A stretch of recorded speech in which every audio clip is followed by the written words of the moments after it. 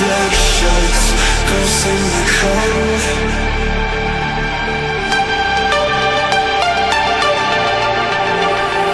So come burn down my escape. I wanna feel it.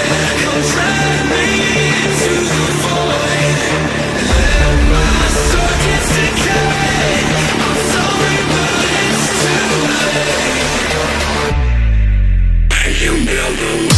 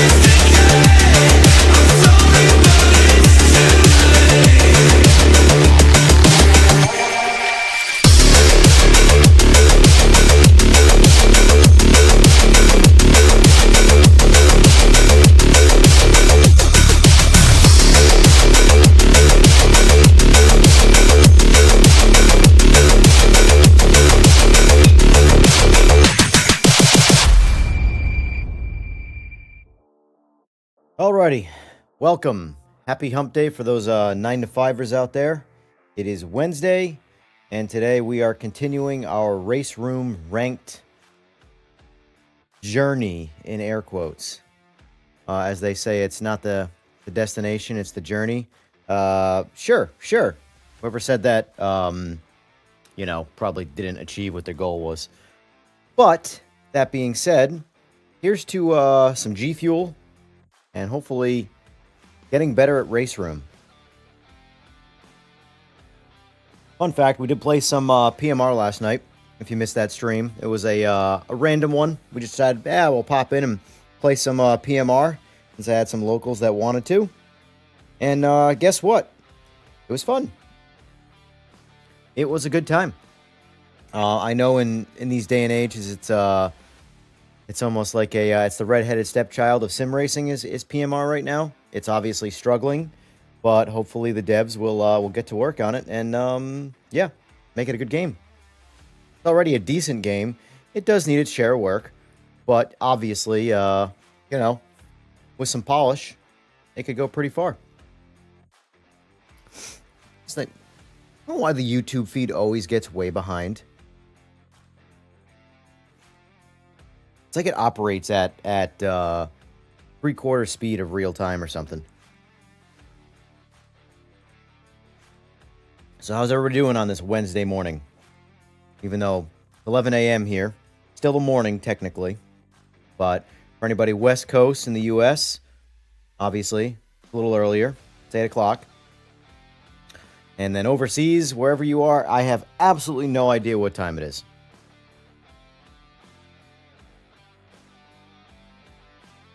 The worst part is now I gotta blow my nose. Ugh. Question is, do we want to jump right into some daily races, or do we want to do some warming up first with the AI? It's one thing I like about having AI is the ability to warm up. Ooh, that's a good first race to register to. You know what? Screw it. We're gonna just jump in. Oh no. No, I don't want this car. I don't want this car.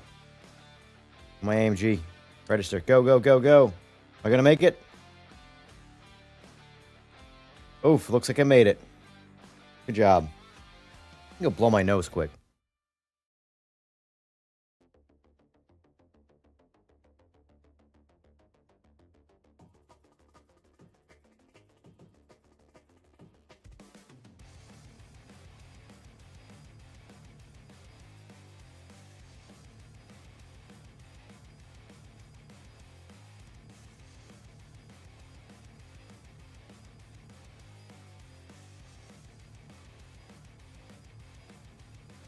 Where were you Monday night, Fway? I was expecting you in some AMS too, and you were not there. PMR was also pretty good last night too.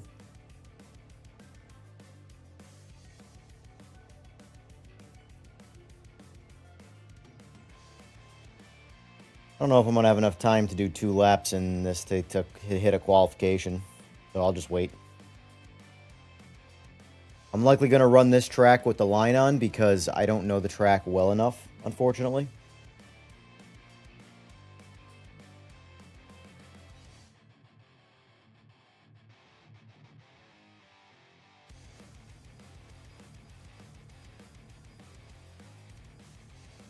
I'm liking the AMG in this game. Every game, I feel like cars have general sort of guidelines in how they perform. For example, all the mid-engine cars seem to have a lot of snap oversteer when you lift off throttle or lift off oversteer. The front-engine cars don't do that nearly as bad, but they also have a tendency to understeer a lot more. I feel like the AMG, the Aston Martin, and the Mustang, when it's in, are all very well balanced to kind of give you that middle of the road sort of. It has overall a very balanced handling to it. Ah, gotcha, Foy, gotcha. Are you going to be on tonight or what? We're going to be on a little earlier tonight.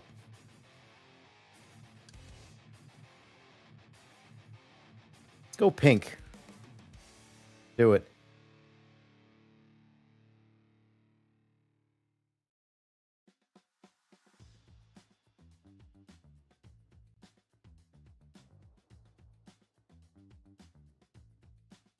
I'm thinking probably 8:30 tonight, Eastern Standard Time.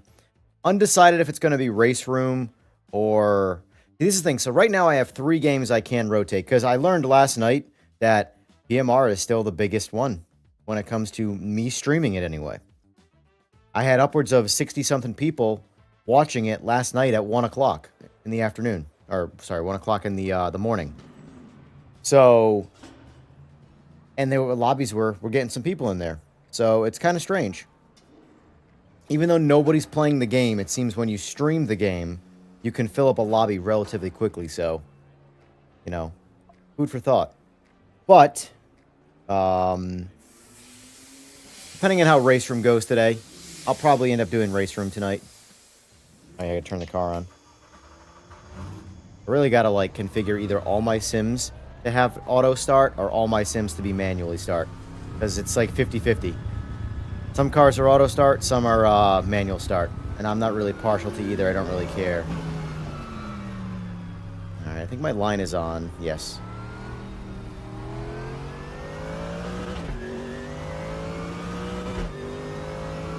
I don't know Zandvoort, but I will say I like this track.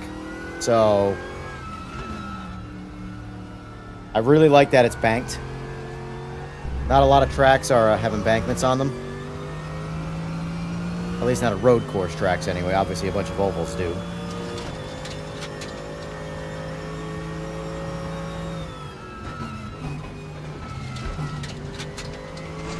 I gotta learn that corner.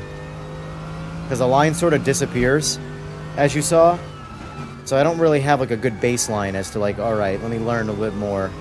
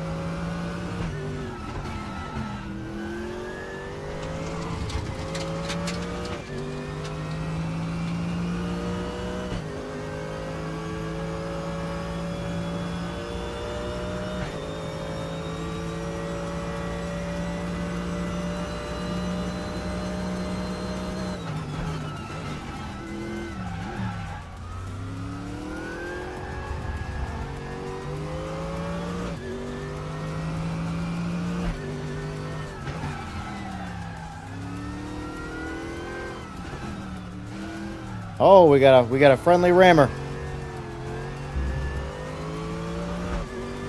Still ramming.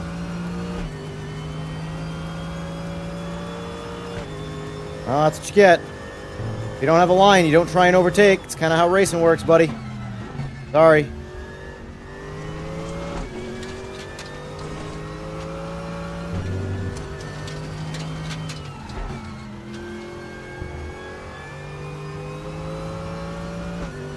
Oh my... What the fuck, me? Imagine living in this world. Where you crash trying to overtake when you're behind and it's my fault. Oh dear.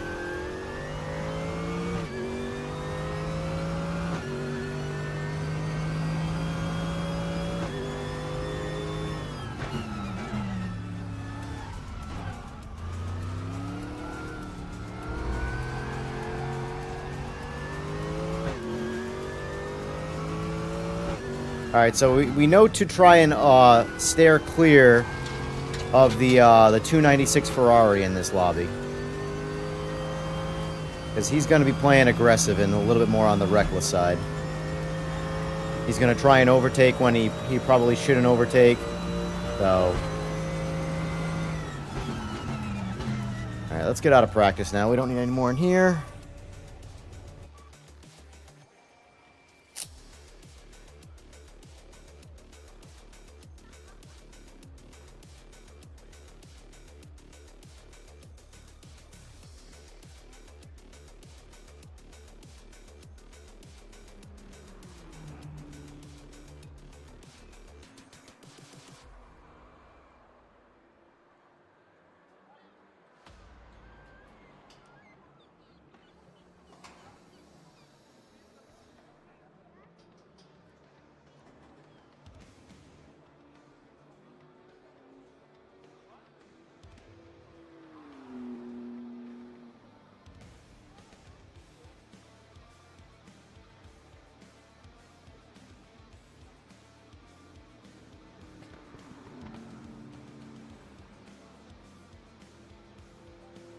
From my understanding, though, the meta is still the Porsche. The meta is always the Porsche.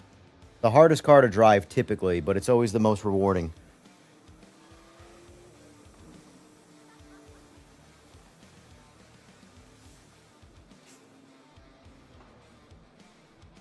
Oh.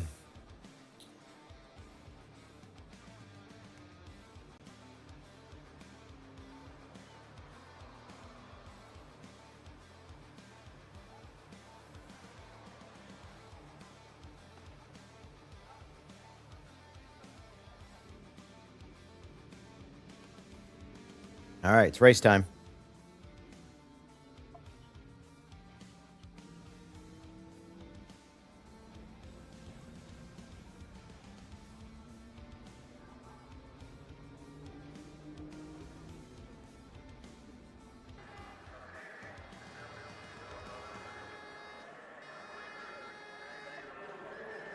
All right, here we go. Good luck.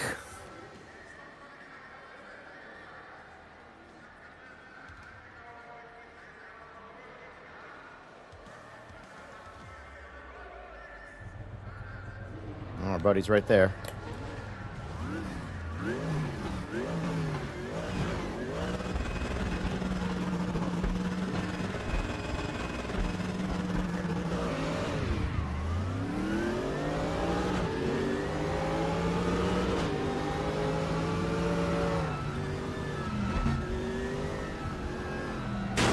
Oh, look! Immediately hit us. Immediately hit me.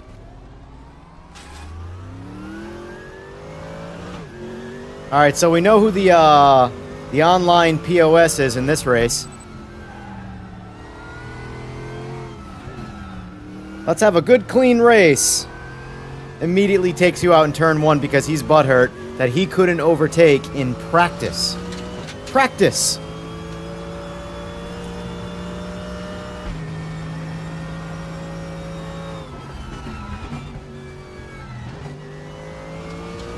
Gotta figure that corner out.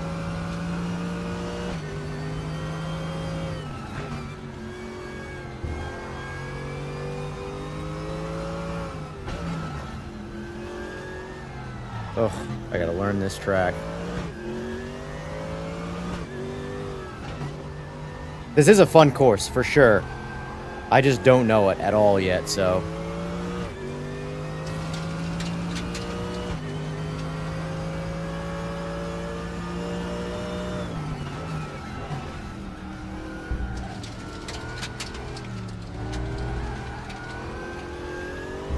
Dude!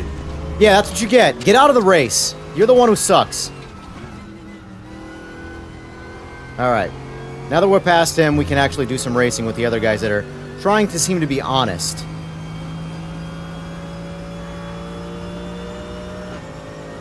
Whew. Alright.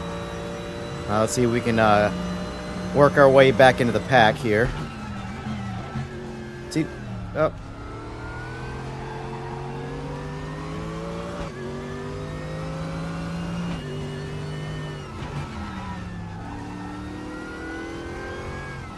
Gotta learn these hairpins a bit better. And by a bit, I mean a lot better.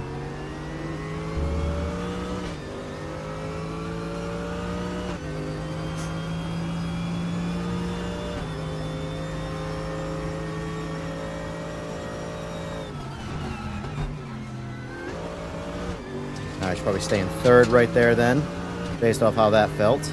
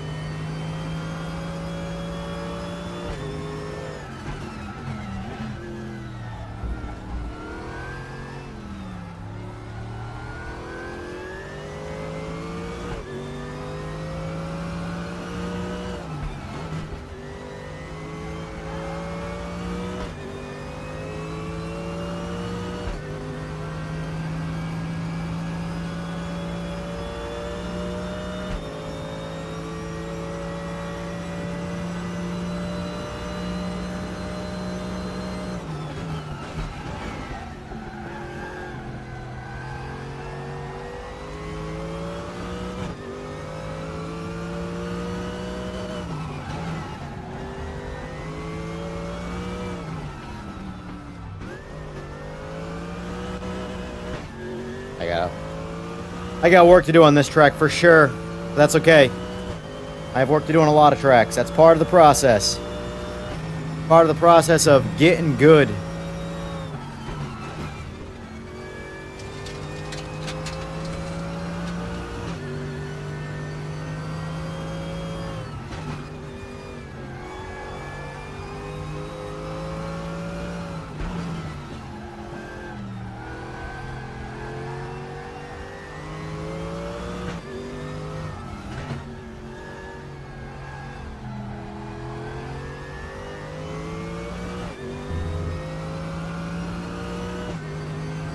Trying to use the line, but also deviate a little bit, figure out my own sort of optimum path.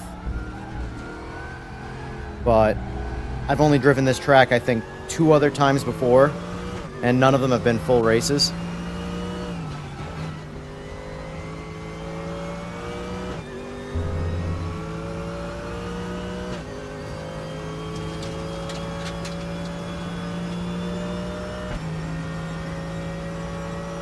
Yeah, the Porsche is still the hardest to drive in PMR. It's always the hardest to drive. But PMR, I think, just, it actually has a bit of a problem.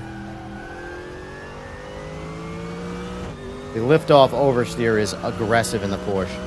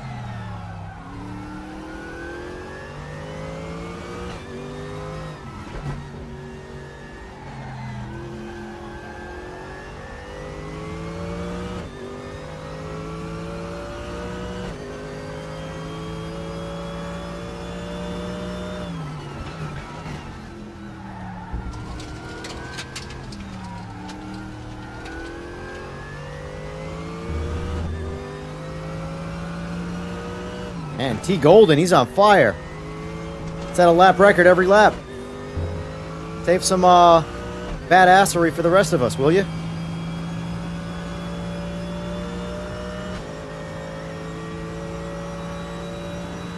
God, I love the way this game drives. I really do.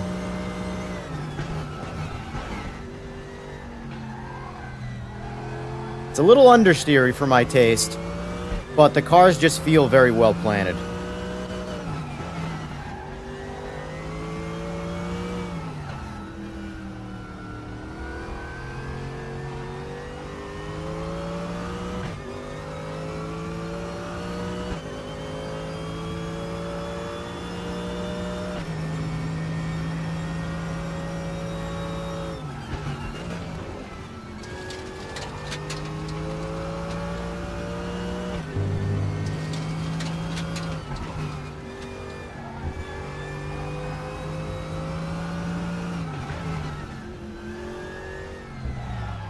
Gotta know not to push right there.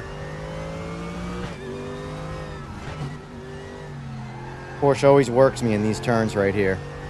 My weakest parts.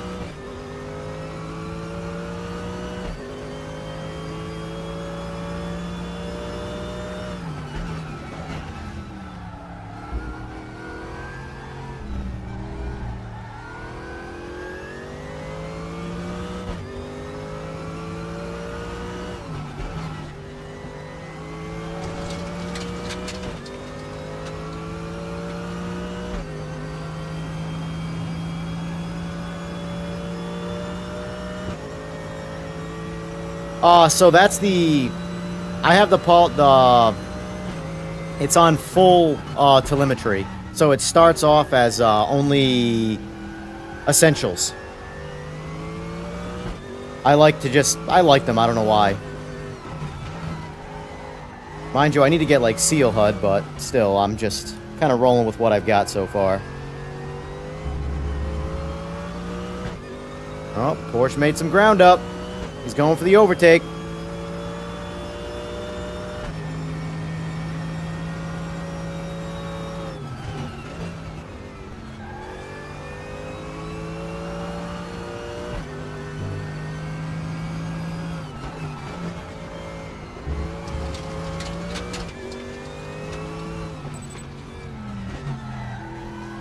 Ah.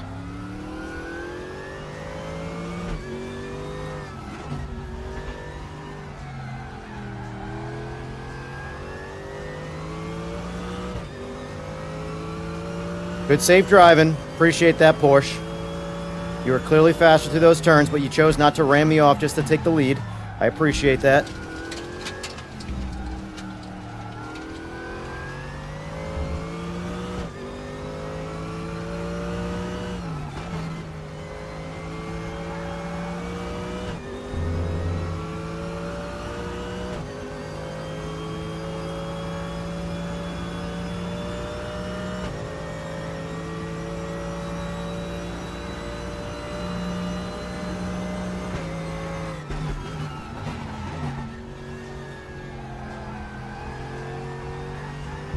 There you go. It's yours now, just take it.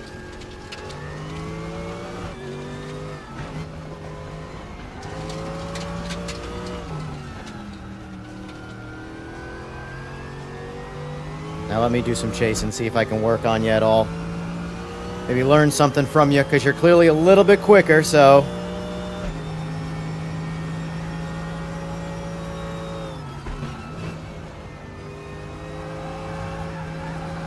Looks like the oversteer of the Porsche might help you on that turn a little bit.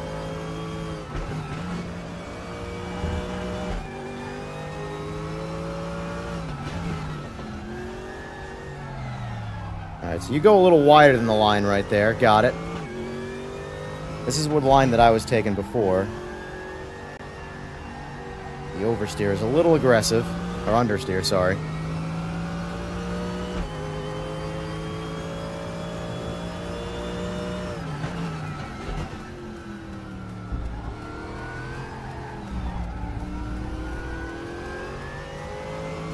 E Golden, chill out, bro. We get it, you're a gangster.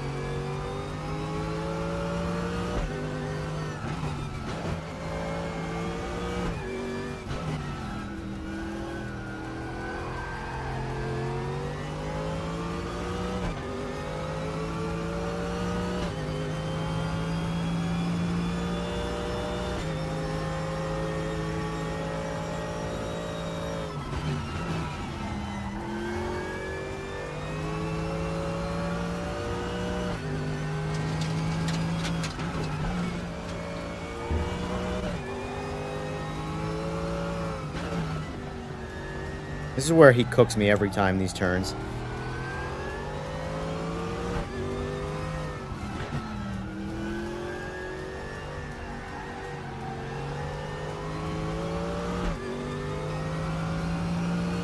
Yes, sir. The racing line is on.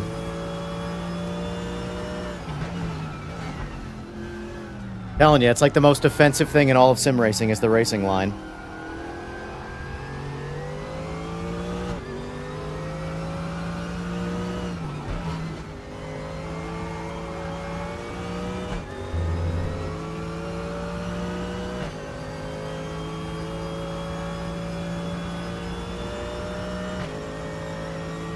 Yes, this is a very smooth sim. This is why I like it.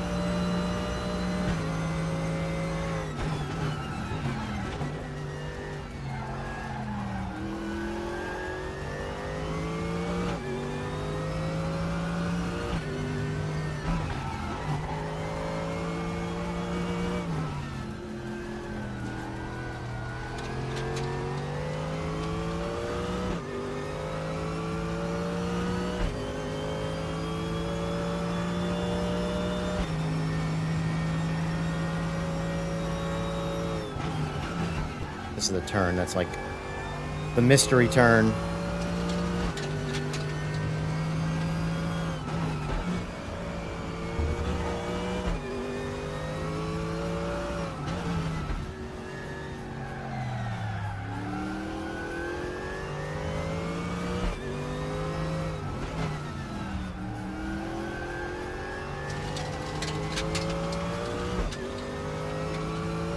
I have to wonder how much of the I do kind of want to learn the Porsche on this track, because this might be a Porsche track. Because the oversteer of the Porsche is really nice at times. Like, see, a lot of this here, when you want to push, the car tends to understeer, because it's a front-engine car. But the mid-engine cars, they might be the ticket, because I know I did this course before with the Audi, and it definitely liked the oversteer seemed to benefit it just a little bit on those hairpins.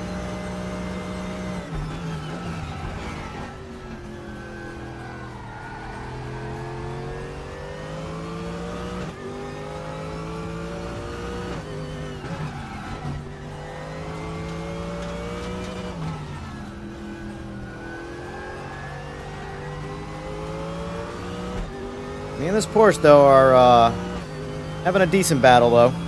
I'll take it. Unless he makes a big mistake, I don't see me overtaking, but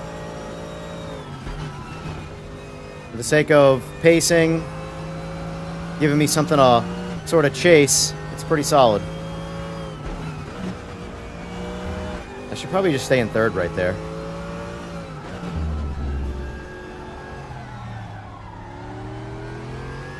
Gotta go wider there. I just don't trust the understeer.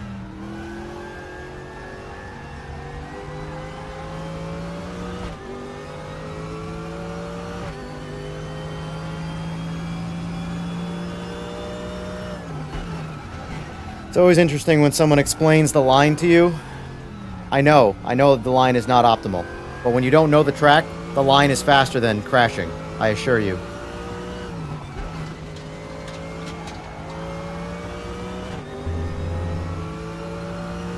Also, in other news today, water is wet. Good race, boys, good race. Outside of that one 296 Ferrari, he was the only punter in this. Solid racing. No complaints. Salute.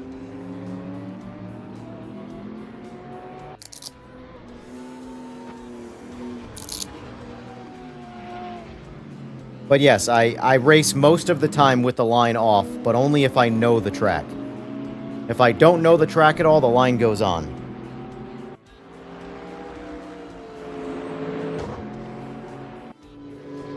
So, not bad. We're 1.4 seconds off the fast guy.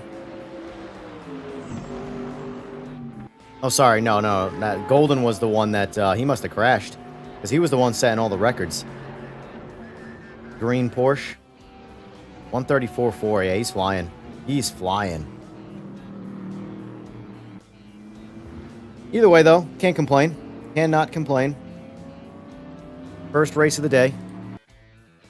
Question is, did I help or hurt myself? So we lost rating, of course. That's like my specialty there. So we gained a position and lost rating.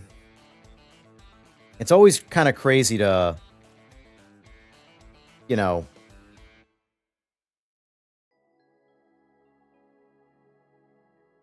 okay. Stubbornness is a strong suit in sim racing. If you prefer the line off to learn a track, then do that. That's fine.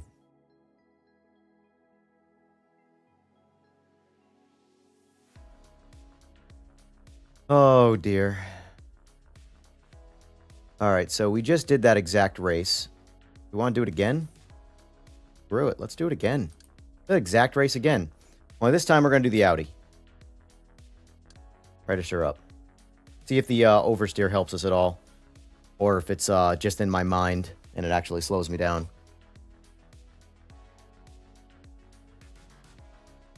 Zandvoort's fun, though. I look forward to learning that track a lot better.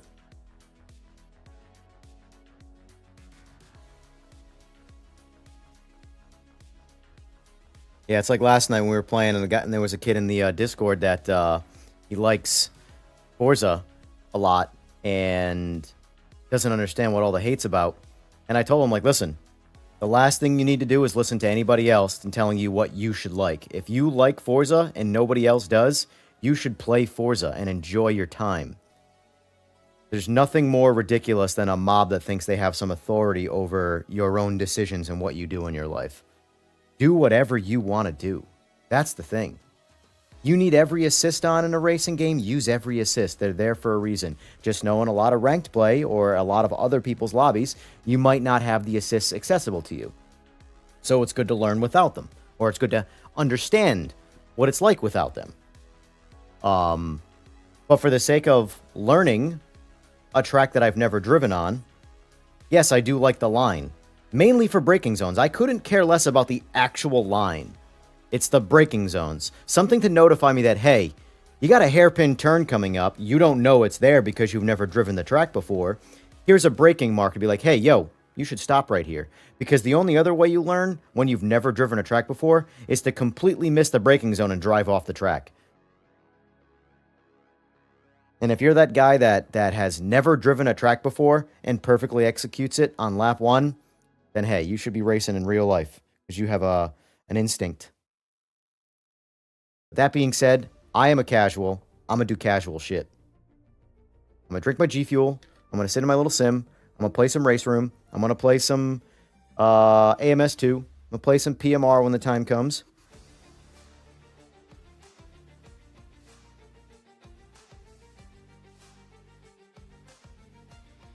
I understand you're trying to help, and I appreciate that, but trust me, I go down the Nordschleife without the line, and I prefer that. Nordschleife is my absolute favorite track because I spent a shit ton of time doing laps on it. But there's a lot of smaller courses like this that I have never driven before. And in a ranked race, I don't feel like... Because I'm learning this track in ranked, not in practice. So for me, it benefits me to learn it a little longer by using the line and not bin it in turn 1 on a track I've never driven before. So, my opinion. Just my opinion.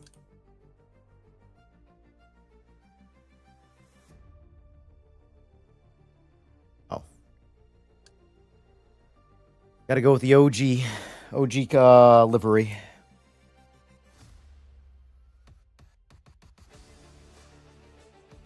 By the way, am I, like, I don't have anything in my nose, but are my sniffles, like, being picked up by the microphone? Because I have mic feedback on, and, I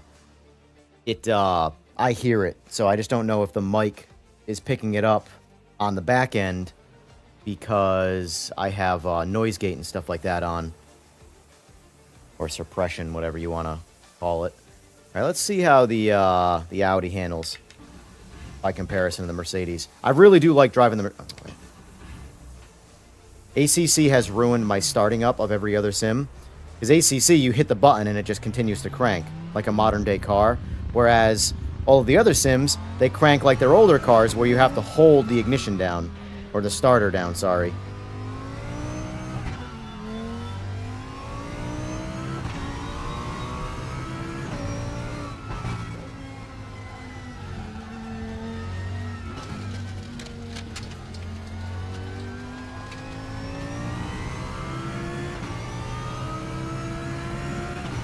Alright, so we're going to get a little more aggressive here. Since we're in practice. And we're not dealing with some jackwagon with a Ferrari who insists on competing with you in practice. And then when he crashes himself, complains about it like you're the asshole. And then he immediately pits you in the race. Like immediately, turn one intentionally pits you. But then later on, crashes. And loses the race by a significant amount.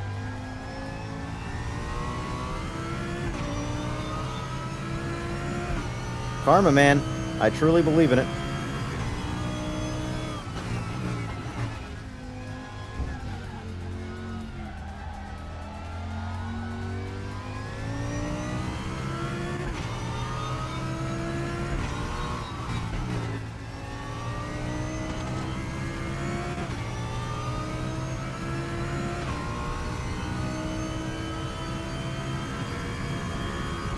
I'm more of a trial by fire chode. I try to just jump into ranked and stay out of everybody's way.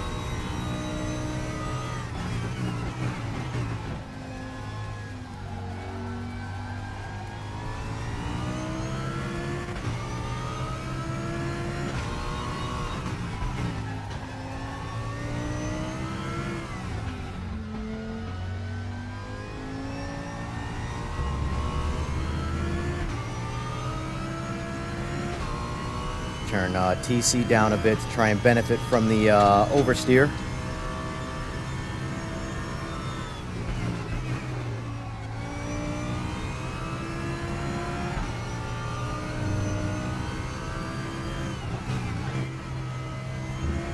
I gotta stay in third on that turn.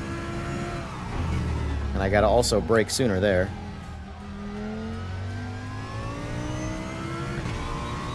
This S-curve, without a doubt, is my weakest part of this track.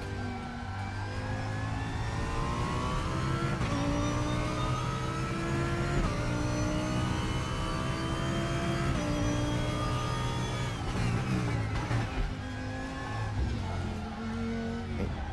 A little later.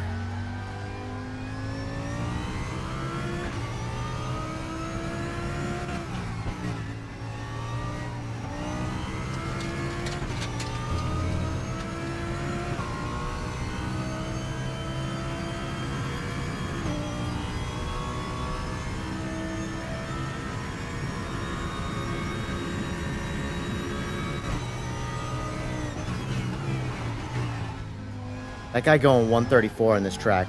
That is a weapon.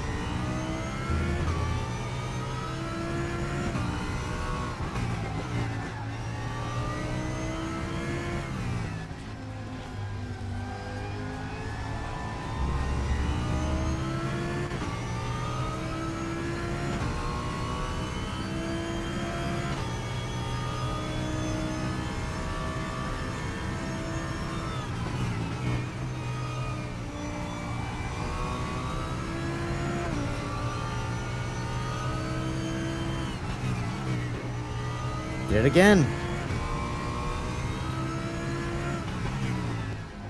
Gotta stay in third. Try and remind myself, next lap, stay in third gear. If there's actually gonna be a next.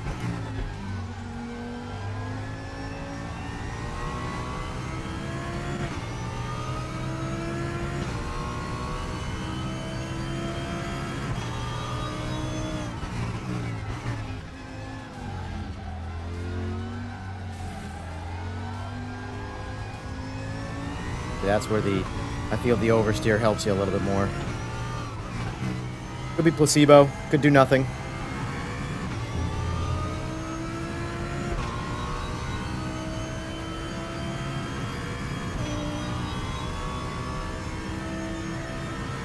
Hey, Chode, how was your day? What did you have for breakfast today? I think 137.3 was our fastest lap so far. This is not, because I didn't go in a second right there. Is what it is.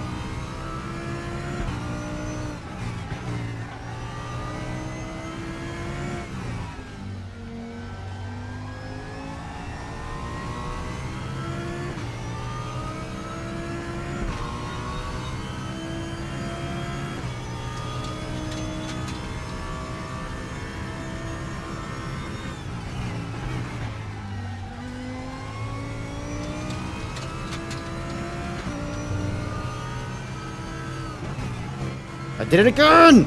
Ah! I 100% want to stay in third right there, and I keep going a second. And now, that's where I should be in sec. I'm all this lap junk. That's fine. Let's just go back to the pits. Let's get it over with. Oh, man.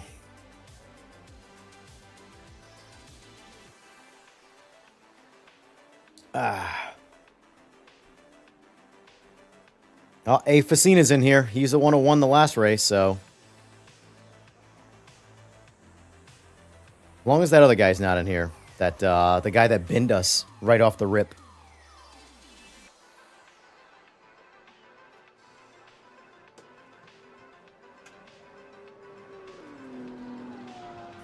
Got some... Oh, my God! S-Frins! Springs, whatever. 134.3. That's a guy who's got his own line down, man. Holy moly. 3 full seconds faster.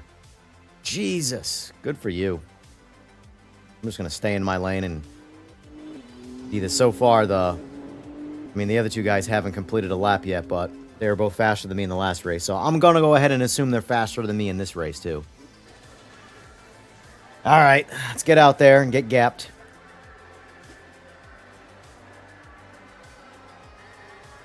And the Chode, respectfully, the more you tell me to turn the line off, the less chance you have of actually having me turn it off. I am a very spiteful, petty person. I will leave the line on because I know it bothers you. That's not personal. That's just anybody who insists on me turning the line off when I present my reasons for using it, and they're still just like, turn it off.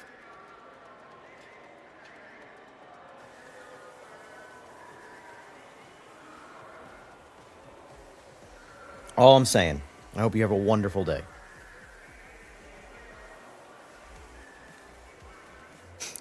All right, clean, safe, fun, good, awesome, amazing races in front of us right now.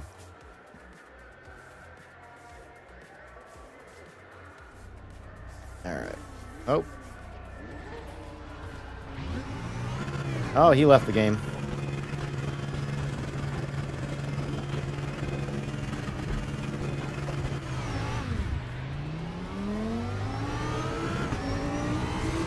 That's how we're starting.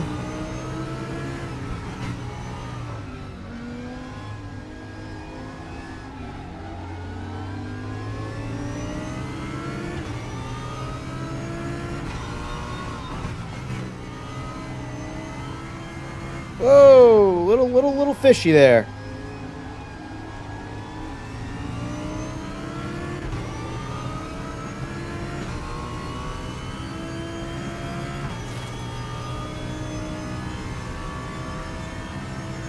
That guy just got air. I saw that. I seen it. Seen it with my own 2 eyes.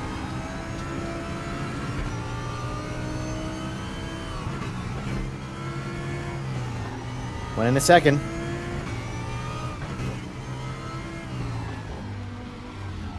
Oh my god. Yeah, I think I liked our Mercedes still. Still better. Just personal preference. I don't mind this car, but Mercedes just feels more balanced.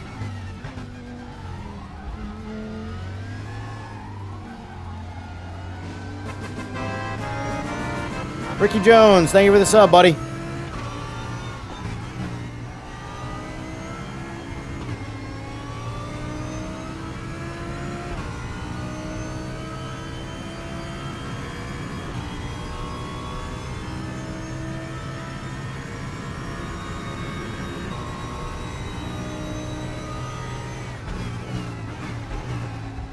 I am wrong for learning my way. Imagine that. Imagine that. Sim racers have got to be the most stubborn humans on the planet. It's like the video gamers, in general, are stubborn people. And racers in real life are stubborn people. So when you combine both of those, you get the crown royal of stubborn.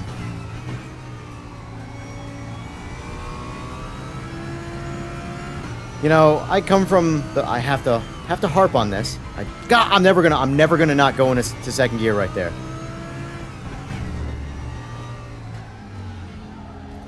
But coming from the real racing world, my advice for everybody is always learn at your own pace. What works for you might not work for someone else, and what works for someone else might not work for you. That's called real-world experience, folks.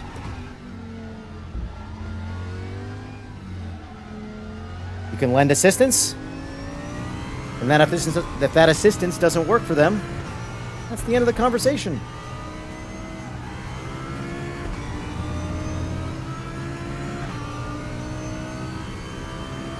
S-Frings. You, my guy, are flying.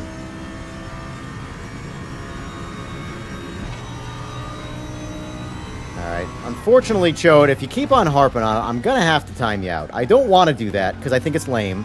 But at the same time, if you can't talk about anything but the line, then you're offering nothing when it comes to actual conversation.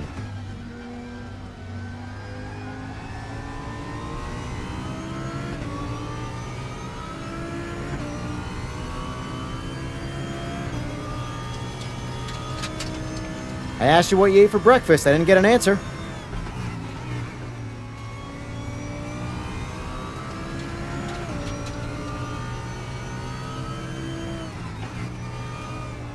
Hey, look, I stayed in third.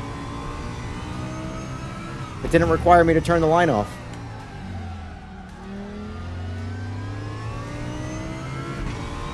Morning, Steve.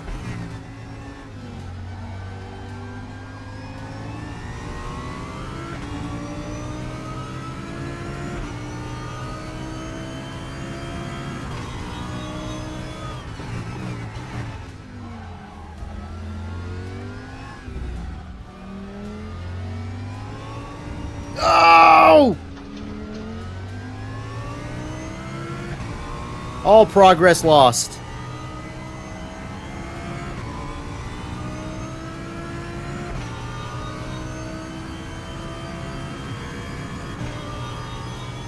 Luckily, I managed to save it, though, without any incident.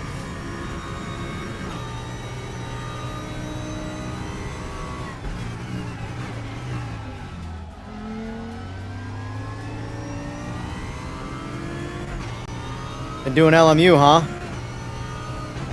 May God have mercy on your soul. I just can't do the endurance stuff. I can't. Need my short stint sprint races, and that's it. I don't have the time or the patience for endurance. LMU's a great game. Absolute great game. I can't do endurance, man. I'd love to love it, but I don't.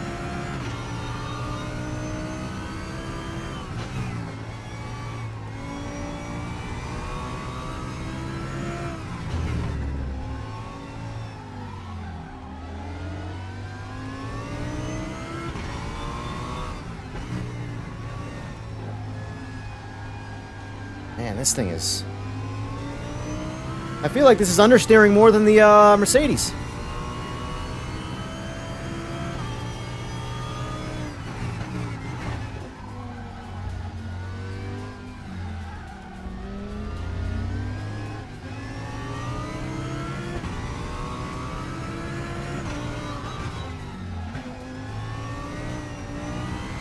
Bro.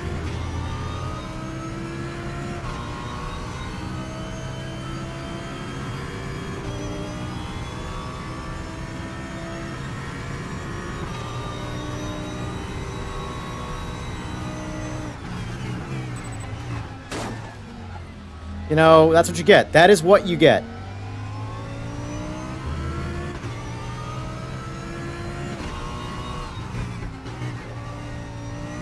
I'm sure you'll blame me for that because you were behind me and hit me. But, you know.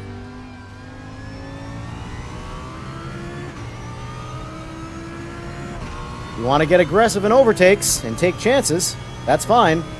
But just understand, there are consequences to that. I choose to try and stick to a slightly safer scenario. Tends to make me a little slower.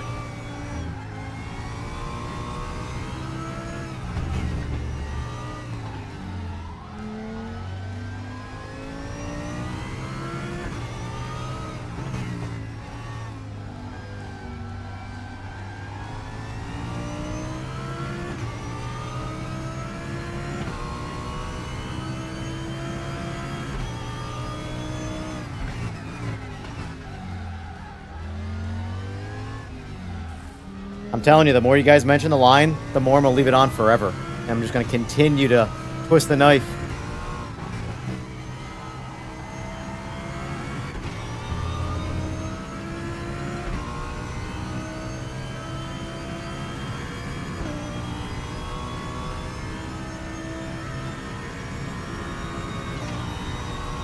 Yeah, RaceRoom definitely loads slower than a lot of other ones. It reminds me a lot of iRacing in that sense, where it kind of feels like the game doesn't load at all when you first boot up RaceRoom, kind of like iRacing, and then it loads it all once you select what you want to do.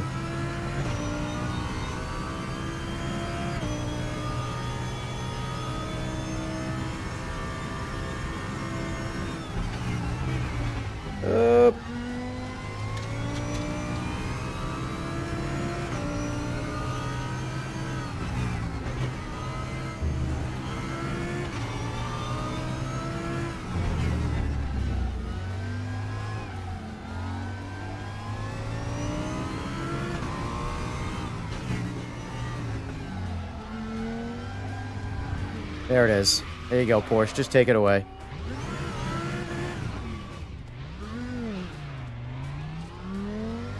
Oh, there goes more rating. Oh, no! How am I gonna sleep tonight? My rating dropped again! No! I like gold!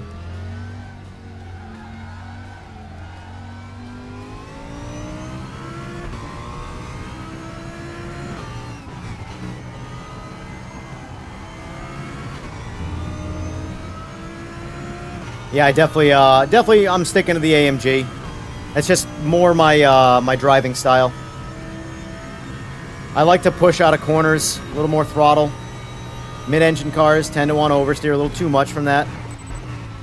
And I don't think this car has any less understeer than the AMG does. So, in my opinion, the AMG, for me anyway, just drives better.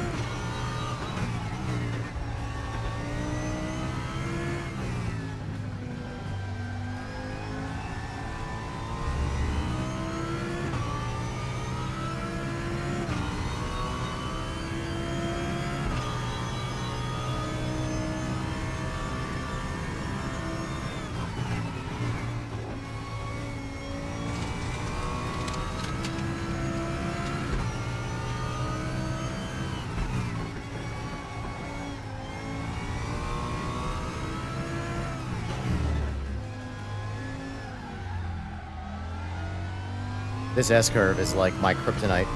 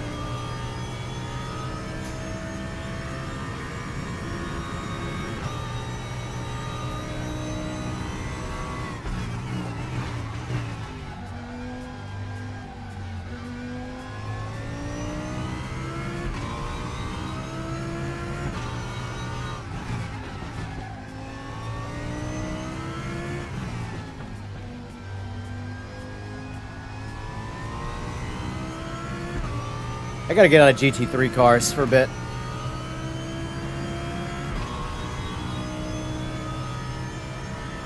AMG is my go-to for this.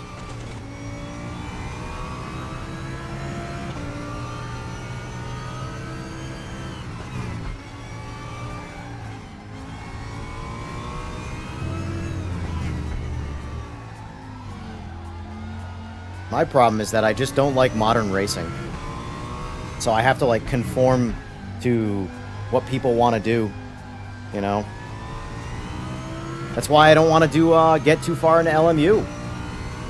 Because I think the two kinds of cars that are in it, essentially, Hypers and GT3s, are in real life, or not in real life, I should say, but in video games, the most boring forms of racing. Just point and shoot, point and shoot, point and shoot, point and shoot. Obviously, there's more of an art form to it. The easier something is to drive, the better someone can get at it, and the skill gap increases. But still.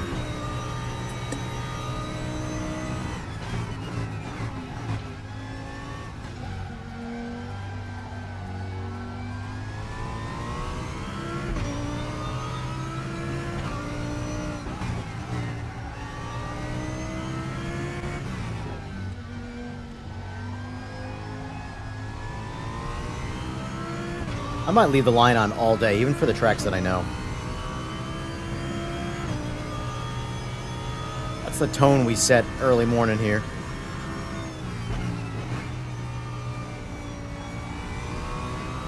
But yeah, PMR was a good time last night, surprisingly. 3 weeks away from the game. Makes it sort of refreshing.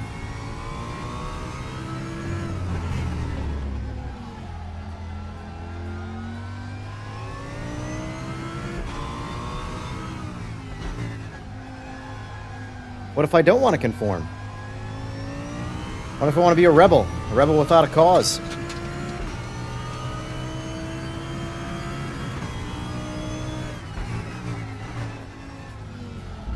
I try and tell people all the time, just do what you want. Stop listening to the mob. Well, I gotta get recognized, though. How do I get recognized if I don't do what everybody else does? Well, I can assure you that if you do what everybody else does, you're not gonna get recognized. Because unless you do it better than all of them, which I hate to break it to y'all, unfortunately, for those of you who are watching, I'm never going to be the best sim racer, ever. So, unfortunately for me, I gotta find other ways to stand out. And for that, it's my incredible personality.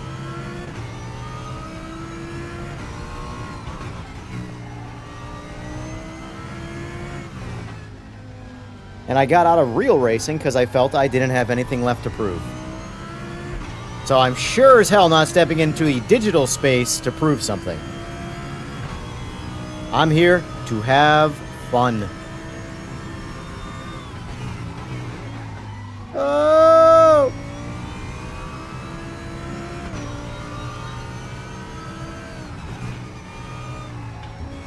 It's weird how I learned to not go into second gear right there. With the line still on. Man, how do you make any progress with the line on? Man. Tough world we live in, huh? Alright, I lost position, I lost ranking. Story of my life. How low does the ranking go? Because I think that's going to be the goal. To be the slowest racer in sim racing? That might be an achievement.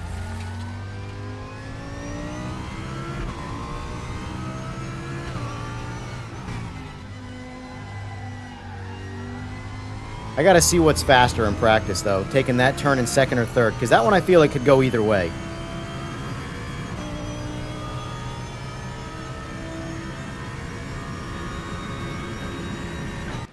Alright, so let's see what my lap times were. They were definitely more inconsistent. The Mercedes is definitely the more stable car on that track out of the box. So, that was my faster lap, though. That was my fastest lap. I was just racing faster people, too, but... 137.1 is definitely my fastest lap. Between at least these past two races, anyway. Alright, let's see how my result standings were. Look at that. More rating tanking. That's okay, though. That's okay, though. I'm a pretty safe guy. This here, DTM 2002. What do you expect?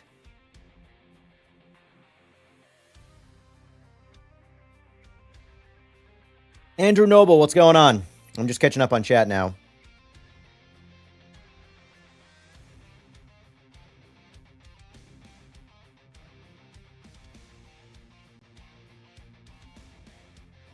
The 10 rookie races, much carnage. Yeah, there's the biggest problem I would say with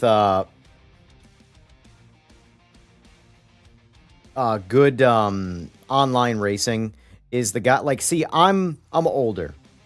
Obviously, there's some older people in here, Steve. But I'm not in a rush. I know that I'll learn over time by just playing the sim. So I'm not in a rush to be the fastest guy in my first race. So that's why you see right here on this screen, except for this one race here, which was this was not actually crashing into people. This was just going off the track because I kept locking up the front brakes because the DTM 2002s, even with minimum line pressure, you just kiss those brakes and you lock the tires up. They kept going off the track. But outside of that one time, I'm a pretty safe driver, all things considered. So, but as you can see here, it's costing me in rating because I'm not an aggressive driver. Why?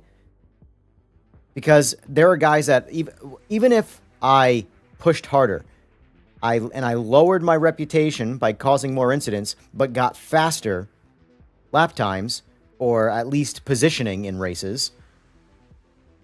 You know, this I don't care. I would prefer to be a safer, smarter driver over time. And the problem with online racing is, for the most part, video games are played by younger people who want to prove something.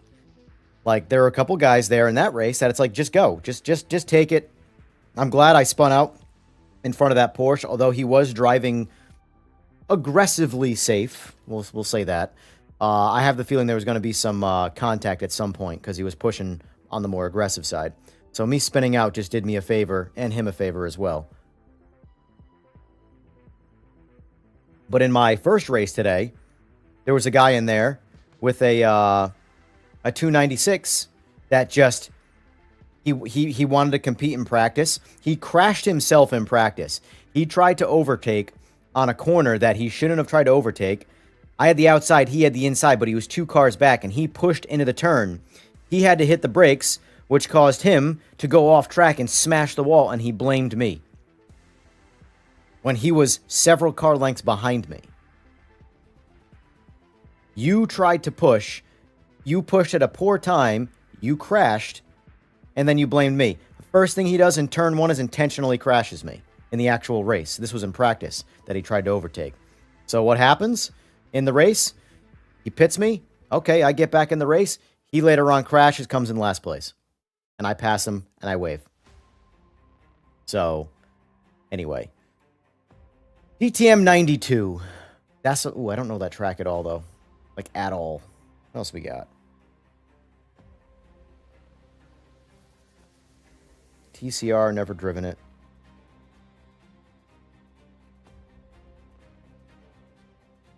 Never driven this track before. But I do like this car. That's where we're going to go.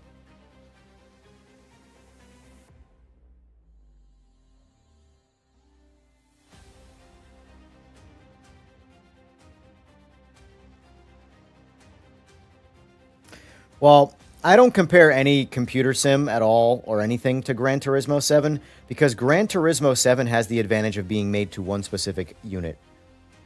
The optimization on that game is next level. None of them compete. I use the line on my GPS when I don't know where I'm going, which is every day. Shame on you! Shut your GPS off and figure it out the old-fashioned way. Map and a compass.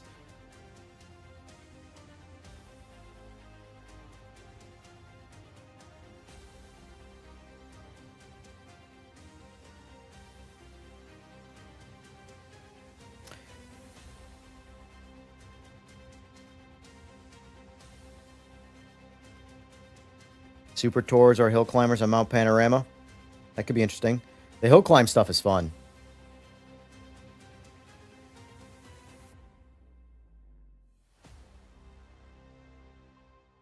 kind of race am I running on RaceRoom just now? That was a 15-minute race on Zandvoort.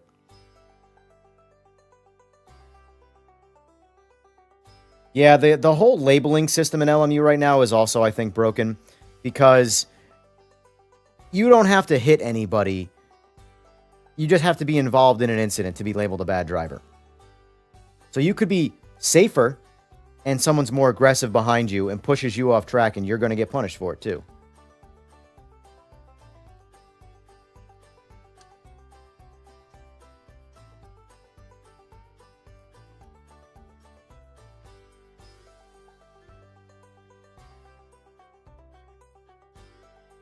I don't know. I've just accepted the fact that LMU just isn't my game. That doesn't make it a bad game. It's a fantastic game. It's just not my game. I wish I could get more into it. But if you're into the LMU style of racing, then it works. You know? It's not iRacing, so that's always a positive.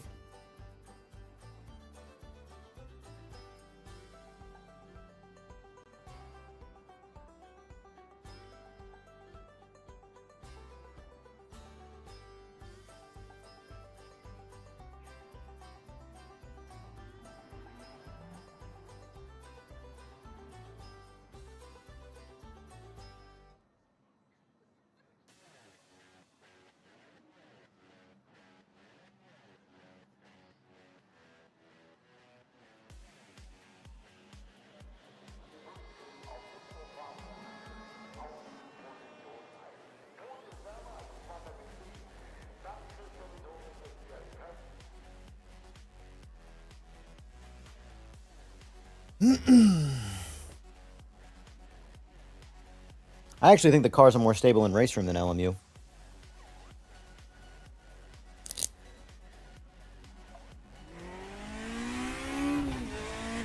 Alright, let's practice here. Oh.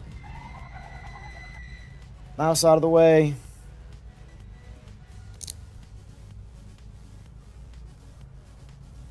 Alright. Oh yeah, see, this is why I also need a line. This happened last time, because I didn't know where I was going.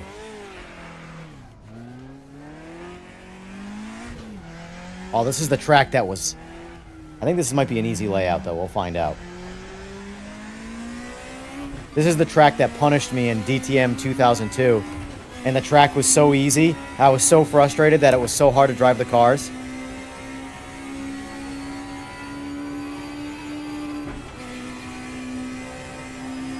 Alright, let's see. Oh, yeah. Oh, man!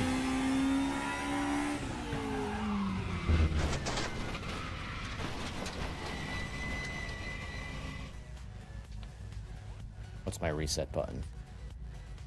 That's not my reset button. I have a button on here. There it is. Ah! Oh, pit limiter. Like, what?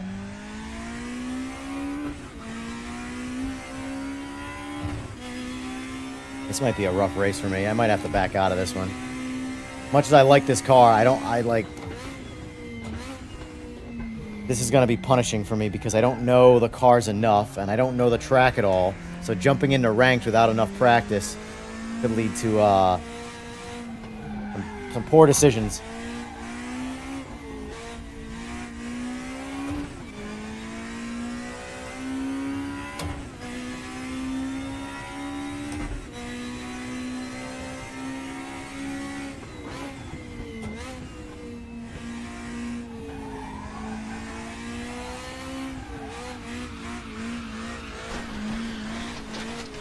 One day a sim will get actual sliding down correctly. One day.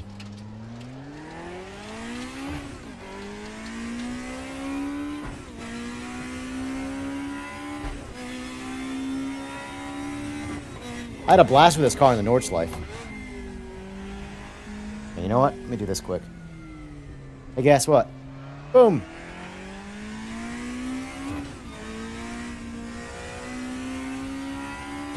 No, nothing's as bad as iRacing's tire model. Literally nothing. You see my new short I put up? Alright. I know what I'm doing with this. I'm backing out of this race for sure. That's going to require practice.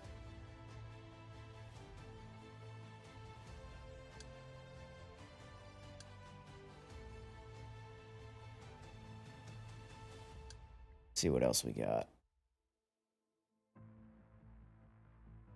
This Tatus F4 is a pretty popular vehicle. I have no idea how to drive it, though. GT4 Red Bull Ring. I notice it seems to do a lot of the same races, which is kind of a bummer.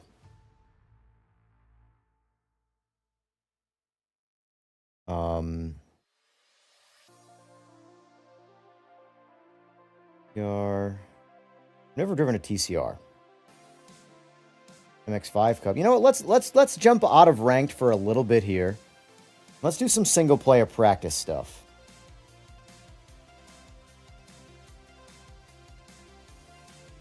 I haven't driven the MX5 in this yet.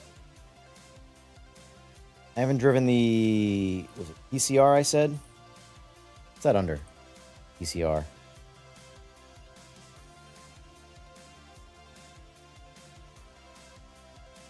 Well, we'll jump at the MX5 for now. Sword. That works. Got a good feel for it under the Nordschleife. Mud, Ohio.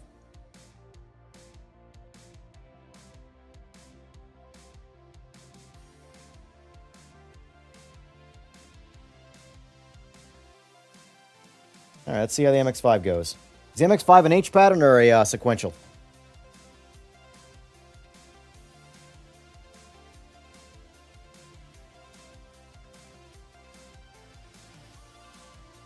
Can I host in RaceRoom? Yes, I have. I set up the lobbies, so I have to. I could probably do it from the same computer because it requires almost no bandwidth and horsepower to host a lobby, but I do host it on my laptop. It's simple. I just wish it was done. You could do it through game just to overly simplify things, but... Alright, so braking is factory ABS. Traction control on. Do we know if this car has TC? Or does not have TC? Because I want to drive it in its authentic state, so... What do we have here?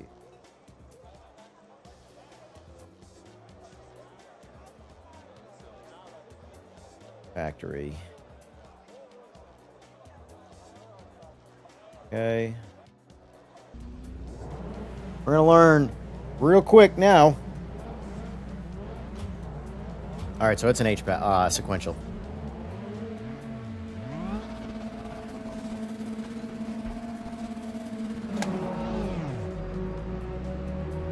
Wow, it's got a lot of snot. Jesus. Excuse me, pardon me, coming through.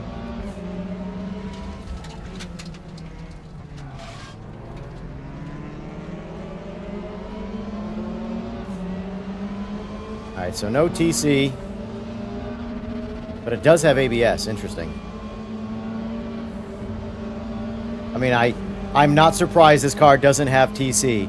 I don't think it could spin the tires even if it wanted to. This car is already better than iRacing.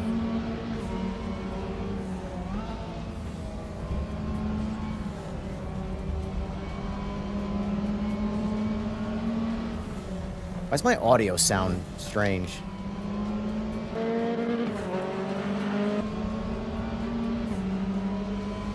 Does this car sound like underwater to you?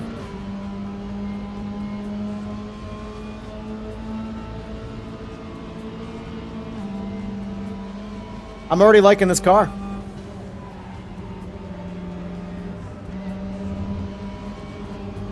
Oh, this is the AI. Why am I driving like I care about hitting them? I never care about touching the AI in this game. Especially with all the AI buzz in this world. This is what I think of AI. This is what I think of AI.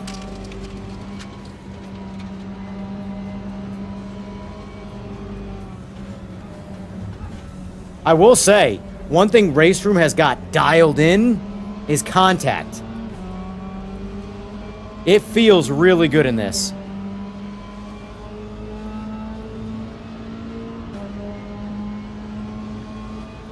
You don't just, like, AMS is the opposite of PMR. So PMR, it's bumper cars. You hit a car and it's just like a massive punt. And in AMS, the cars get like glued together. It's very strange. And you can't, like, you'll be rubbing fenders and you'll be trying to turn right when the guy's on your left and you're hitting, and you can't, like, unglue from them. It's very strange. But the contact in this is quite nice. It feels authentic. Not that I go around crashing into cars, but, you know, accidents happen. And, like, you shouldn't immediately get punted, but you also shouldn't get stuck to the car. Most slight rubbing, slight contact in real life, you just crush some panels, and you barely even feel it.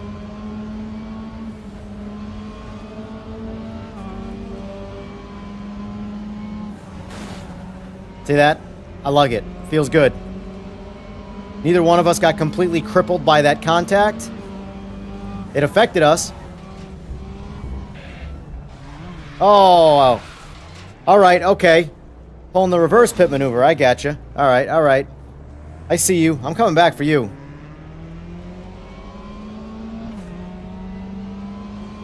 Yeah, PMR's contact is abysmal, unfortunately. I know it's not a popular opinion, but this game has the best driving experience that I've experienced so far. I haven't experienced modded AC1. That's the thing. That's the one that I think is probably the best. But I haven't driven it. I'm just real lazy when it comes to modding.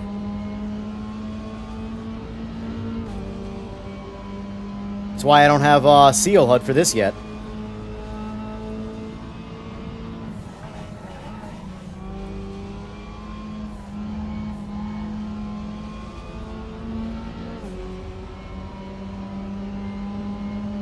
How Skynet started? Oh. Yep. Well, just watch CES. Has anybody here a tech nerd like me where they watch all of CES for all the things? Like, I'm a computer guy long before I'm a sim guy. That's what I think of Skynet. Oh, okay, alright. Got a little more fight in you, I see. But anyway, CES. I don't know if you guys know what that stands for, but it's Consumer Electronics Show.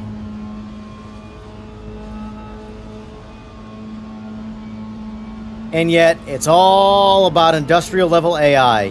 When AMD brought up the military and defense, I'm like, y'all know you're at a Consumer Electronics Show right now, right? And you're talking about national defense and AI?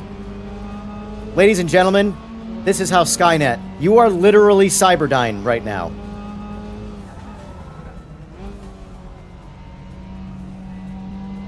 I mean, outside of this car being relatively slow, it's a fun little car. This is the best MX-5 experience I've driven so far. iRacing's is horrible. This is exactly what I would expect this car to do. Be so slow that on a good set of tires, it's very hard to lose control of. That's the reality of what it would be like to be in an MX-5. You put it on a good set of tires and have somewhat sporty suspension, the car makes no power, and it's a very light and nimble vehicle. It'll be a very easy vehicle to drive and not lose control of. But iRacing seems to think that it's actually racing in the snow. Anybody ever driven an MX-5 or a Miata in real life? Even a production one with no mods whatsoever? Throw them into the back roads. They are on rails. Even on a shitty all-season tire. You put some good suspension in it, a roll cage, and a set of good tires on it, you're not going to lose control of that car. Literally ever. But iRacing's real, so just ask anybody who loves iRacing.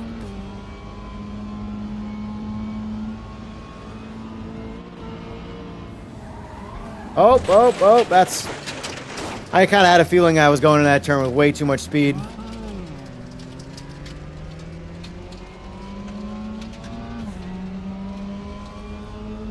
I did not see Donut Labs claims. Please, please elaborate.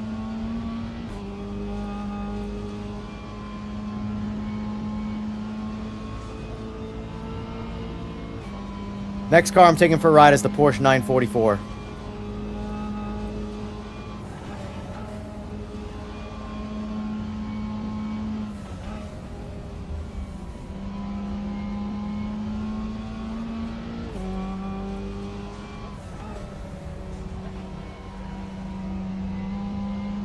That's what I love. No need to lift off the throttle right there. Car doesn't make enough power.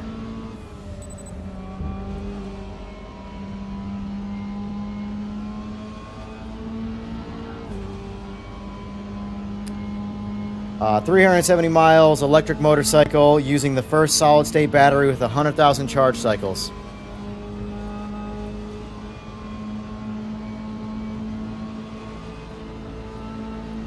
It's amazing we don't see the similarities. We've literally written the history and called it fiction. Science fiction, folks, is never purely fiction. It's options.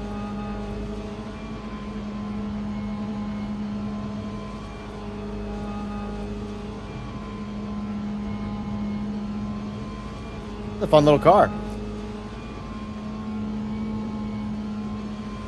By the way, I officially have every track in RaceRoom because I'm a psychopath.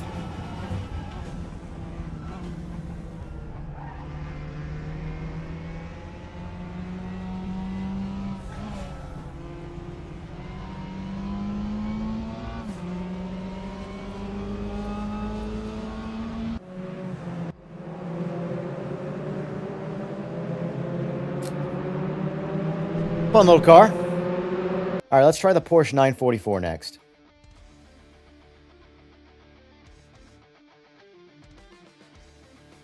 Oh, gotta go with the OG red. Not a Porsche 944 without being red.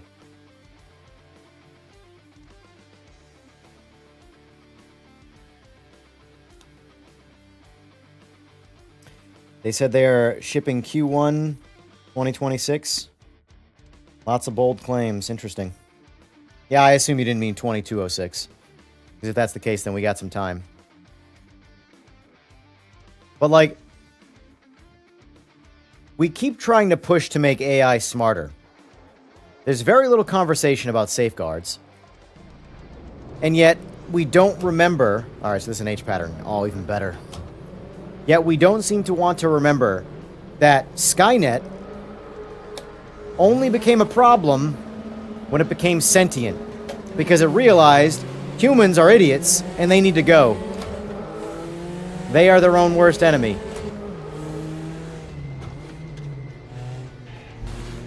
So let's see. All right, so this car does not have TC. It does have ABS though. So same as the MX-5, but it's an H pattern, as it rightfully should be. But just wanted to confirm.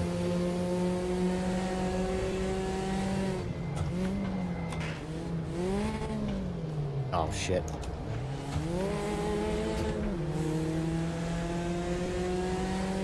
Only thing I don't like that RaceRoom does with H patterns is it doesn't force you into a downshift. Like, it doesn't let you downshift if it doesn't think the RPM will match correctly. Like, if it's, puts it at too high of an RPM, it just will go into neutral. It's like, I want the full thing. I want to be able to money shift.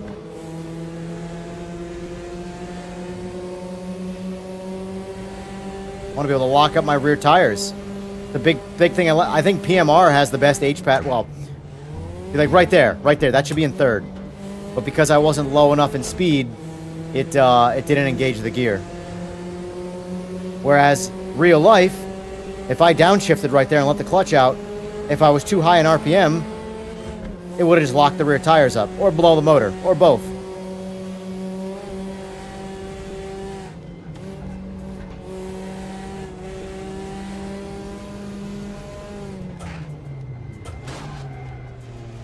Should engine brake.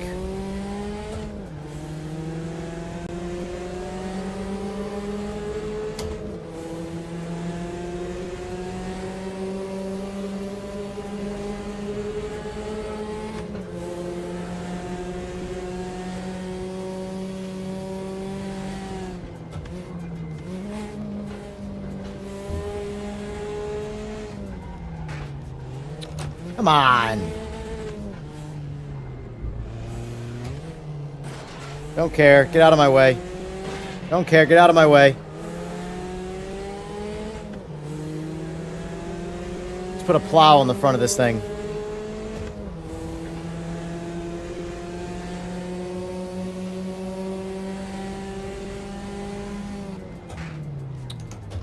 That's so annoying. That's what happened. That's what should happen. It did it anyway.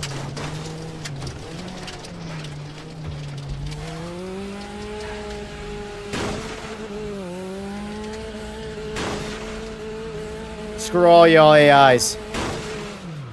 Alright.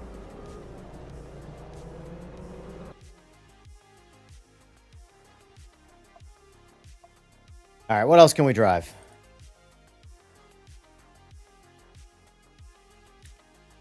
Yeah, the Tatus. What's that under?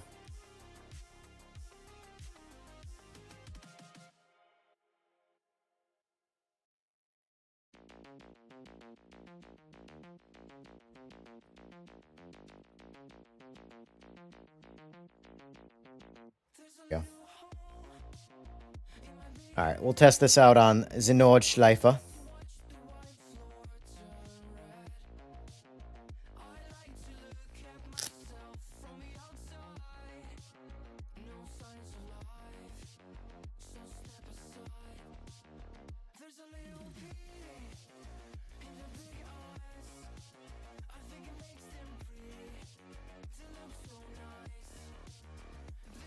So, in chat, guys, for those of you who are planning on playing tonight, we're going to be going on at about 8:30, 9 o'clock.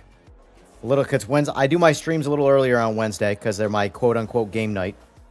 Do we want RaceRoom? Do we want PMR? Or do we want AMS2? I'm down for whatever the mob says, because I like all of them when it comes to the open lobbies.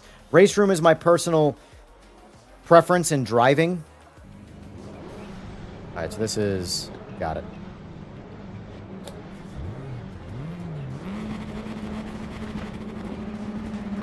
Oh, you know, I gotta go easy. This is, Oh, my wheels turned. Start over.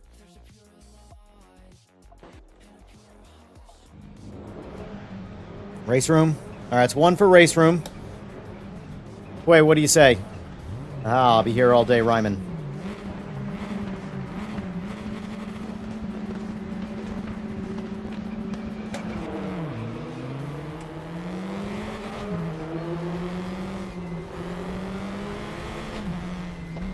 We probably won't be able to fill a lobby in either. But either way,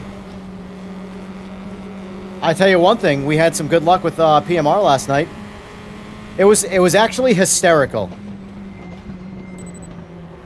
that there were more people by like a substantial amount watching my stream of me on PMR than there were playing the game.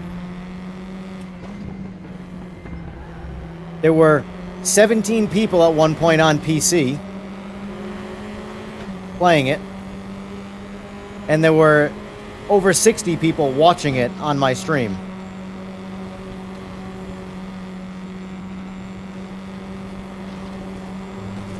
Oh. Tried to go a little wide there. Didn't work out. They're fun little cars. I will say this about the ranked in RaceRoom. I know it's newer, their polish of it, but I wish they would rotate the tracks a little bit better.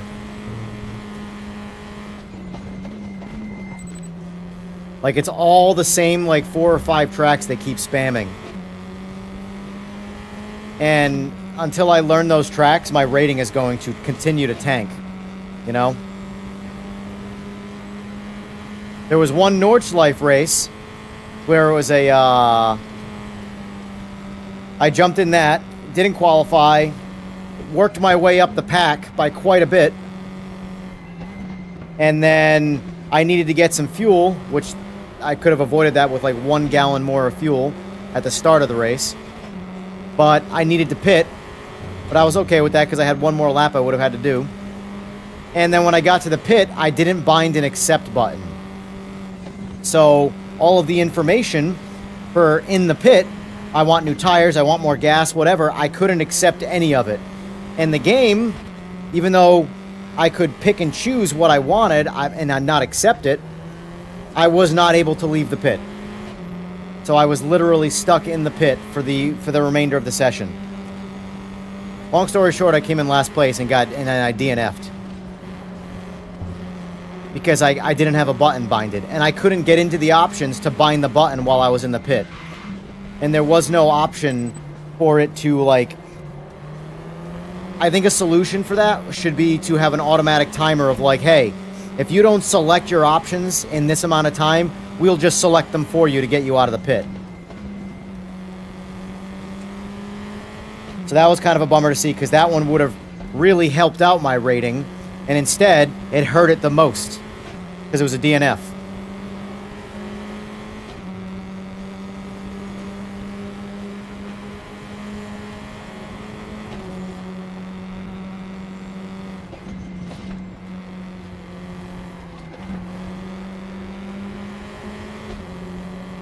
These are interesting cars to figure out because you can definitely push harder than you think, but they're... yeah. I will say, if possible, guys, I'd like to spend some time in some Formula cars tonight. F1, like modern F1, in both this and AMS2 play really good. Very fun, nimble cars. Play a lot better than F125, that's for sure. And F125 is an arcade game, so you'd think the arcade game would, you know, be more fun, but...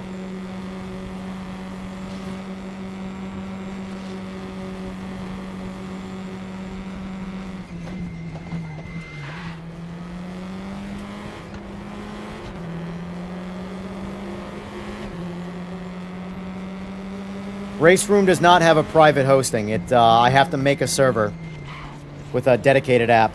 It's still pretty easy to do. You just have to have the RaceRoom app in Steam.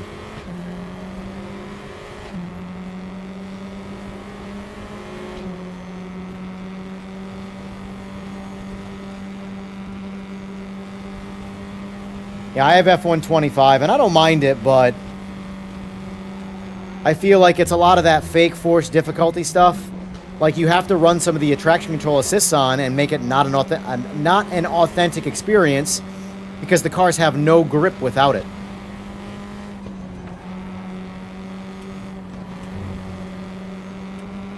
I don't think these, like, people realize... I know they're doing it for the sake of it being a video game. But...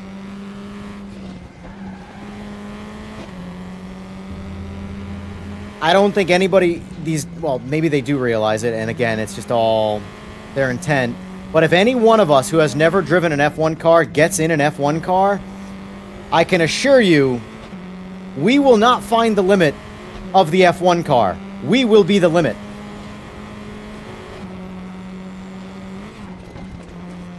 Those cars will have so much grip, so much lateral acceleration, we will piss our pants long before we find the limit. But in F125, all I gotta do is turn off TC and hit the throttle, and I found the limit. I crashed.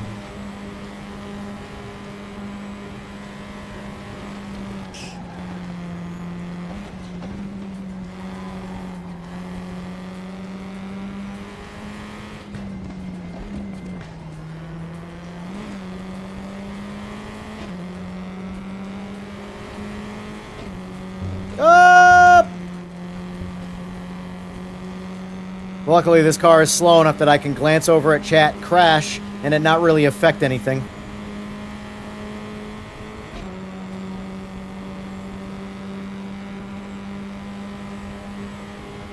This is the F4. The Tatis, something Tatis F4.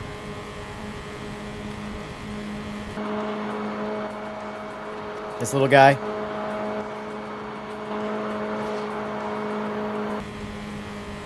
It's fun. Hey, AI. Oh! Well, AI and Karma teamed up and said, nope, not today. Not today.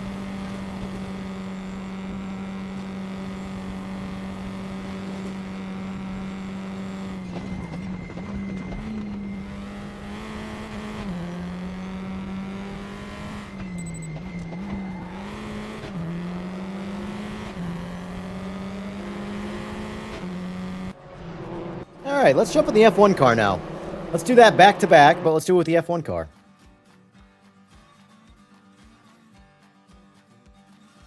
All right, FX22. And the BP car.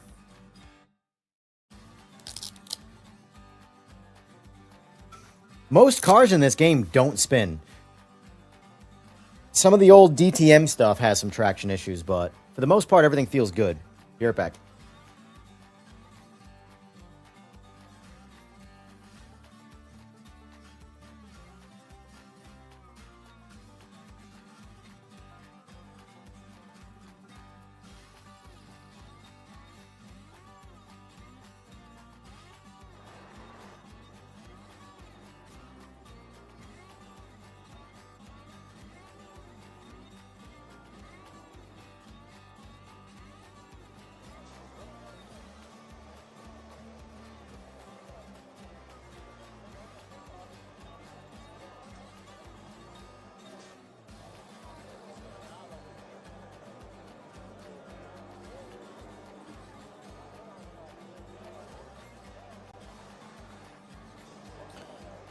I'm kind of bummed out to see the sim stuff that's at CES not really being covered by anybody. That's what I'm saying. This is still a niche thing. All right, here we go. F1 RaceRoom.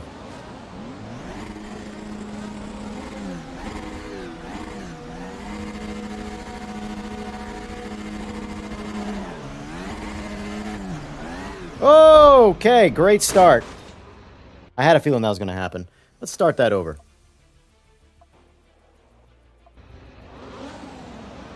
All right. I'm going to drive a little safer now.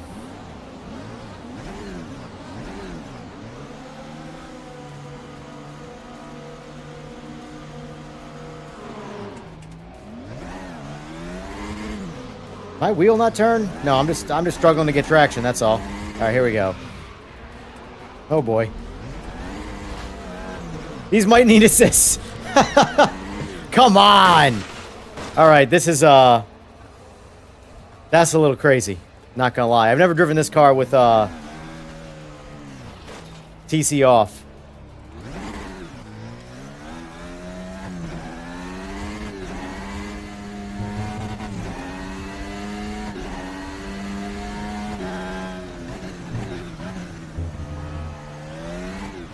Wow!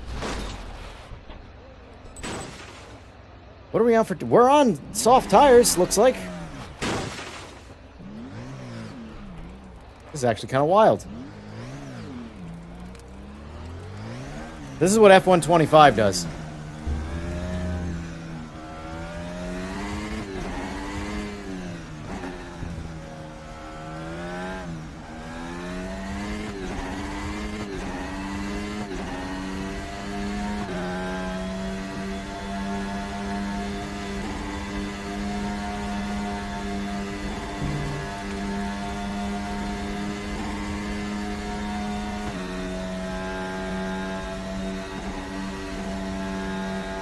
So this car in this game might need a little bit of forced TC action going on, because that was rough. I got a lower line pressure. That doesn't help fix setups though, you know.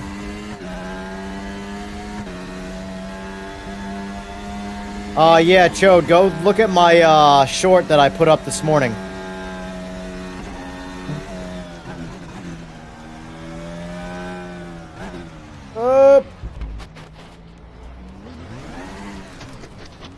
They're essentially not any better than they were before. Now, maybe an iRacing tactician who has iRacing patience to, like, maybe they'll find some benefit in those tires, but if you want me to check out the tire model, you turn TC off, turn all any assist off, whether the car needs it or not, turn it off, and show me what it is. I even though that video is airing on the side of comedy, it's legit. I'm not trying to spin the car out.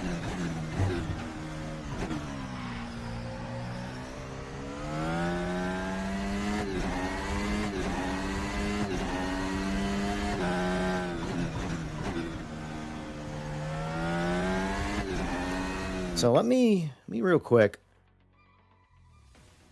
You start session. Car setup.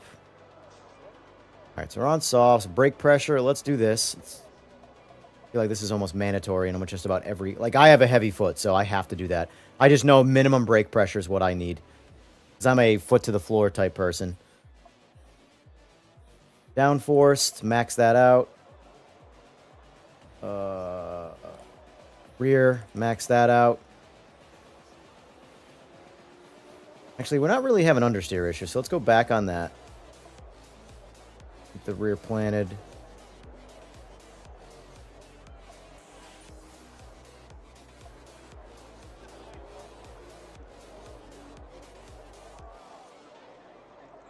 I'm going to have to, when I want to get try-hard in this game, I'm going to have to figure out the throttle input.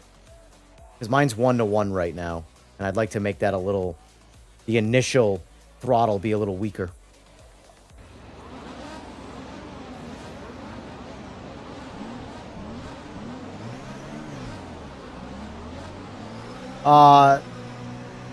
Yeah, exactly, Steve. Guys who like iRacing will talk about how perfect iRacing is. Jesus!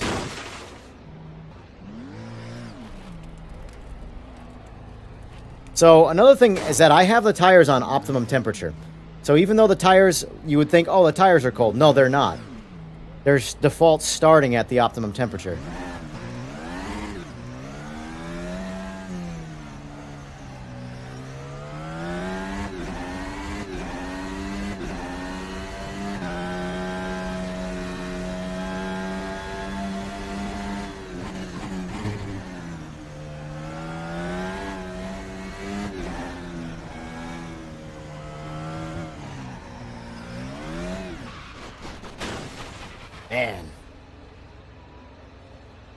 Man. Alright, let's make this fun.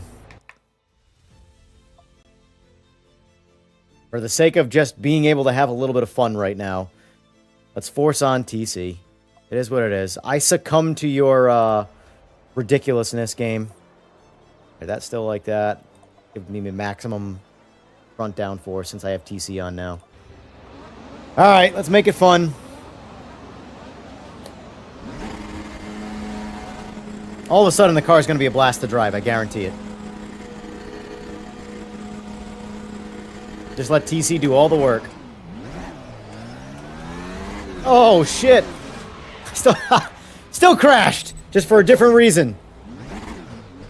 Alright, let's do this. Alright, now let's see if I can run him down. Probably not, but...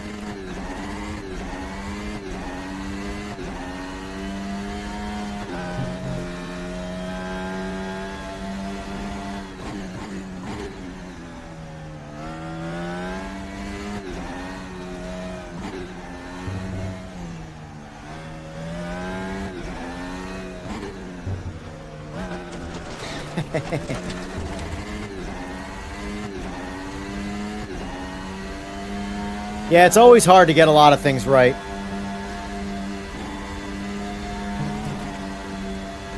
And unfortunately, everybody focuses on GT3 so much.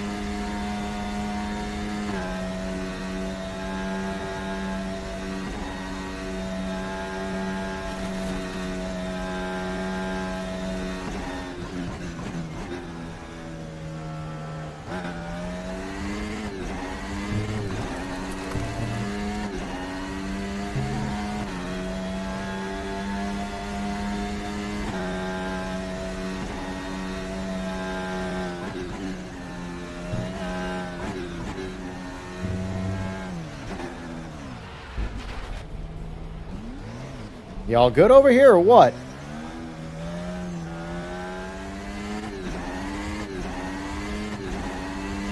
I will say RaceRoom's AI doesn't quite know what to do with a yellow flag.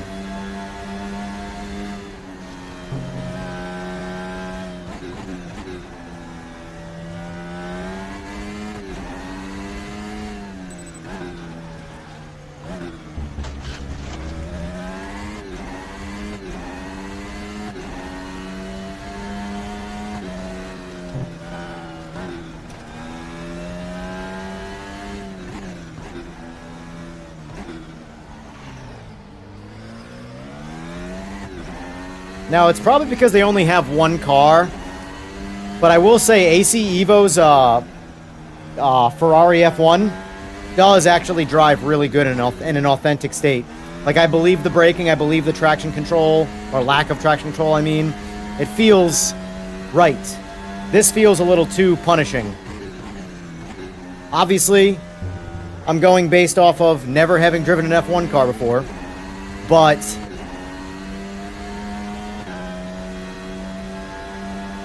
I'm sorry, an F1 car is going to work better than a street car. Well, from a grip standpoint. And I have to wonder, too, how many people who program sims, how many of them have, like, real world experience? Even if it's, like, you know, consumer level stuff. Or how many of them are just, you know, nerds speaking ones and zeros.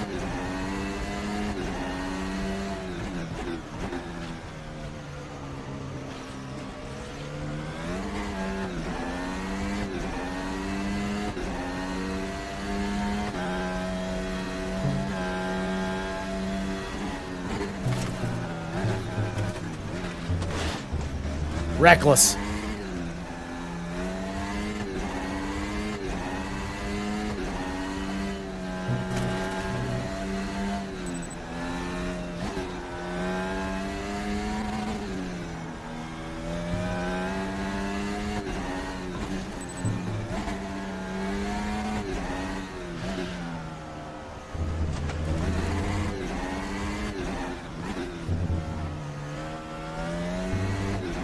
F1s don't like the curbs, that's for sure.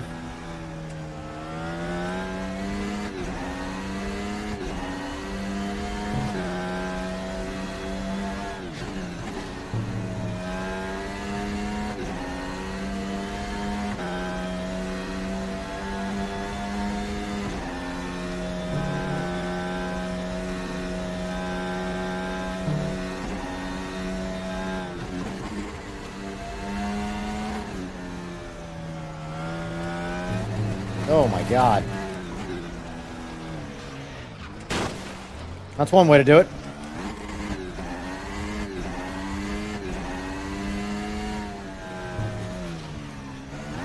They really do not like the curbs at all. You scrub them a little bit and it lifts the whole car up.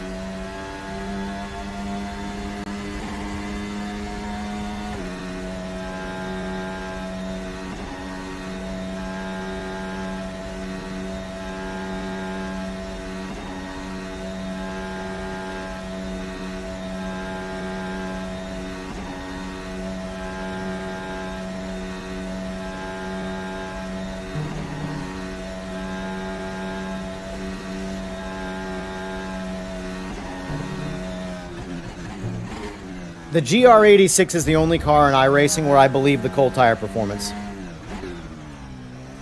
iRacing has so many people thinking that that's how cold tires perform in real life, and it's just maddeningly not true.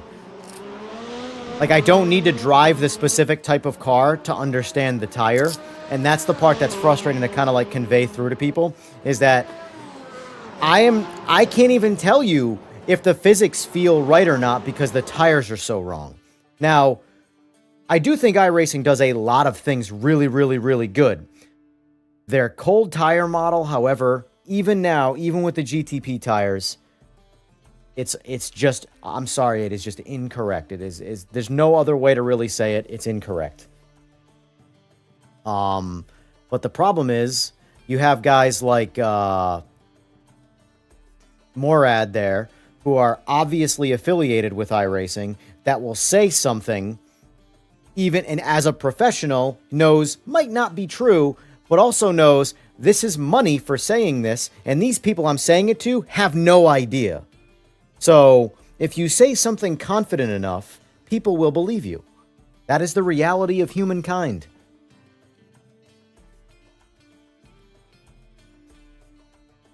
Let's try the old gangster ones. Come on, tell me there's a Marlboro one in here. Please tell me they licensed Marlboro. Damn it.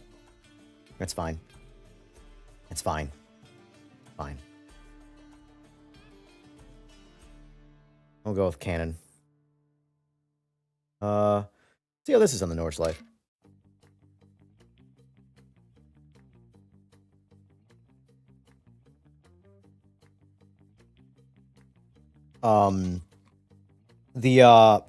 Yeah, so from my understanding, maybe I'm wrong, but I mean, I did my research before I put out that random video of what I would call racing slop.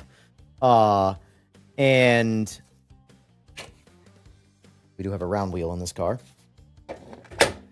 According to iRacing, they applied the new tire physics to the GTP cars. And I confirmed the fancy new, like, marbled tread pattern, whatever that is on that car that I drove. And I mean, I can also, by the way, I should probably also demonstrate what it looks like with TC on. I could turn TC to max, and I can easily blow through the TC, blow through the tire, and spin the car out still. I don't know if it's broken, and they didn't implement the update correctly, but if that's the new tire model, it feels just as poor as the previous one. And at the end of that video, the tires are warm. And it's still spinning. I could literally be in second gear, rolling at 40 miles an hour, wheel dead straight, stuff the throttle, and immediately do a 180. I'm sorry, I've never driven a hypercar, but I refuse to believe that the real-life grip of a hypercar on warm racing softs is that poor. There's no way they make like 1,500 comparable horsepower and have no rear grip, because the way that blows through the tire is like a pro mod trying to put power down. All right, let's just max out downforce again. We already know we want it in the rear. Never driven this car before either. Is this a sequential or an H? Yes, sequential.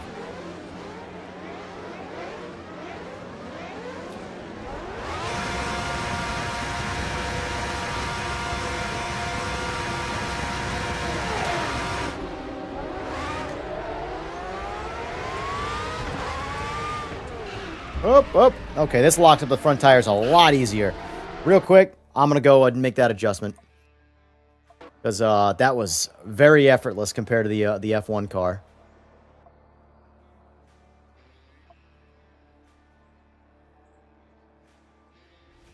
All right, let's try that.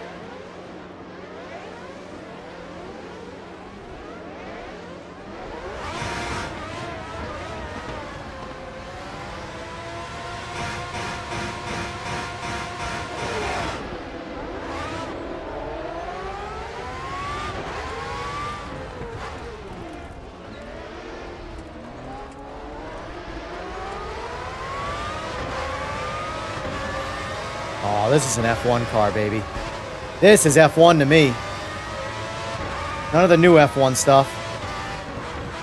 This is what I grew up with. Yes. They don't handle nearly as good, but I don't care.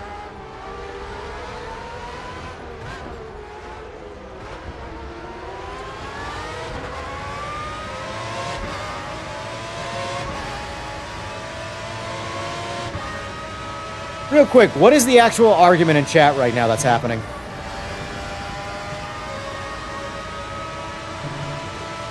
Oh, this thing handles the curbs a lot better than the newer F1.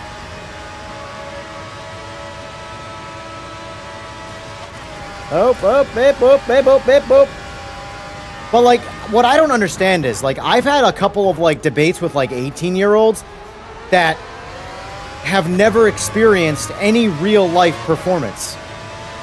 And they're trying to tell me what is right and wrong in iRacing. And I'm like, no, you respectfully, you do not have the life experience to tell me what you're trying to tell me right now. Also, this car is awesome.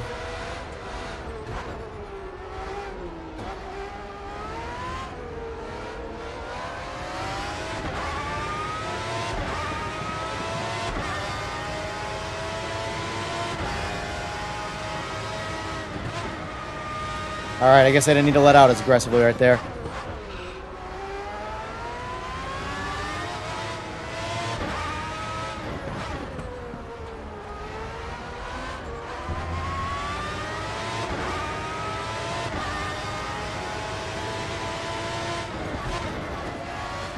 Ah!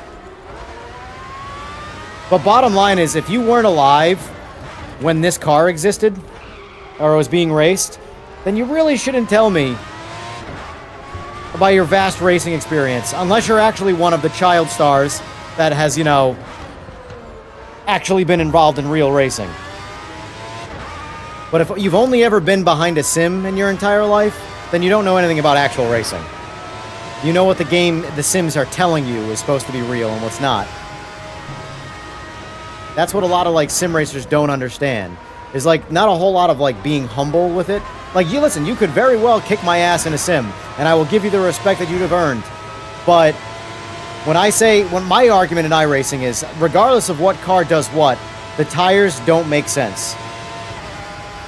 Because I can tell you from my real life experience that I have much more of a problem keeping tires cool and not overheating them than the other way around.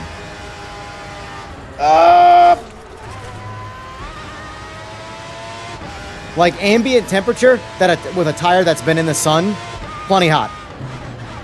If that tire gets hotter, I'm going to start losing grip. Now, obviously, different compounds do different things. Typically, the softer the tire, the lower the temperature range is. A hard tire is going to perform better at higher temperatures than a soft. But I refuse to believe that a racing slick needs to be 185 degrees Fahrenheit to get any level of grip.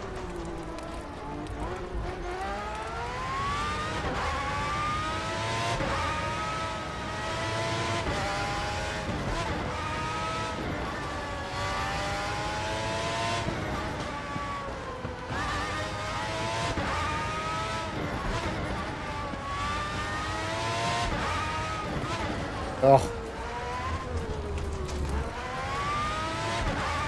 This car is going to be an animal to try and get it to grip with no TC on. Remember, I have forced TC on right now trying to drive this thing. It's more fun, but it does not have the turn-in that the new F1 car does. That's for sure.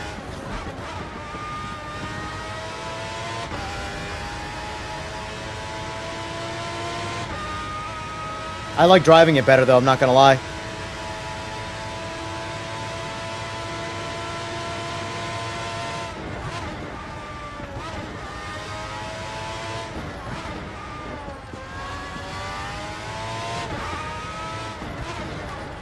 Ah!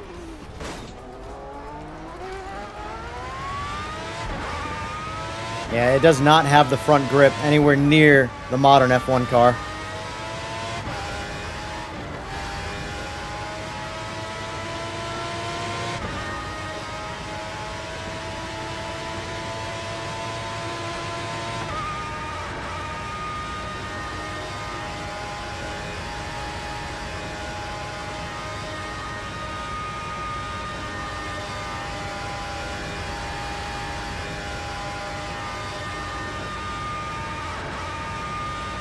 It all matters, carcass and surface.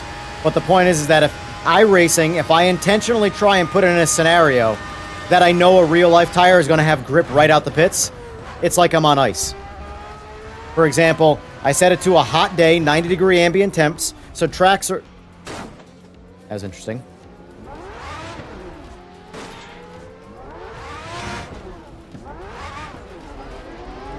That's a very interesting spin out right there.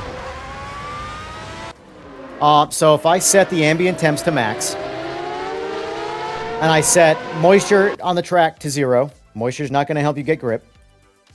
Tires as warm as they can be. I pull out of the track with the tires at 125 degrees. Now, that doesn't tell me if it's the surface temp or the carcass temp or whatever. It just tells me the tires are 125 degrees. I can tell you that if my vehicle is out in the sun at a track or on the street or wherever it is, and it is a hot sunny day with no cloud coverage, and that tire has been in the sun, the entire tire is saturated. So that surface temperature, the carcass might even be warmer, because at least the surface temp is dissipating some heat. But I can assure you that pulling out, I will have immediate grip. The only thing I actually have to do is clean the surface of the tire off of any kind of potential debris. Other than that, the temperature the tire is at is like borderline peak grip. Fair warning, that is, I don't know why, it's punished you for spamming emotes. I don't know what you said or did, but that's chat moderation there. Not a whole lot I can do about it.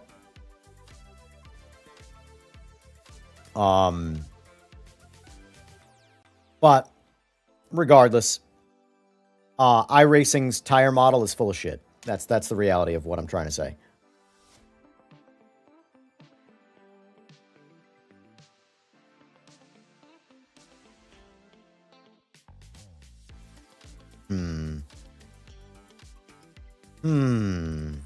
Already drove the Tatus.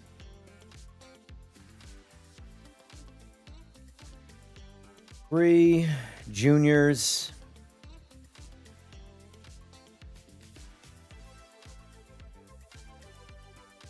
Do a hypercar lap.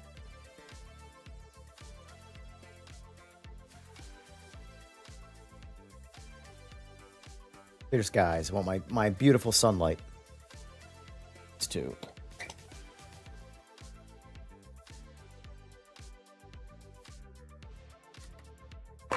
I didn't say peak grip. I said has plenty of grip out of the box.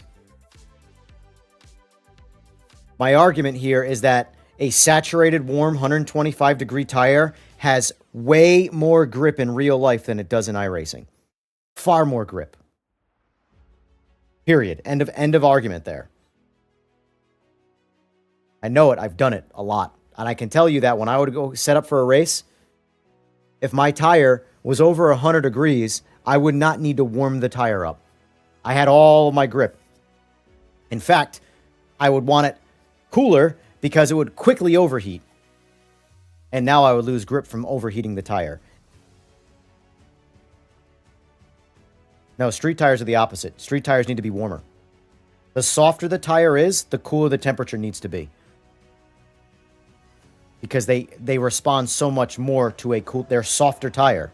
So if you have let's just say, tire A that is a harder compound than tire B, both sitting at 90 degrees, which one is softer at 90 degrees?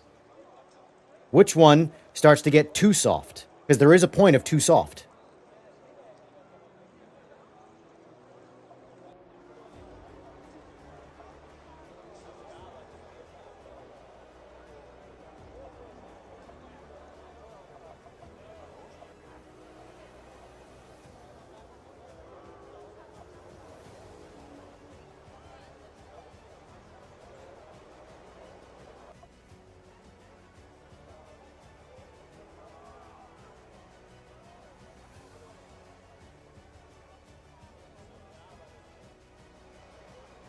If you think a 125-degree tire should be able to do a complete 180 out of second gear in a straight line, and that's what the tire's going to do in real life, I assure you, you're mistaken. Tires have more grip cold. I promise. I promise.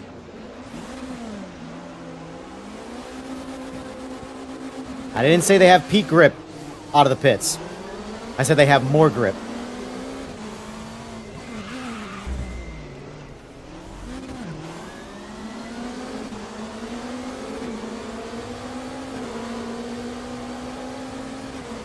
Oh, shit. Whoa, whoa, hey, oh, whoa, how you doing? Welcome to the party, pal. Name that movie, quick. If you can't, you're too young. Oh! Oh!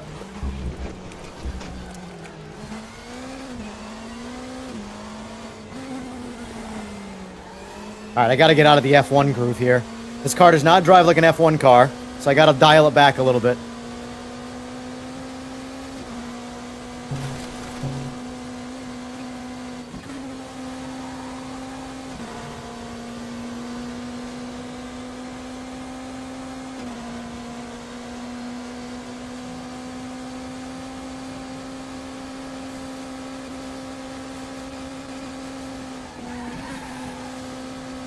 Let me ask you this question instead of debating. This is just the easiest way to do it. Do you think iRacing's tire model is correct? Let's start there. Do you think that's what tires should do in real life?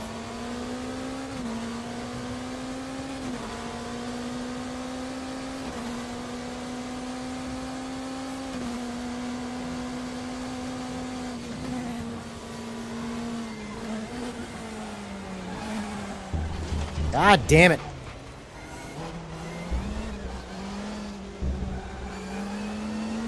My brain is so bad at retaining memory for driving different kinds of cars. I will say that is one thing that's good about a game like LMU. Not having any variety means you can really focus in and on hone in on one dynamic.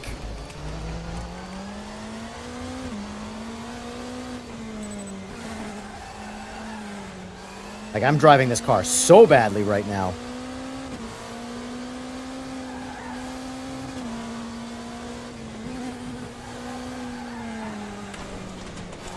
I feel like I don't have front grip at all right now.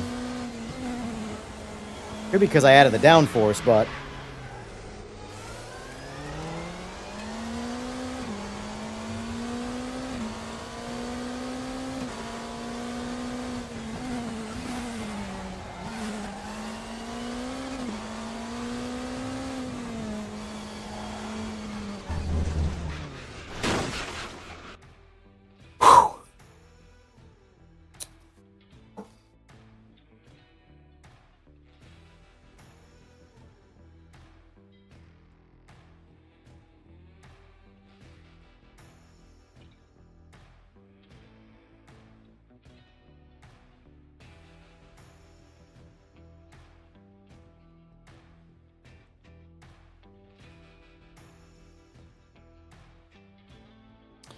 Here come the comments on that video, too, of people defending it, which is what I expected from the start.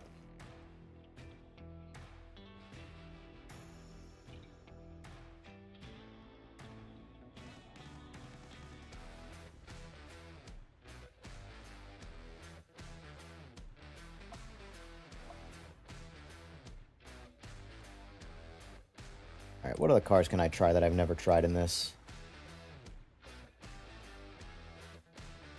Ooh, this looks good. It could be interesting. Like slow as hell, but interesting. Oh, that's right. We got the GTOs. Let's get in the Mustang, man.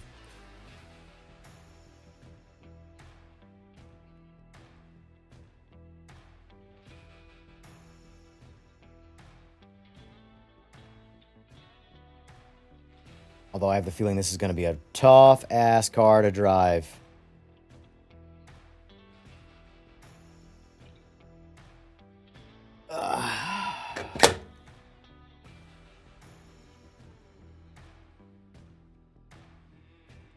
And I can just say that, though, from my real-world experience on a soft tire, overheating is more of a problem than getting the tires warm.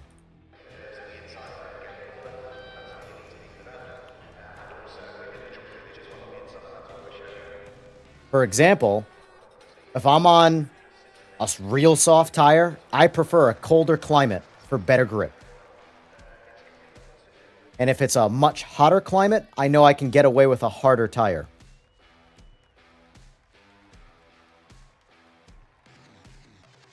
But if it's super hot climate, I know that I'm going to run into far more problems with a softer tire than I will a harder tire. Far more problems. Right out the gate, too. Not even it's like a long endurance-y type thing where, oh, I'm racing all day. No. I mean, like, immediately. All right, so I already know I got a heavy brake foot. More than I have a heavy throttle foot. Downforce, front, same. I can't touch the rear, can't touch the front. I believe this is an H-pattern car. Yep.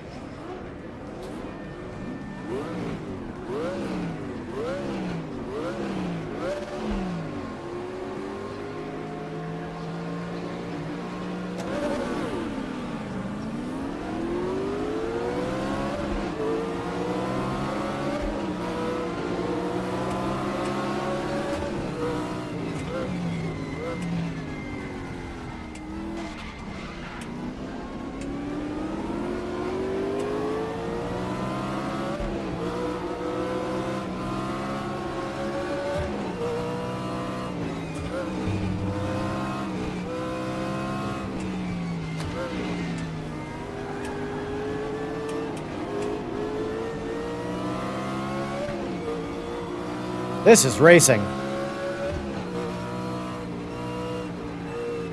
As fun as F1 cars can be, this stuff will always be better to me.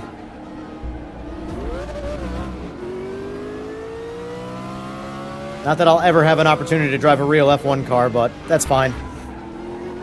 Some things in life you just accept, and that's one of them. I've driven a boatload of these cars, that's for sure.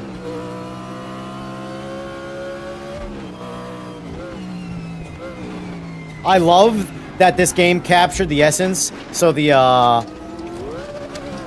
what class is it under in this? I think it's DTM 95 or maybe no, it might be 92. But the Fox body and that 3 wheels, accurate. Like that is a Fox body trait through and through. You will 3-wheel a Fox body if you turn that car. You absolutely need frame connectors. Subframe connectors, and at least a 6-point cage to get the factory chassis of a Fox body to not twist. Oh, it was 1 lap. Shit. What an idiot. Do that again.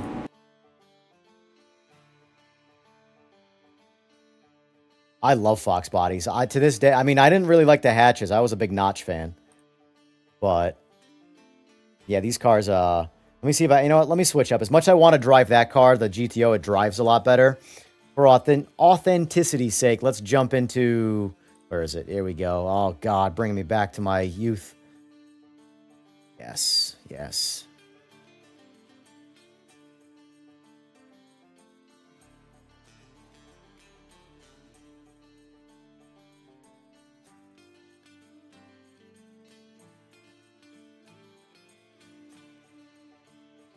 So, for example, talking about tires again... some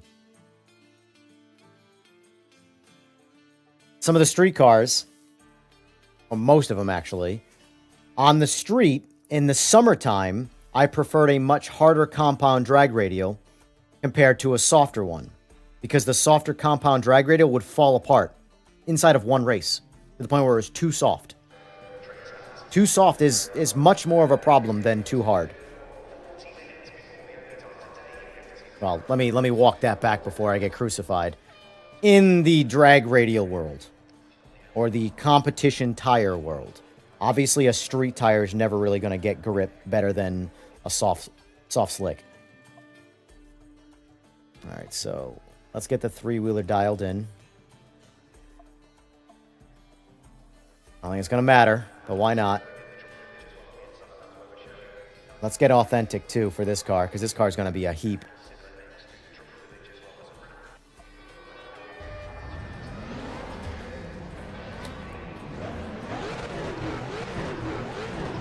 The fact that these things 3-wheel is amazing. I love that little detail.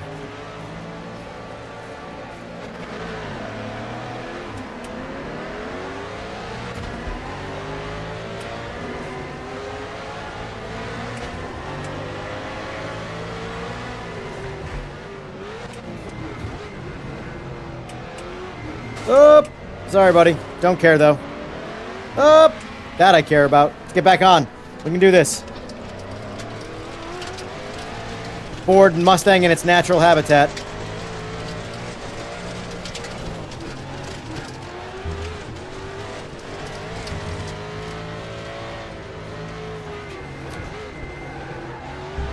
This car's so hard to drive. Oh my god. Alright, we need TC on. This car is just useless. Don't even care. Don't even care if it's not authentic.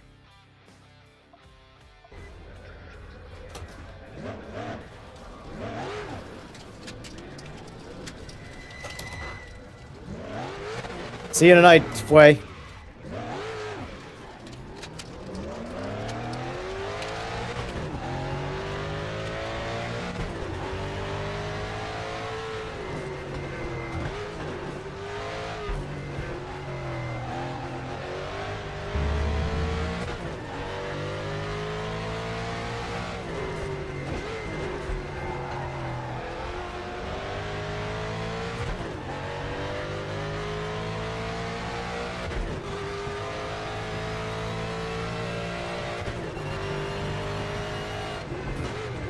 Yes, TC. To get me some level of traction because this car is hard to drive.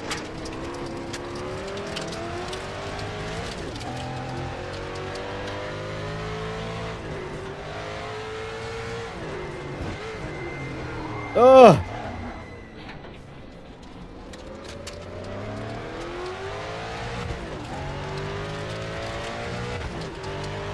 The only thing I wish a lot of these things would do, but I know they don't because, again, they're not chasing after that, but is to give you a range of control when you force TC on a car that doesn't have TC.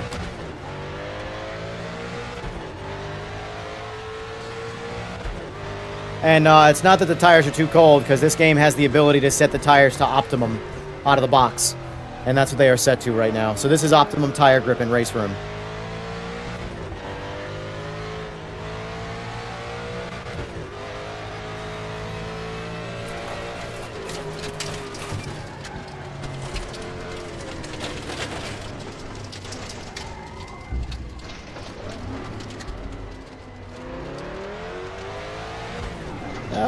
Trying to read that comment. What? No, you can't use TC. We don't in ranked races. You get a 25 kilogram weight penalty if you do. It is great fun car to drive. Suicidal from might say. But I'm not in ranked. I'm literally in my own single player session.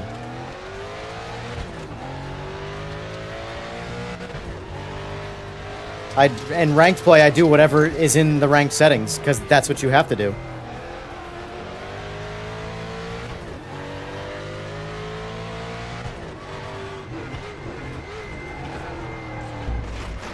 Alright. I want to get back in the GTO.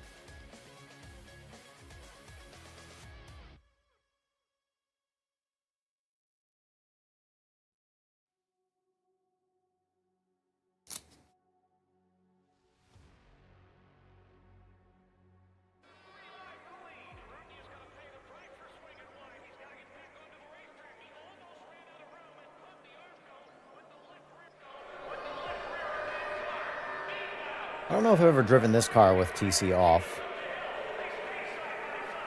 Let's see how it feels. Oops.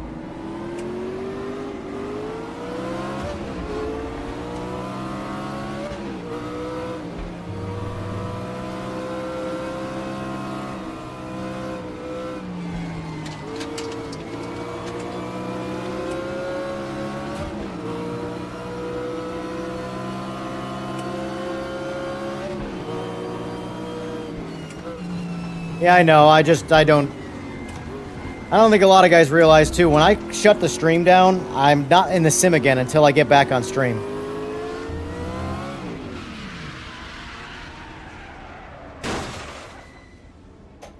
Wow, wow, wow.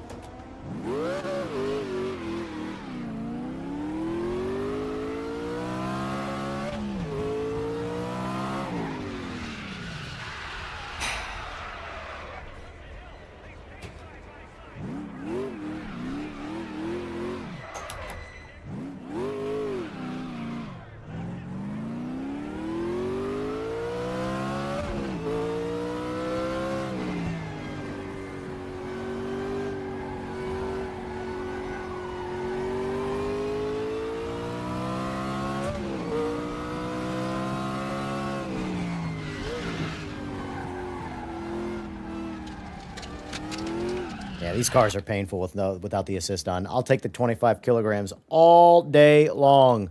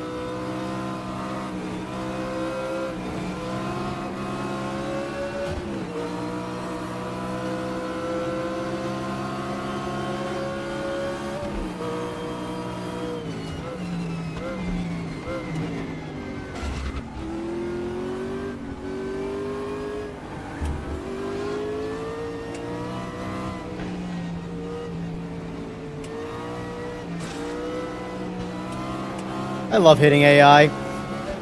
It's like the equivalent of like hitting a pillow when you're stressed.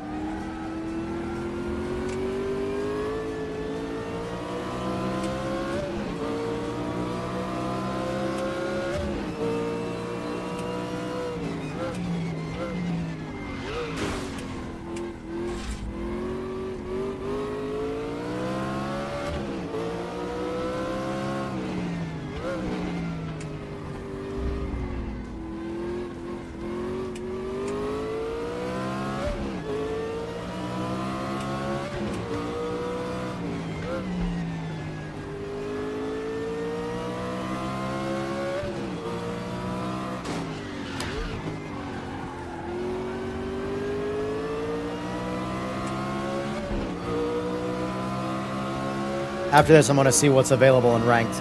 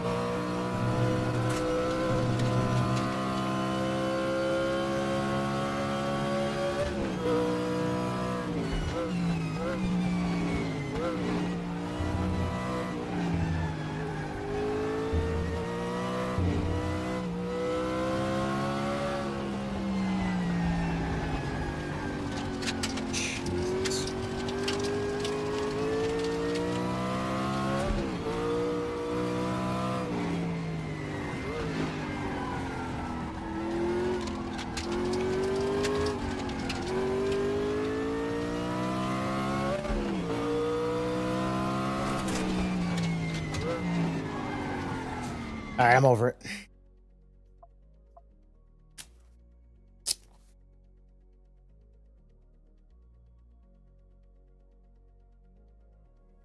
I swear, I've done this race 3 times today. Oh, that's right. The Aquila CR1. I have no idea what that car is, but apparently it's pretty popular. Yeah, the DTM 92 is fun. I like it on the Nordschleife. This particular race, I'm kind of bummed I missed it. This is one of my preferred races. Anything, actually, you know what? We're getting in on this one. What can I race? Oh, I can't race that. Can't race anything. This is the race I want to do right here.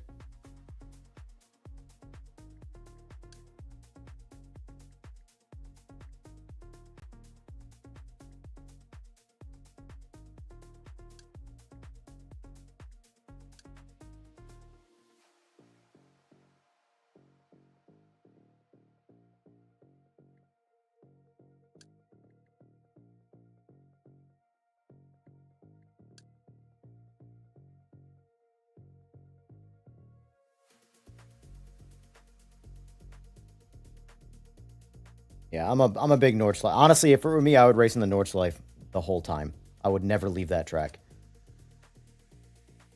I fully understand why Misha is such a fan. It's the best track in the world.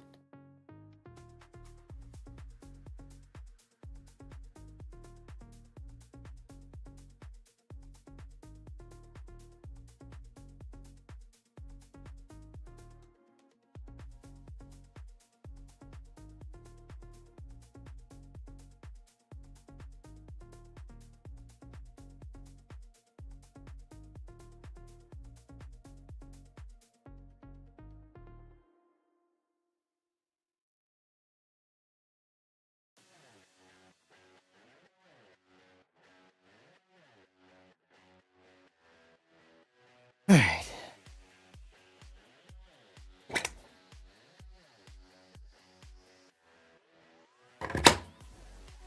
Oh. All right, so we've got how much time here? 28 minutes. Oh, it sucks.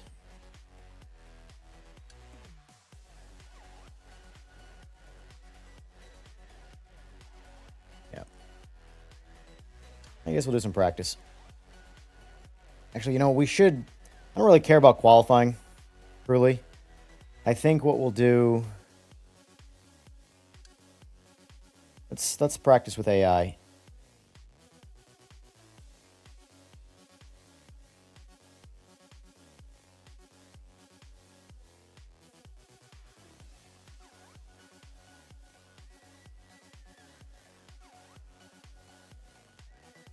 I believe it's this one. 3.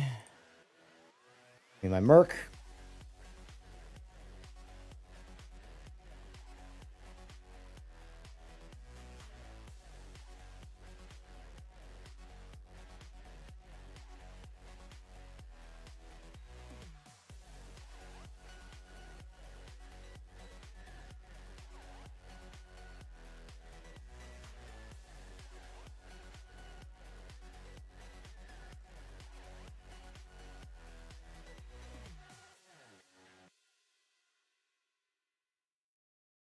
All right, that's comparable to the race, I believe.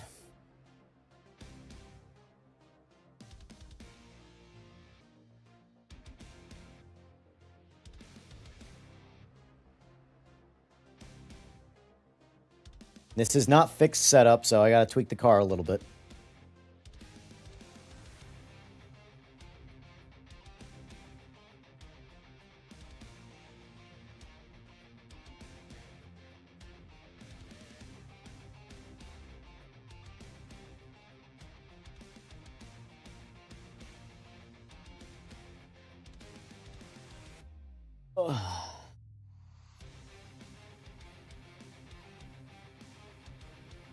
So what's everyone's favorite driving experience in all of the Sims?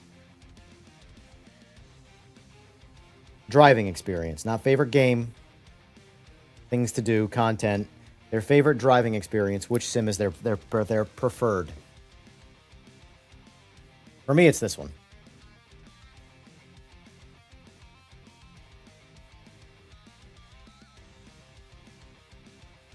AC Rally, got it.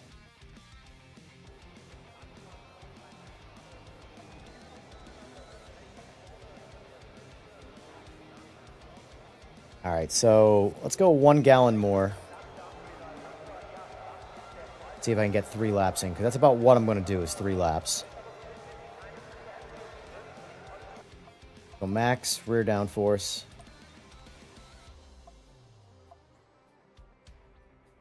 Might be a mistake.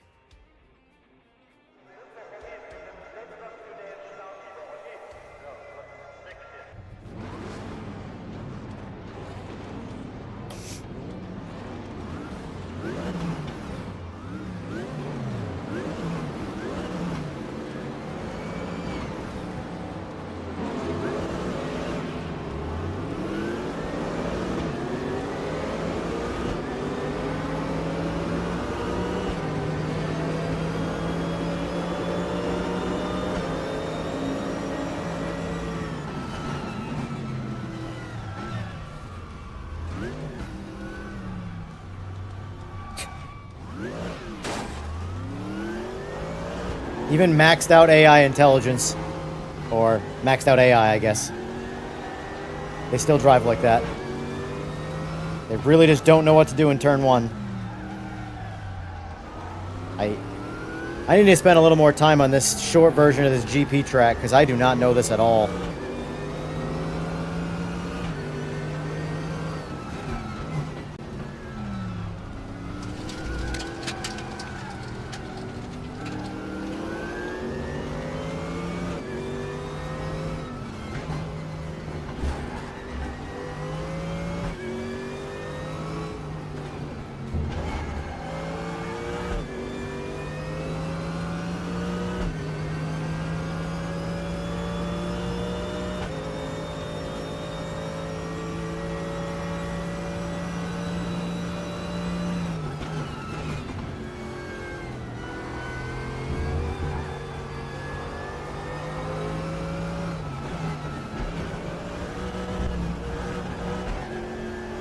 Clearly should have stayed in second, but ride it out. Alright. Now we're on the Nordschleife. Now let's actually do some driving.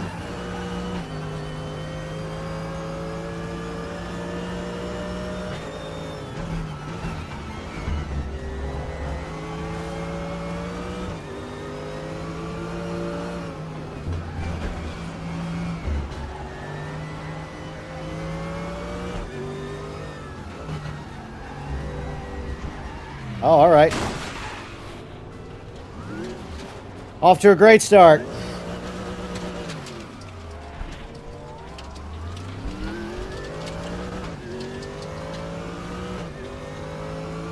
Yeah, maxed out AI is fairly aggressive, it seems.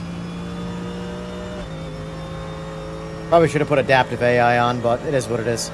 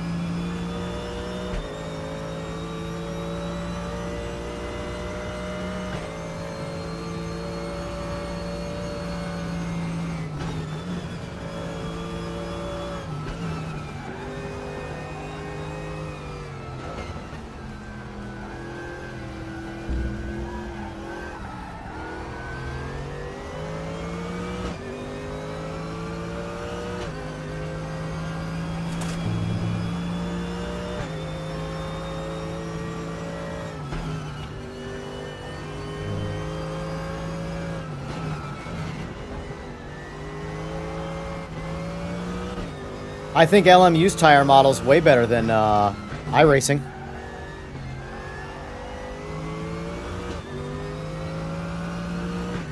I was really hoping their new tires were going to sort of bridge some of that gap, but I think they're just sticking to their guns, and iRacing's going to iRace. That's fine. There's plenty of sims to play, so it's not like I need it.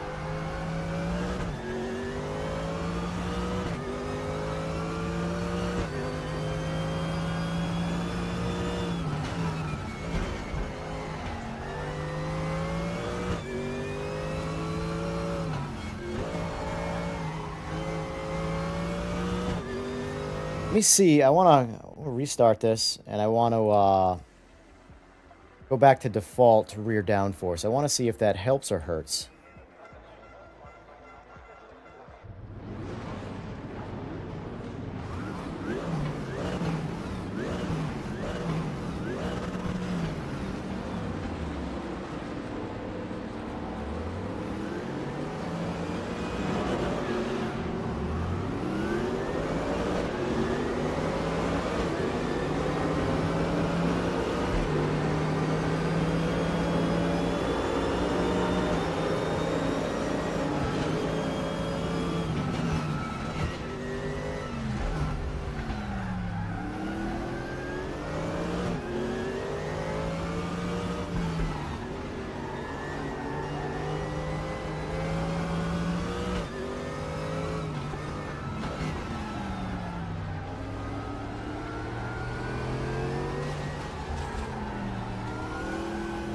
The AI is wildly aggressive when maxed out.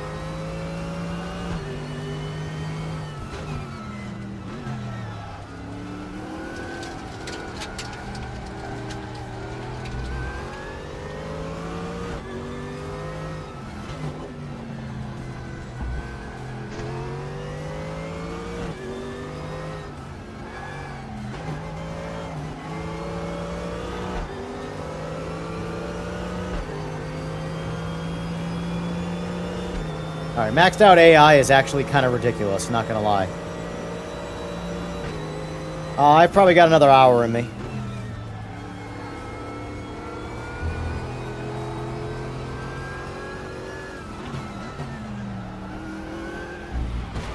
Fucking AI, man. Maybe I should just do some solos. So I can figure out what actually works for the car better. El Jefe! Or in this case, maybe El Gefe. Thanks for the sub.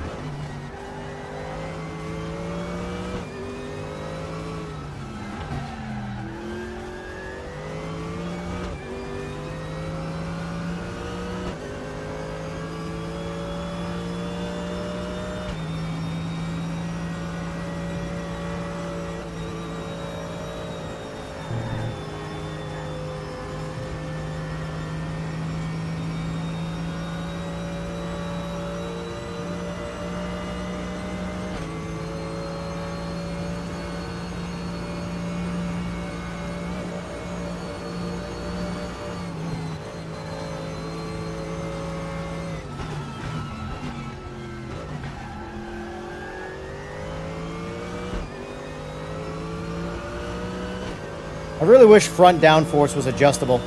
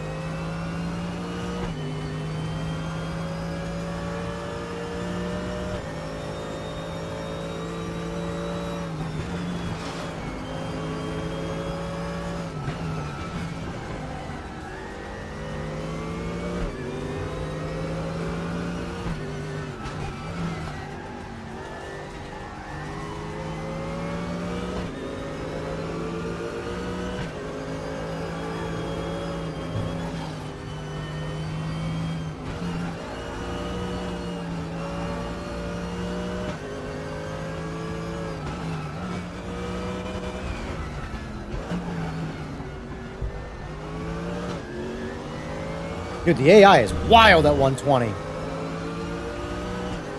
Wild.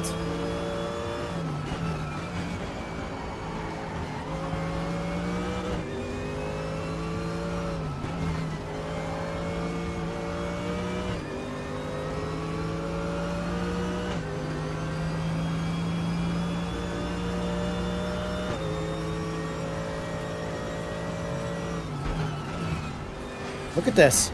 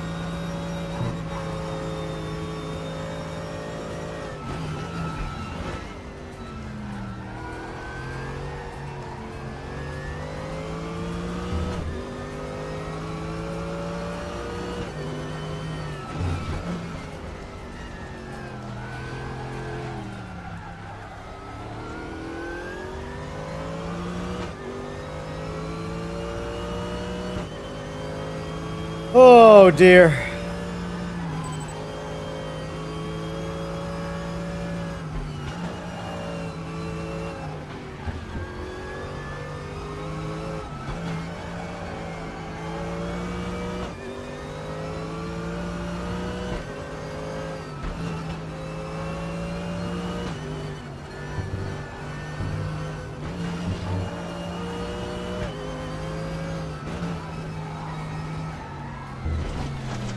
Because I won't come off of Green Hill. I like Green Hill. The best track in the world.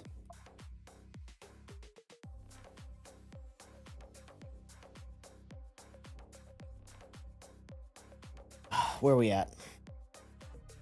15 minutes.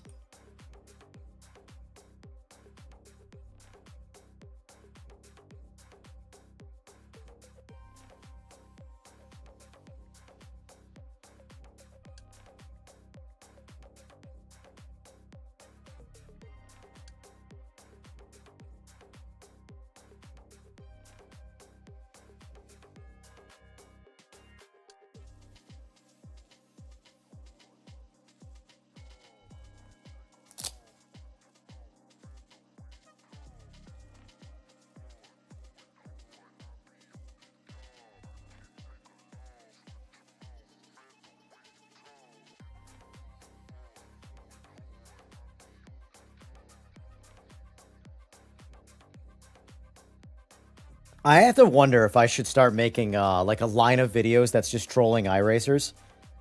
Like the cultist type ones, not the regulars, but like the ones that are just the purists. That you cannot talk negatively about my sim that I have invested a lot of money in. Should I do that? Should I be that guy? I feel like that would be a lot of fun.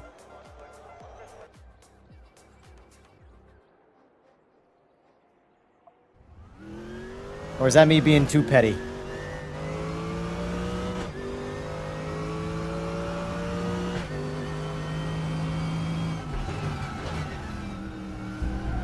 Oh.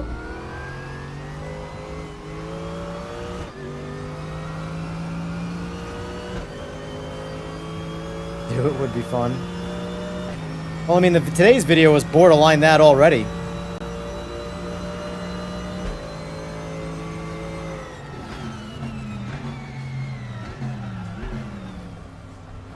It used to go on left right there.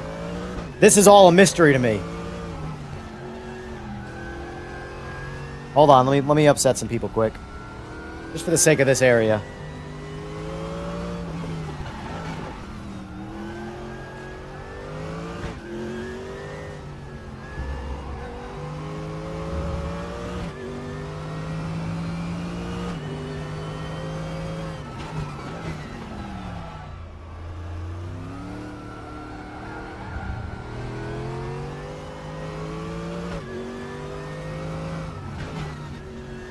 What are all the people going to think when I play Forza Horizon 6? Oh, it's an arcade game. You can't do that.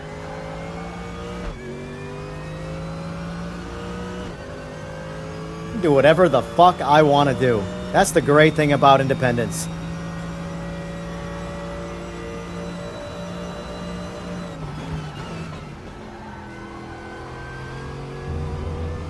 And so can all of you.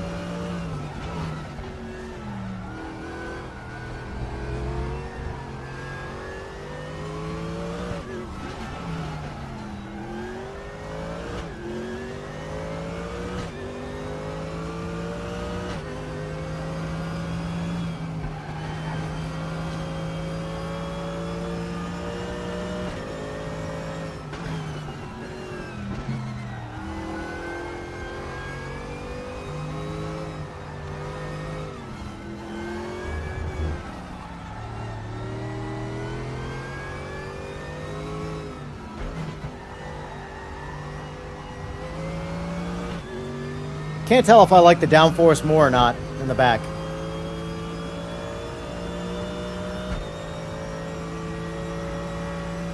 It doesn't understeer as much with it.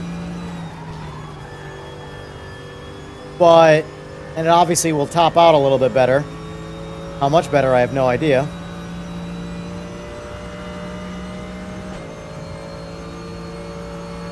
but you have a higher chance of having an unpredictable lift-off oversteer than you do a predictable understeer. That's the only thing I debate with.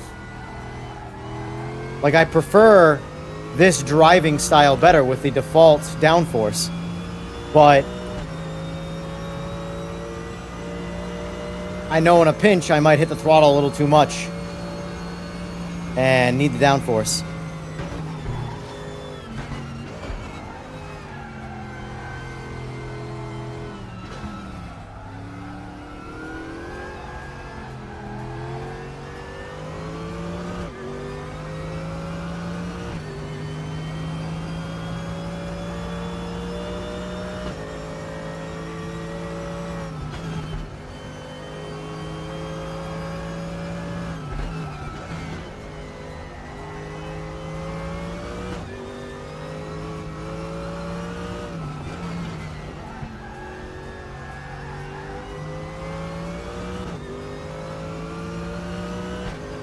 As much as I hate sun glare in video games... Oh, shit. Felt it. Well, now we don't have time.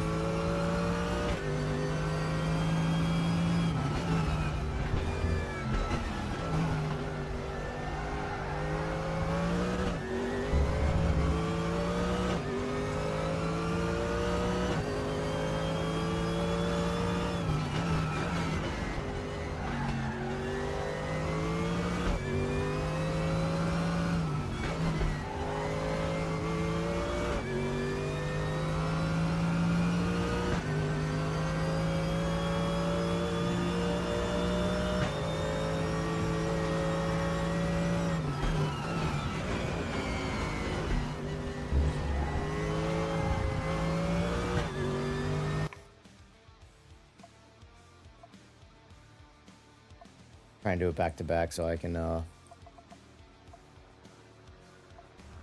hang of it a bit more.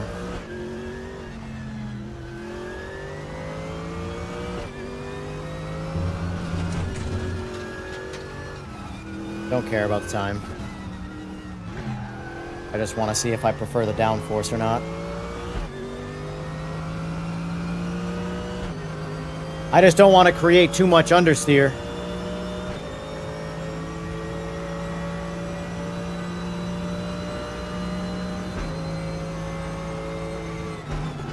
Alright, so let's remember. Just before the 100-meter sign is where I want to brake right there. Not on it, just before it.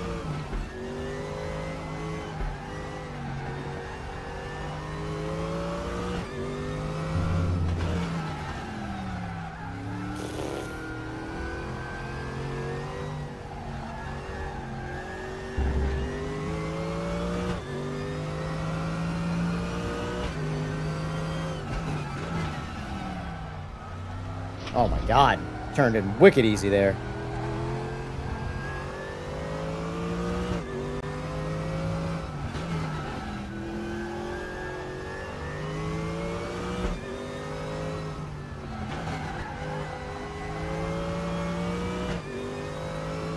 Thinking max downforce with slightly lower TC.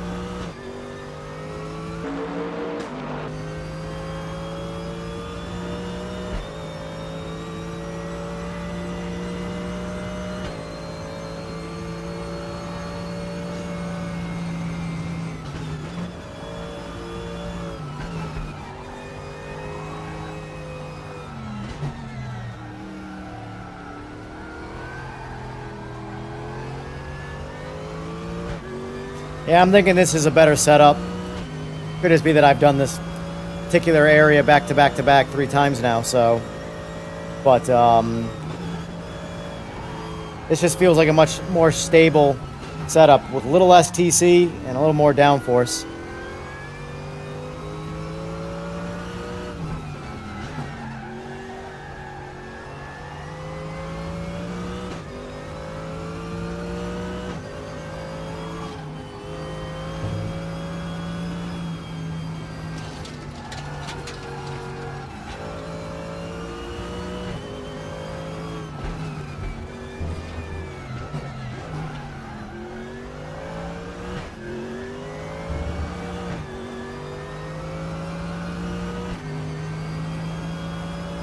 Alright, let's back out.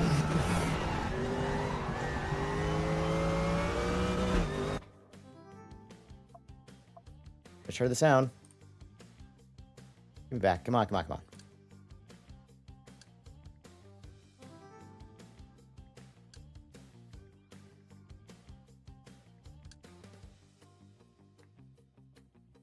Alright, here we go. Ranked Nordschleife.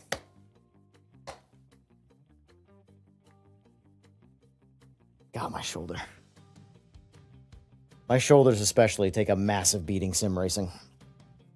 My wheel's not even, like, that far away either. I'm not really stretched out. Pretty relaxed.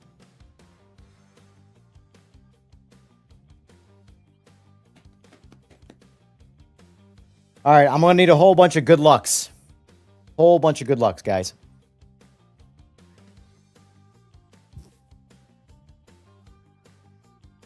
They're probably gonna have an 8-minute practice, but still.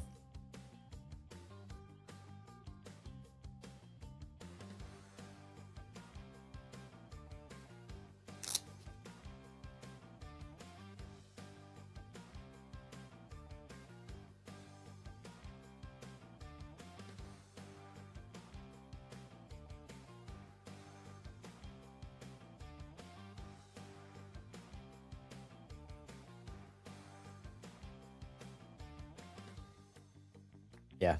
Steve, this should answer your question about if RaceRoom takes a while to load. It does. It's right there with iRacing and its load times. Alright, so we've got 7 minutes, 40 seconds. Holy grid, Batman. Oh, baby, baby.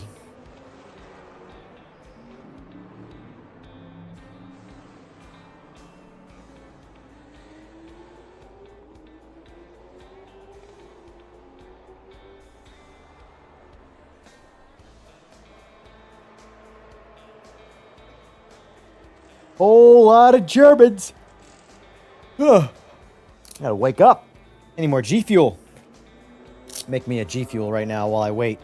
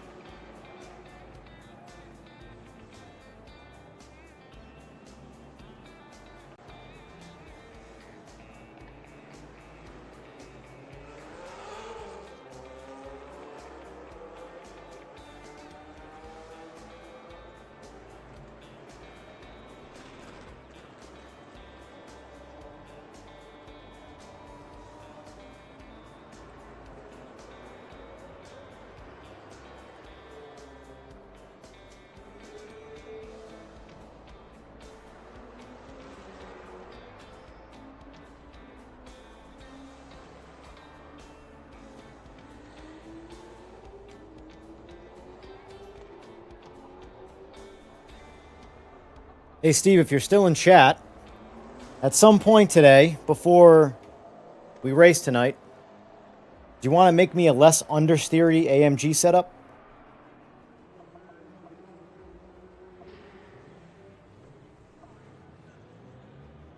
probably just lower brake pressure even on this. Just because I am so heavy-footed.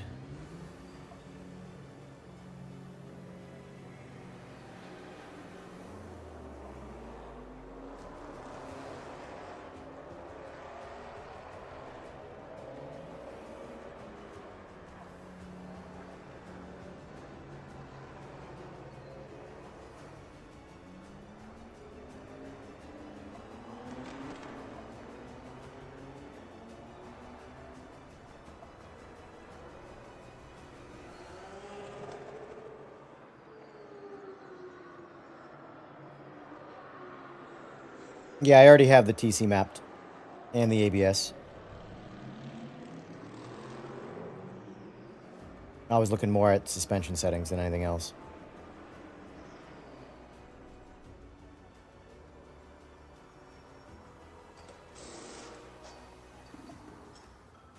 We'll just run it with some downforce. That's about it.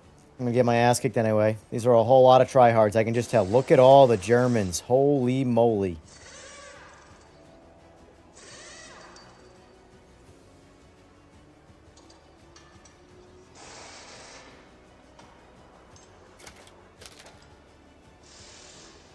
Just curious. Let's see where we're at.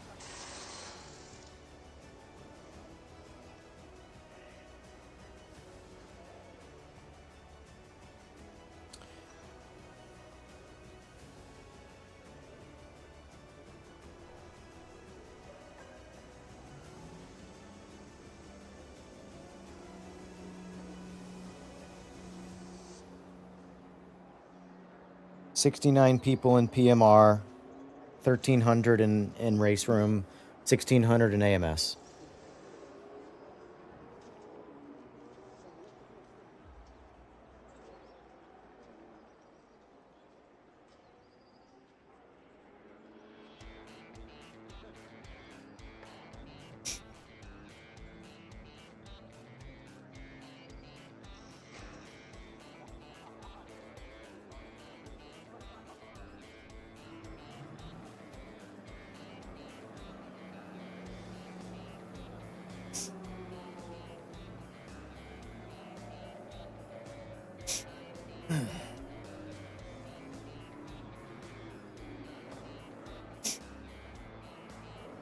I'm just playing with my sniffles right now while I'm playing with the microphone's noise gate.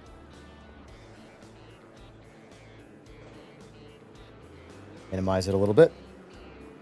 Let me know if I break up while I'm talking at all, because that's what ultimately matters.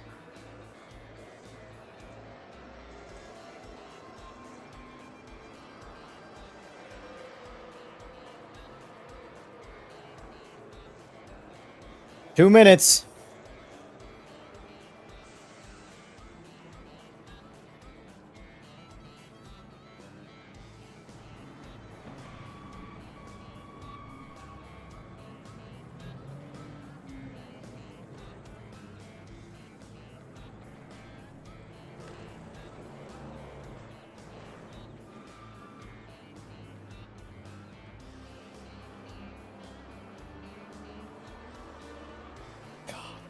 LMU is crushing it, man. When it comes to player base. Good for them. This is what I'm talking about. I wish I enjoyed endurance racing more. Because I like the feel of LMU. I like racing the AI in LMU and my own built in-game servers. What's available online and from a competitive standpoint is not my jam. Sucks.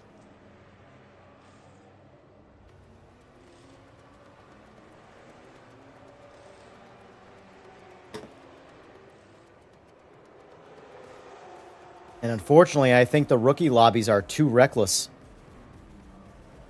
in LMU as well. And I'm in the rookie lobbies because I'm a rookie. But I drive on the side of caution. And a lot of rookies don't. So I go slow and still get pitted. I found that the only thing I can really do in LMU right now, if I do give it another shot, is not even qualify, park myself in the back, and just drive and wait for people to crash.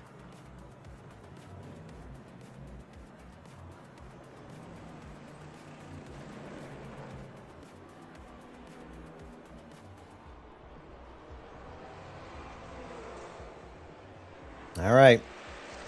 It's on like Donkey Kong.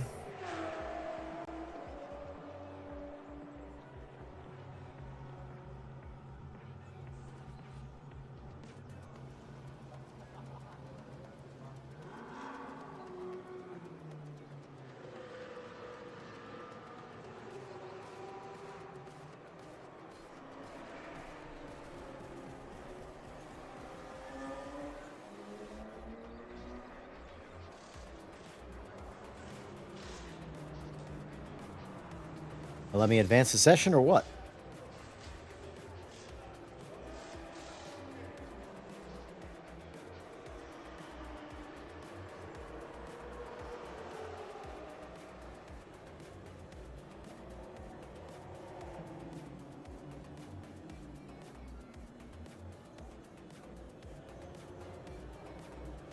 All right, practice is finished.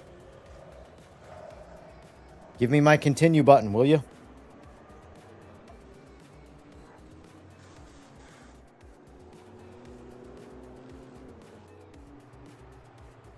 Did I miss something here? Please don't tell me the lobby broke.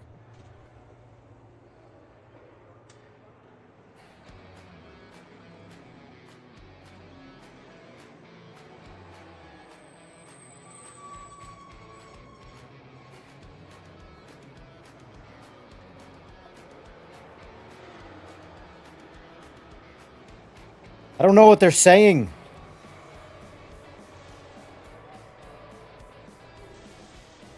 This lobby break.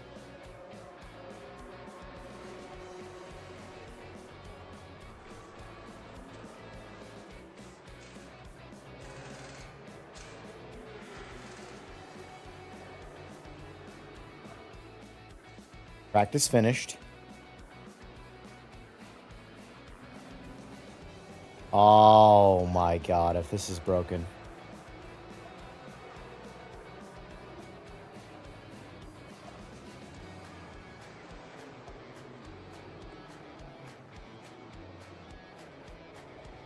Those race rumors, does this mean I'm screwed? This race not happening for me?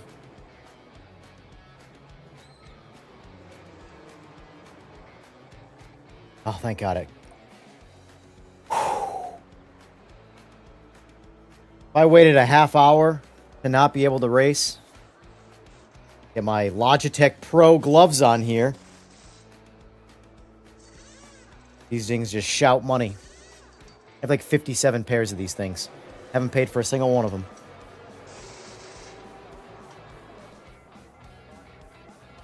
Here we go.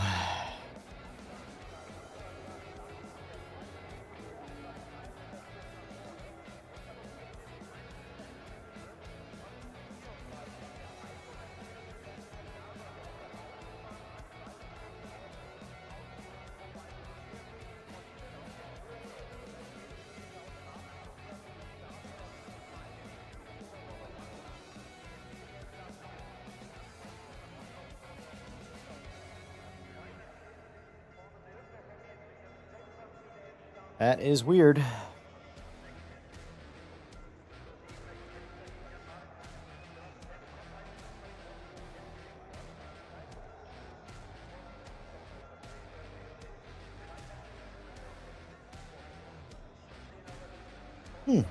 Record's not working. That sucks. Oh well. Want to record this race.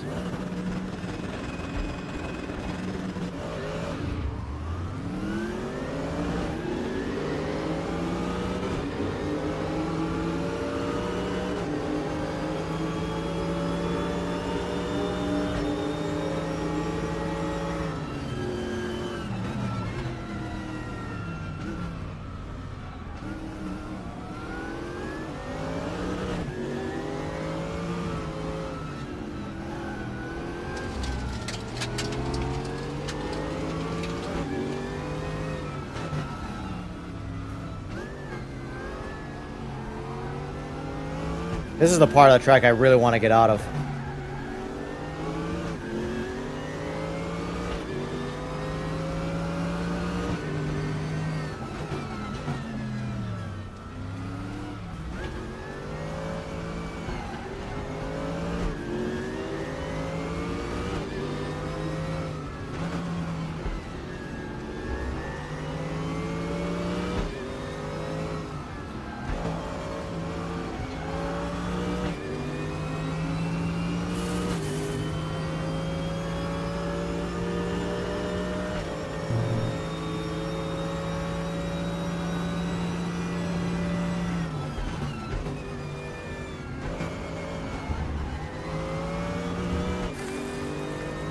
That was cool.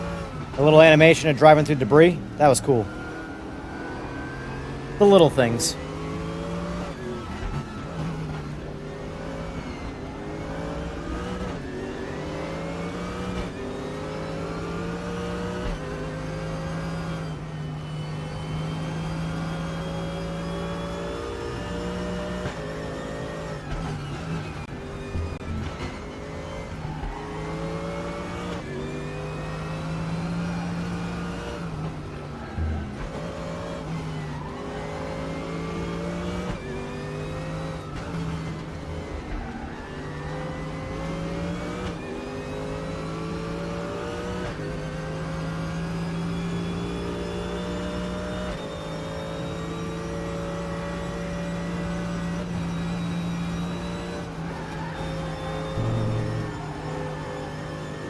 Risky.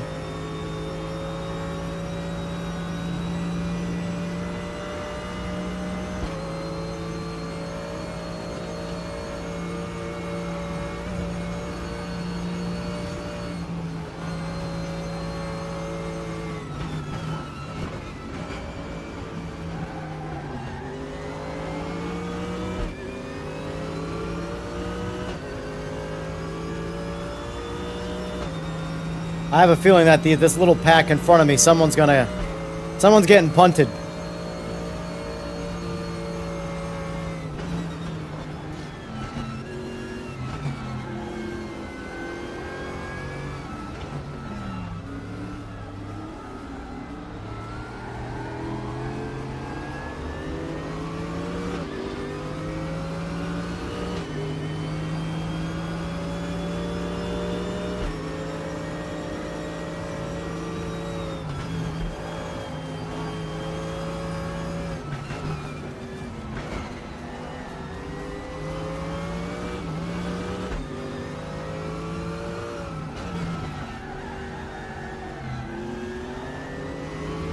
Oh, pile up behind me.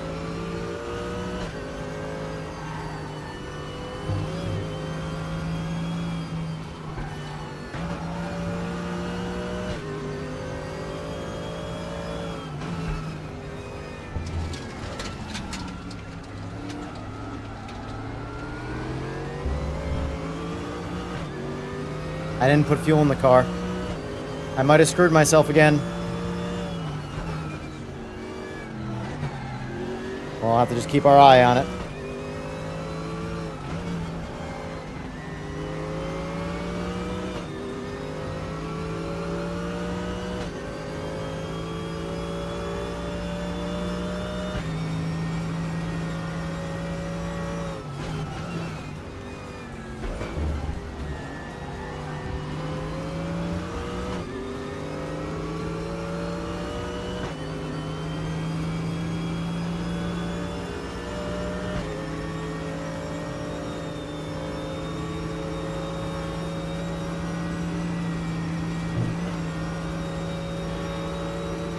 Bro.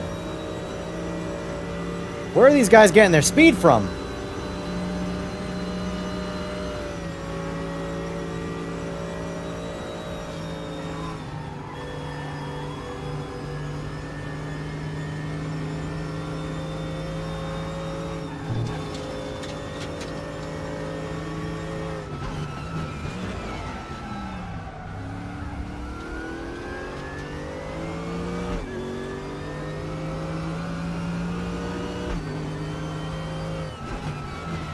Ah, my bad, bro. I was on the brakes as hard as I could be.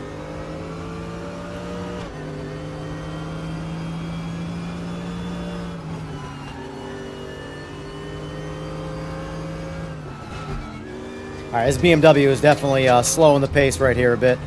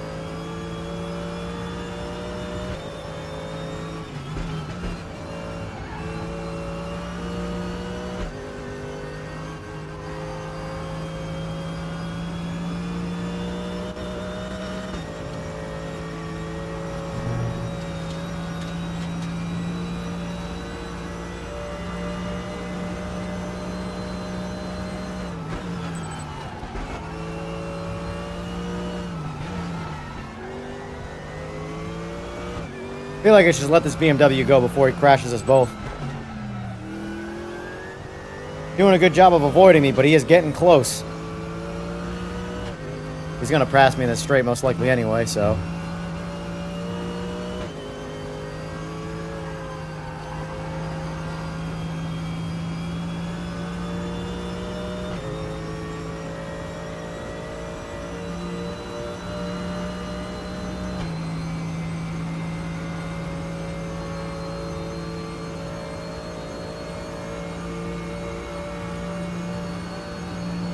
Look at this shit. Way to just give me an incident point by just hitting me for no real reason in a dead straight road. Oh dear. Oh well. Oh well.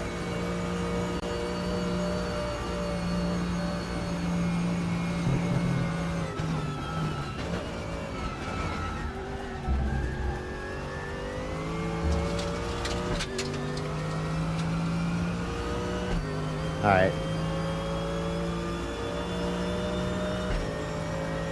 Lap estimation, 2 laps, so...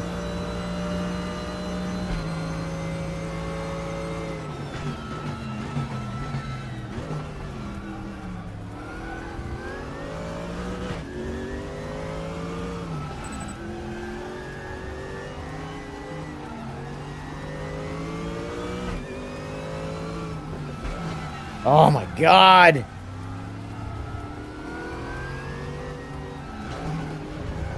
Oh, I know why I'm slow in the straight. I have max downforce. That's right, I forgot I did that. That explains some of the, No, I know he bump drafted me, but he didn't have to actually hit me to do it. I mean, I guess that's bump drafting, but... You know, it is what it is. I forgot about the downforce part. I'm sitting here, where are they getting their speed from, but for some reason in my head, I was thinking I wasn't running max downforce. Oh well. I'm just here to get bullied, that's all.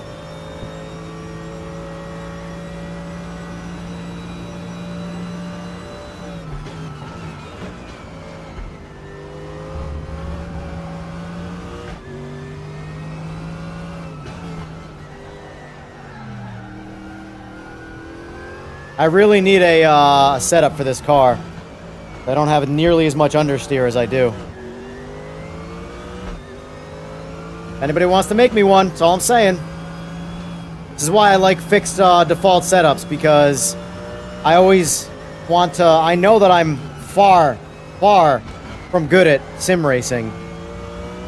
But also knowing that my car is also disadvantageous to me compared to everybody else's setups. You know.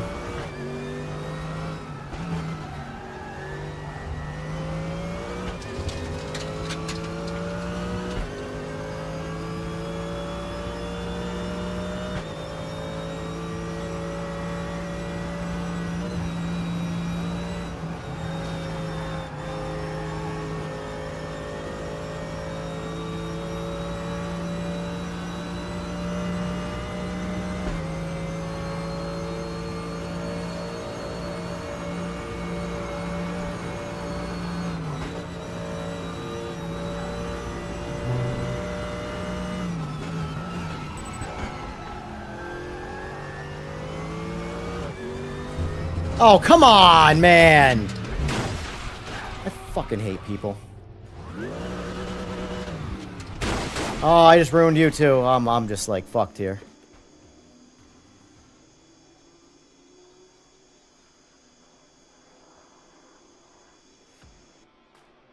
Now I'm stuck.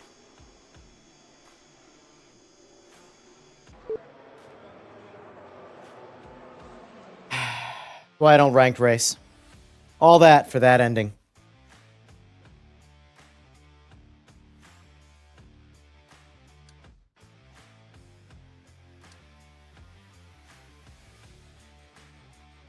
What a shit show.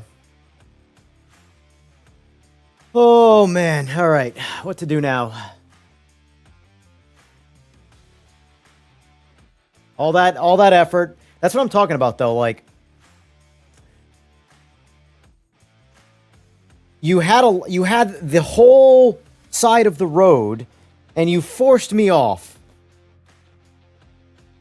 because you know he would have maintained position. And you still probably would have maintained position if you gave me space. But instead, you forced me off the track.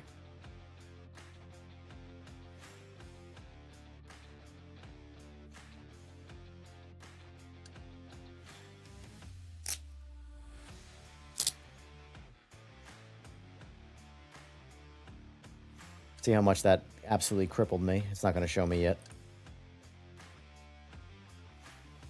Far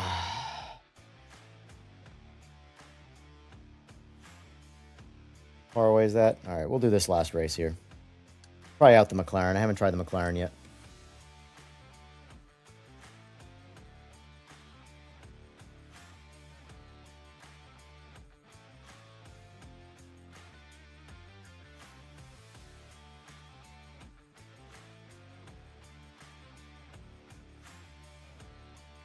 Unbelievable.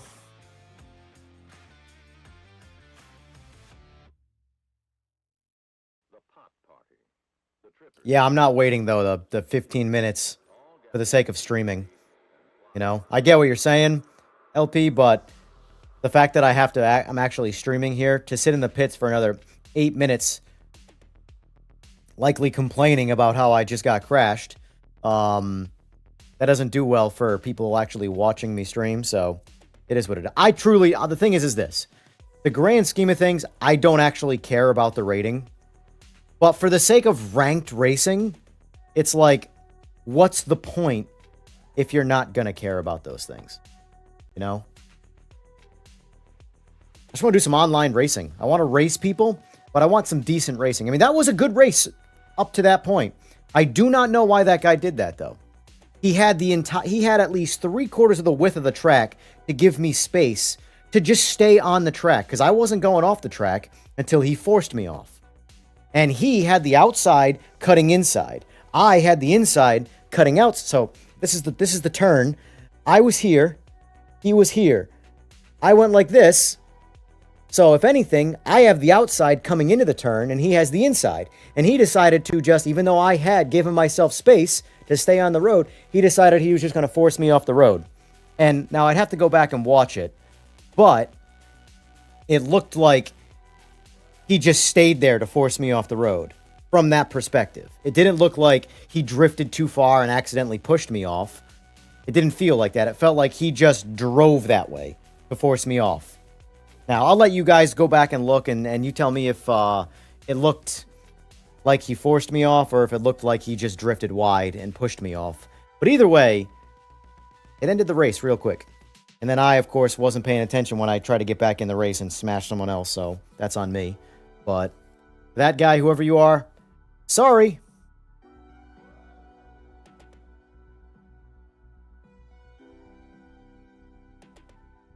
But I know, like, this is why I like the to turn off a lot of the, say, damage and stuff like that for when I'm hosting custom lobbies, for the simple reason that that race is now over. Yes, it's realistic, blah blah blah. But if that was, like, say, one of my lobbies, I would have been able to just get back in the race and get going and then, you know, finish the race. And have a little bit of fun, at least. But I get it. Ranked racing, realism, blah, blah, blah.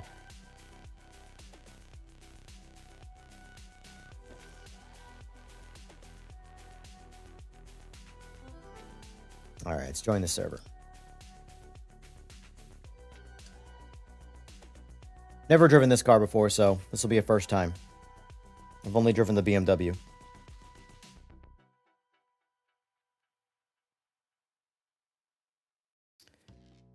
I don't know, but I know I get crucified for saying this, but I like racing default setups. I like to pretend that I'm the ignorant race car driver who doesn't know anything about the car, and I just got to get in it and drive it. You know?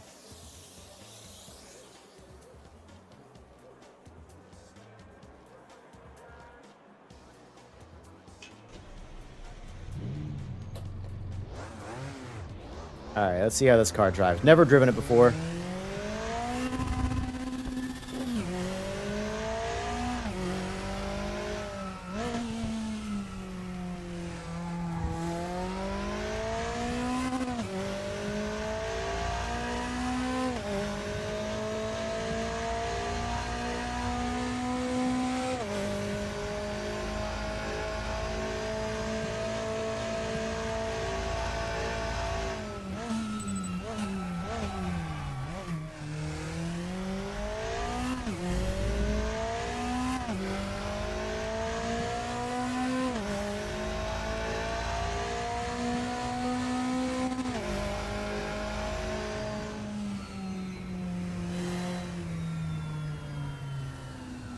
want that.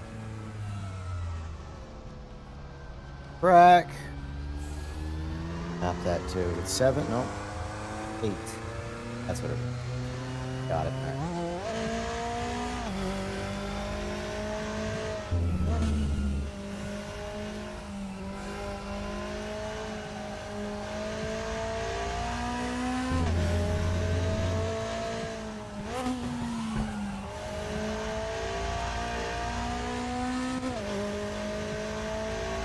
What do we like better for this?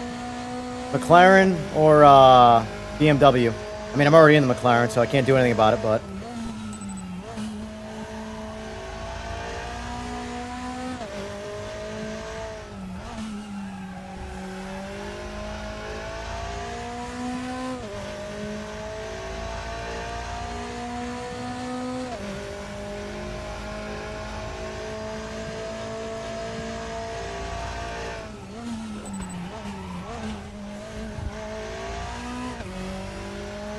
I feel like the BMW downshifts a bit better.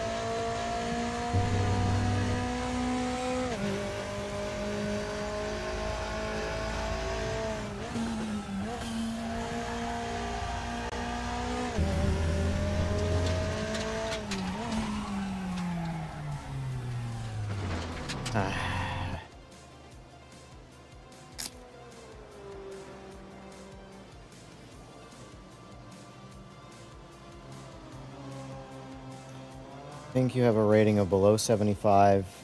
Setup options are not allowed until after 75, so a lot of races that require setups race without due to lower rating. Yeah, no, I prefer fixed setups for everyone is what I'm saying. Everybody drive the exact same car and see who the best driver is. That's, realistically, that's fair competition.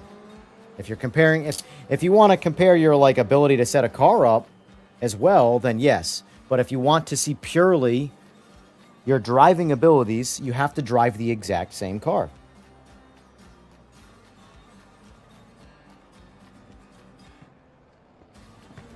I build people race bikes for a living, so if I know one person has a better setup than the other one, I don't care how good the other rider is. Now, if I want to see who the better rider is, I have to put them on the exact same bike and see who goes faster on it.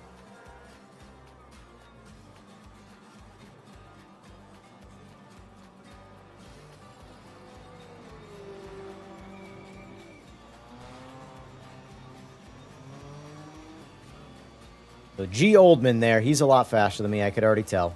Just from how much he pulled me in that last lap. He's a good bit faster, so I'll stay in the back of the pack. I'm fine back here, being all slow. I am, like, extra slow in this game, I'll say that. I'm slow in all of them, honestly. I don't even know why I make it sound like it's, you know, this particular game. You can just tell people put the hours in. And I jump around.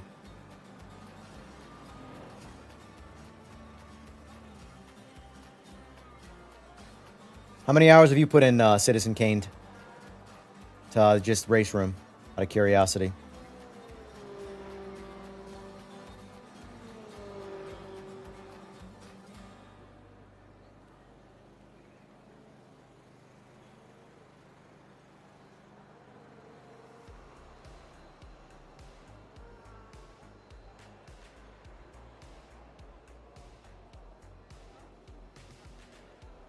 This will probably be my last race of the day.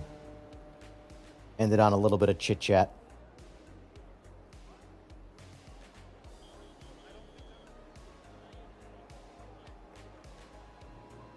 Oh, man.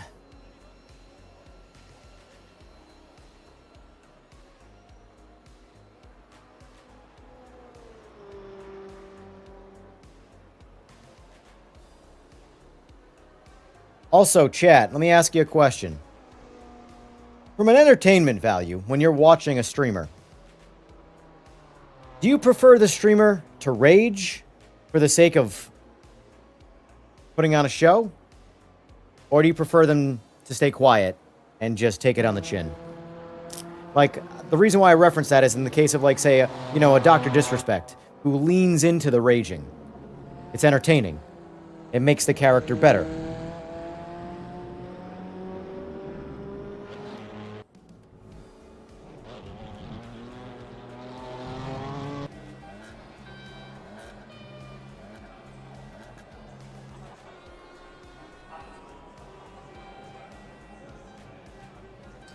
So how much fuel do you think I should have right now? Does this give you an idea of how much fuel you use a lap?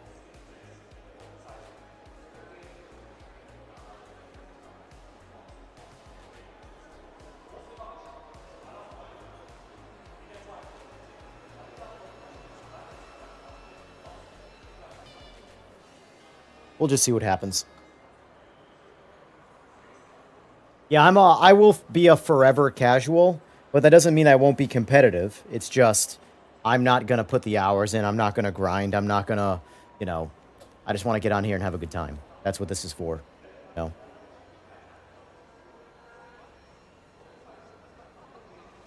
I'm more competitive with friends than I am with total randoms.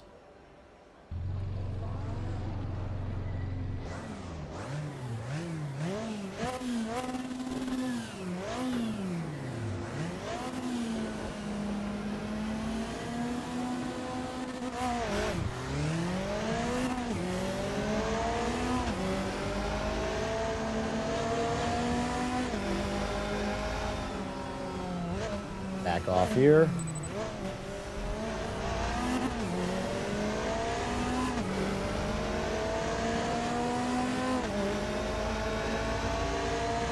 Yeah, see, I'm someone, I like to rage, but I also don't want to come off as, like, complainy because, yes, I will lean into the raging because it's actually kind of therapeutic, in my opinion.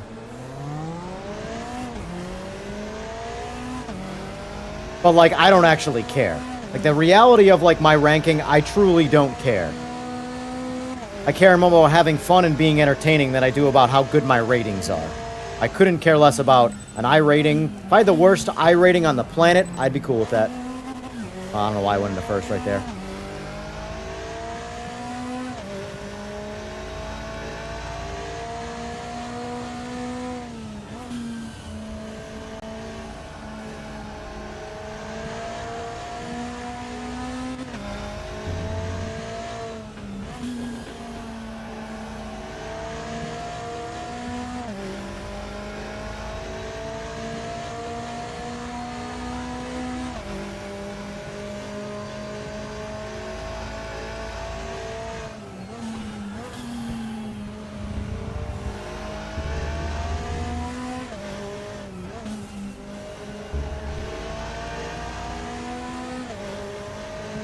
Vandenberg.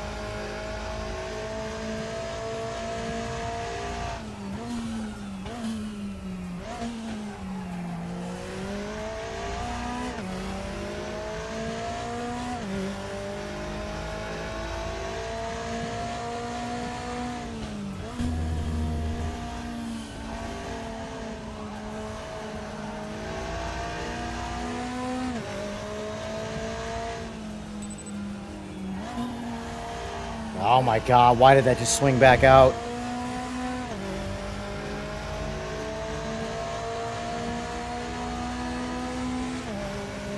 Sloppy. I'm gonna go ahead and say I like the BMW better for sure. This car is very... Seems like it might have a little more snot in a straight line, but it is sloppy by comparison.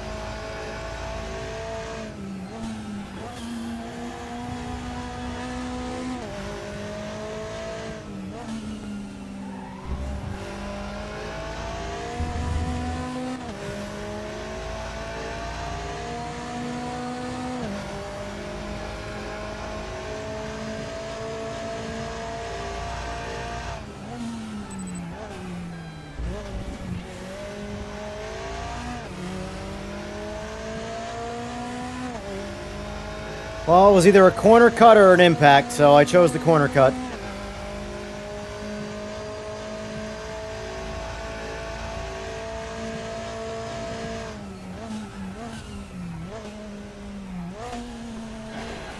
Case in point. Why I chose the corner cut, so that didn't happen. But, you know, other people don't mind hitting you, so I feel like I should just not mind hitting other people too, you know?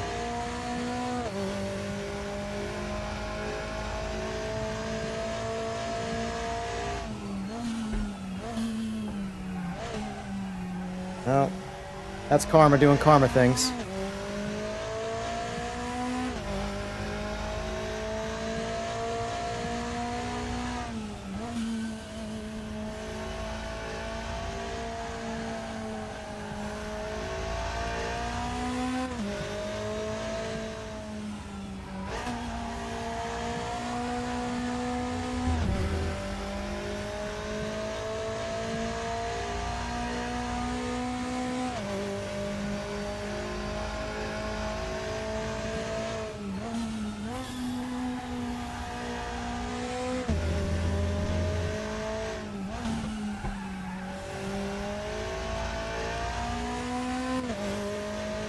There needs to be like a casual lobby for people like me who are terrible at games that just want to have a good time.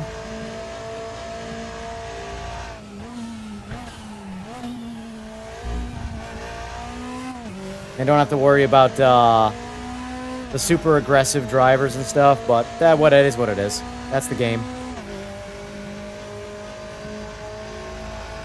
That's why I like doing custom lobbies. It's like my favorite thing to do because you're free to just have a good time and not worry too much about the stress of, you know, ranking and being a good driver and try-harding. Just have a good time. I feel like there needs to be more of that in sim racing.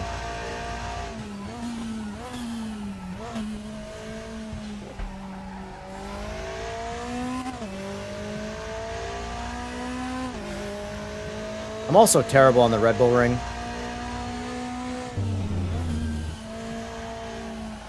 I don't feel like I'm making any, like, obvious mistakes, but I'm clearly just slow at everything I do on this track.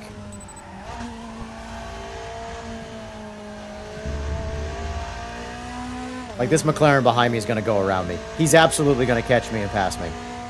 And he started from, like, what, 12 seconds behind me? There he is.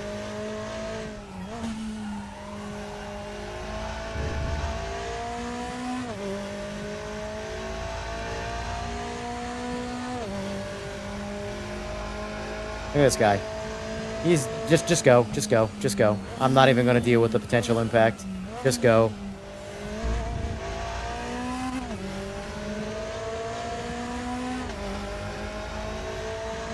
One thing I can say about since I've been playing RaceRoom, I haven't found any, like, slow people. Like, I think I am the slowest person I have found in RaceRoom so far. Like AMS, but, you know, the fast guys will obviously kick my ass. But, like, I can beat people in AMS. In this, like, I'm tryharding to beat, like, the bottom of the barrel guys. And the only thing I can think of is just because the sim in general has just a very easy sort of driving mannerisms about it.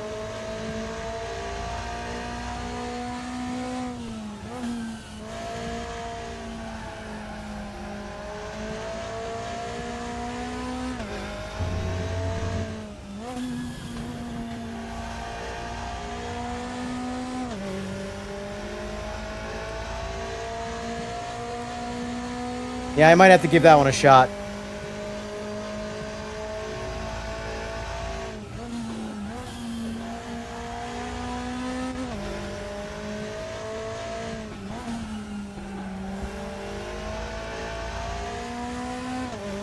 Because, like, I truly don't care about the ranking.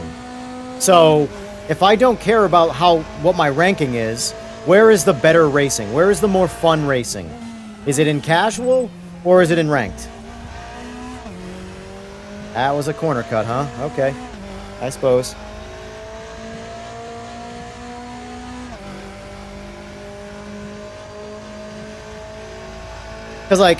Because when I say casual, I don't mean sloppy, bad, shitty racing. I just mean people with my mentality, where, like, we're here for a good time. Yeah, we want to do some good, clean racing. But we don't want to, if someone bumps each other, it's not like, oh, yeah, you know, whatever, my bad. Didn't mean to do that. Let's keep racing, whatever. You know? But it's not a try-harding sweat fest, you know?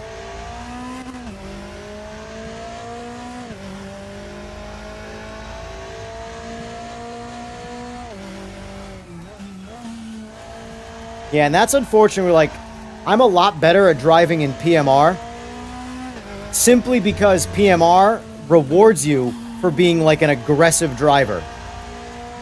I'm an aggressive driver. This game just makes you look like you're a bad driver, which I guess in turn, I'm a bad driver. But in PMR, it seems to, like, prop you up when you like throwing a car into a slide and stuff like that, whereas this, you know, it's all about the line. It's all about following the line. Gentle inputs on brake and gas, stuff like that, which is fine. That's obviously most of the competitive scene, but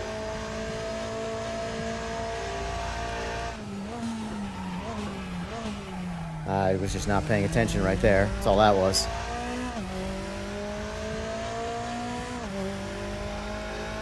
Yeah, see, like, for example, I'm a big fan of being able to engine brake, even if it means I over-rev the car. But I want to lock the rear tires up because that's what a real car is going to do.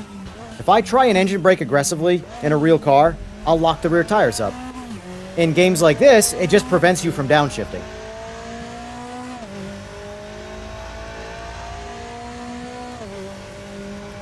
Like in a Group 5 car in PMR, I can literally force it into the next or the previous gear and lock the rear tires up so it swings out on a turn.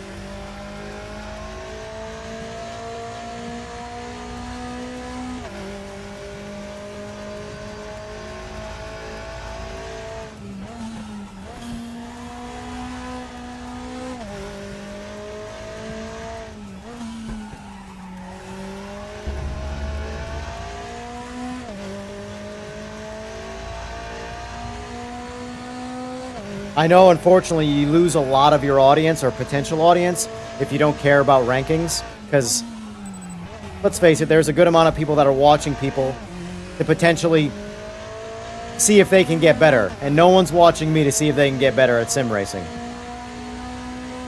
People watch guys like James Baldwin and stuff like that because they're real race car drivers, and what they say carries weight. Right or wrong, it doesn't matter. What they say carries weight, you know?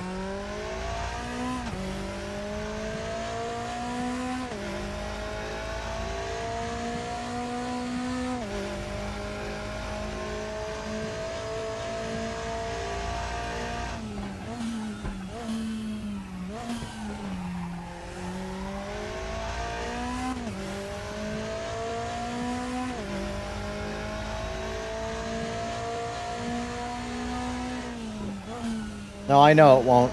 And that to me is like a bit of a bummer.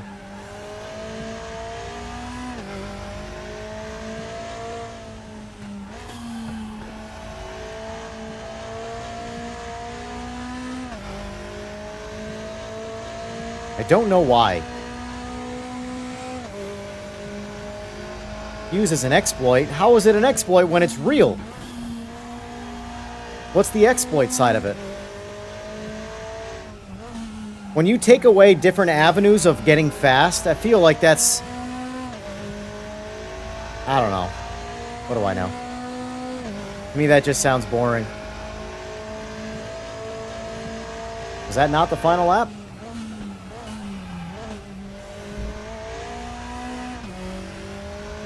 But what's the exploit of being able to downshift and engine brake your car?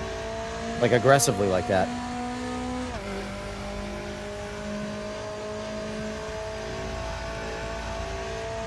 If I can do that in a real car, and these are simulators, why is that an exploit?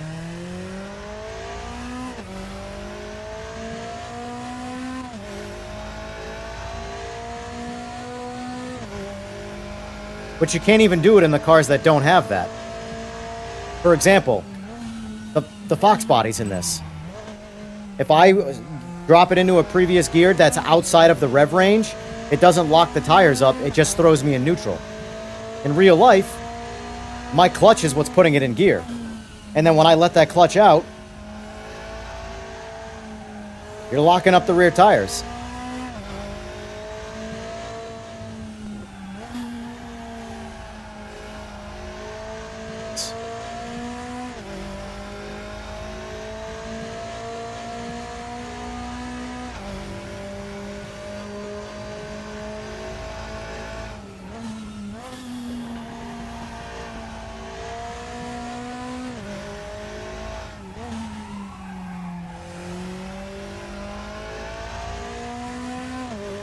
I think you're coming in at a slightly late point, Blown Piston, because I was referring to other cars in other games that can do it, where in this game you can't do it with those cars.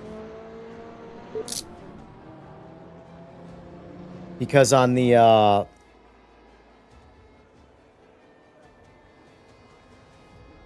I'll check. I'll see what I got here. Let's see. Blah... Like in, for example, in PMR, the Group 5 cars, on Mosport, I know that one of the last turns there, I forget what the turn is, which number it is, I can go from second to first and just cut the wheel, and I don't have to apply the brakes. Just the downshift locks the rear tires, slides the ass out, and makes me make that turn. That is my fastest way to make that turn. Whereas if I braked and drove it like a GT car, in that Group 5 car, I would be slower. I really like the like H pattern and overall transmission driving in PMR. Let's see. Options, assists. Now I have PC on the older cars right now, but where is...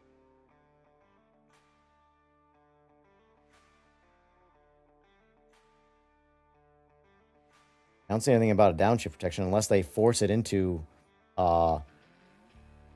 this. But problem here is also you can't, at least I couldn't find any way to map both my clutch and the clutches on the wheel. So like right now, my floor clutch does nothing because my clutches are on the wheel. So for H-pattern cars, I can't pull my clutches in to shift.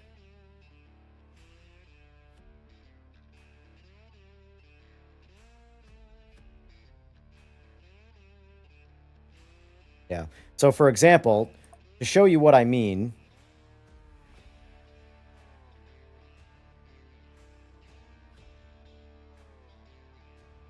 let's get in, say, a Fox body here.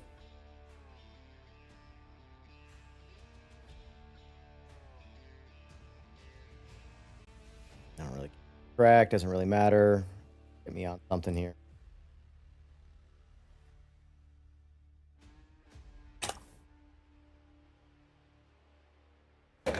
Actually, you know what? I want to try it in a Group 5 car. I'll try it in this first to show you what I mean, but then I want to try it in a Group 5 car.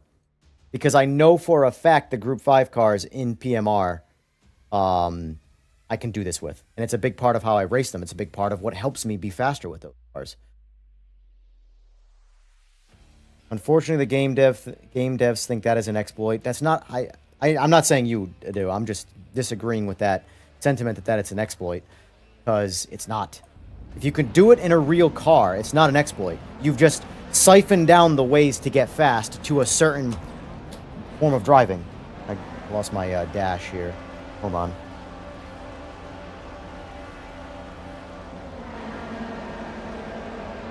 Race line. What is the dash? I forgot. All right, 5. Oh, that's the... I don't want that one. I want this one. So watch. Just watch the gear indicator. We'll get to second, third. Now, right here, I would want to... No, not that I would want to. I'll go first.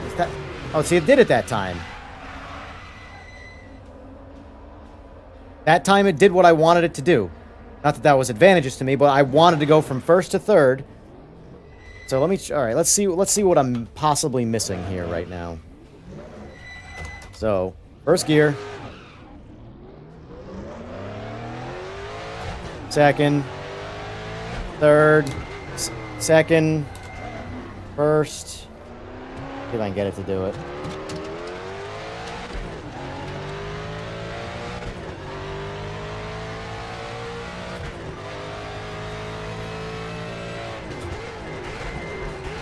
It just did it. I don't understand. It's working fine now. Ooh, I wonder. Let me see something here.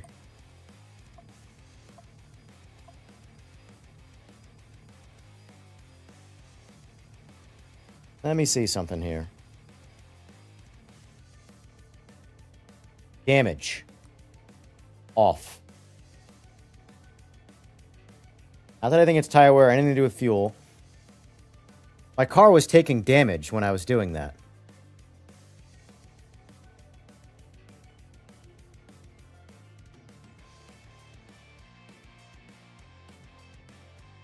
Which would be interesting, because yes, it technically would make sense. You are hurting the driveline of the car by doing this. So, I just want to see if... Because right there, I was doing it fine, but I've noticed, if you go back and look at the VOD, that my car was taking engine damage. So that... Maybe they've put it behind the damage wall. So let's see if it does it now. I want these guys to get away from me. I don't care about the race.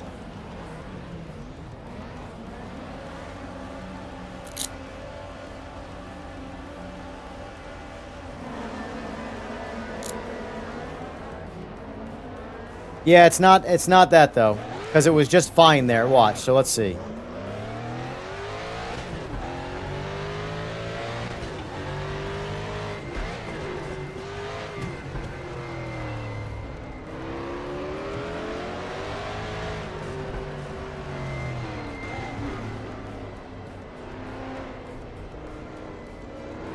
Yeah, he had to get away from me so I can...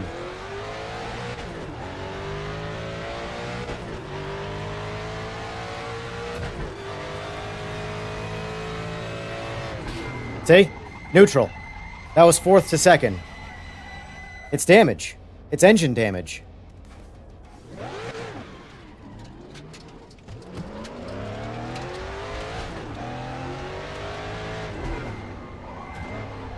So it's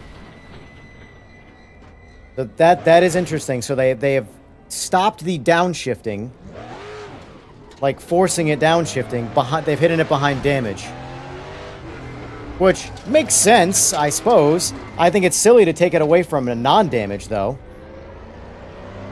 Like take away the ability to do that because it damages your car. Watch. We're gonna go fourth to second. Neutral. See? Now I'm in neutral. But if I go turn damage back on, it's going to allow me to do that.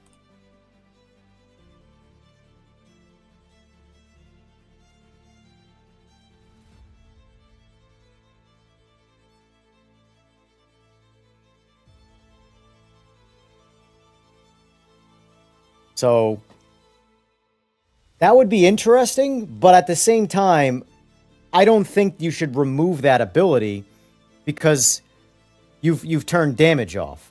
Just make it so the car doesn't take damage, and don't take away the ability to do that. Because now, in my opinion, you're taking away fun for no reason. You know? Because, like, at the end of the day, people are turning damage off because their focus is fun, not realism. So why punish them and take away abilities to drive cars because of that? You know? So, like, watch. So this time, let them get away again.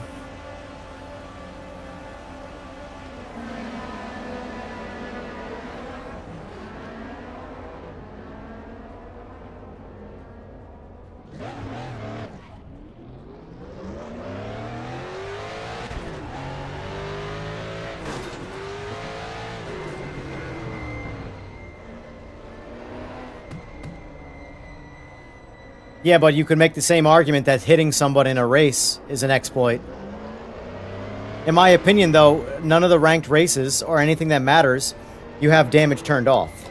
So all you're doing is punishing fun. It's not an exploit.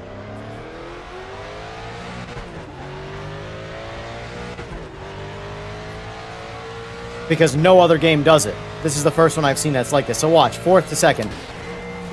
See? I'm in second. And it didn't do what I wanted it to do. Let's see if it'll actually lock the tires up and kick me out sideways.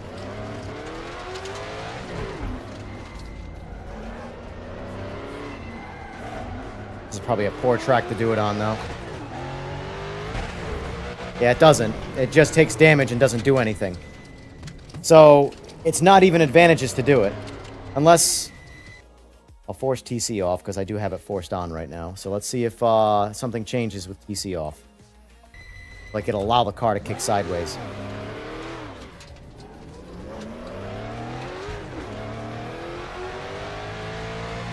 I don't think it's going to be affected by TC simply because... Yeah, it doesn't. It just takes damage and does nothing else. It stays in gear, so that's the only advantage to it, is that it stays in gear. So... let me show you some of the things that I mean. I'm going to get out of this altogether. This doesn't apply in ranked racing.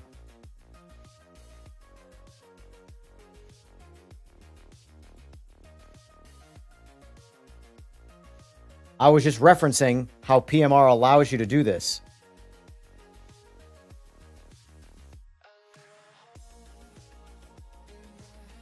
And this is why, in PMR, someone like me, I know I can tell you this right now. In real life, what I just did to that Mustang, the car would not do what it did if it went into gear. It would lock the tires up and slide the tail out.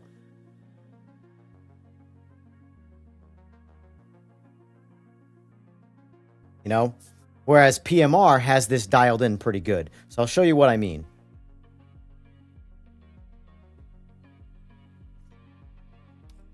Single race.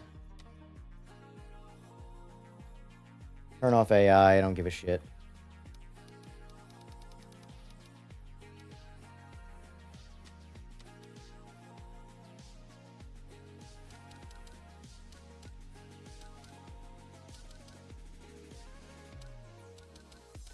And here.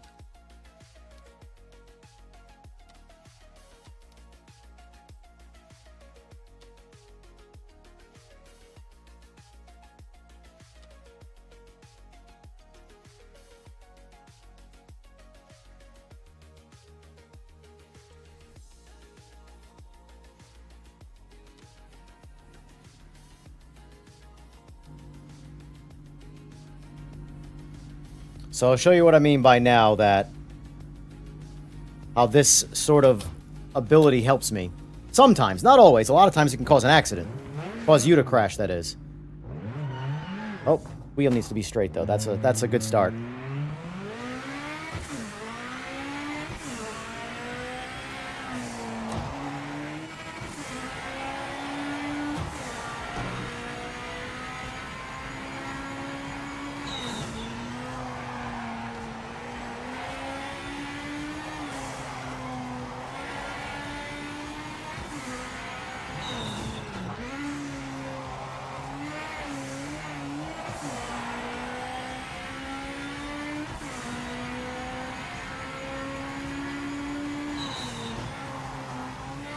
So not this right-hander, but the next one. Watch. I'm going to go second to first. See how it just kicked the ass out because it locked the tires up? That was a sloppy example. But the fact that it slid the ass out, that's what I'm referring to. Now, that particular example was a bad example because I completely missed and I went into the dirt. But I can tell you that in this particular kind of car, relying on engine braking on downshifting, and especially in a case in a turn like that, also too much, but you get the idea. All of that was just bad examples, by the way.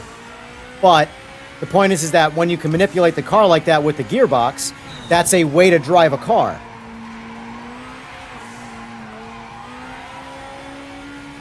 Look at my front tire. That thing is cooked. They gotta fix their tire models in this a little bit. Overheating is the problem I have with this game. One lap. Let's see if I can do it a little better this time to show you what I mean. Like these particular cars on the Nordschleife, for example. All gearbox driving. Ah, I didn't mean to do that. See right there, I got punished for money shifting. The punishment shouldn't be, I mean, it could be damage. I'm not against it being damage. But, like, you shouldn't take away the ability for the car to operate because you turned damage off. Because right there, I money shifted, went into first instead of third, and it caused me to lock the tire up, and the rear end up, and I spun out. That's what a real car would do. So watch. See if I can do it better this time. Better, but you get the idea.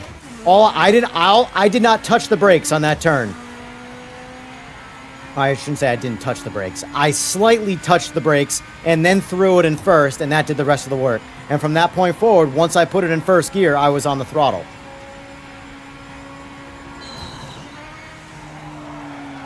Yeah.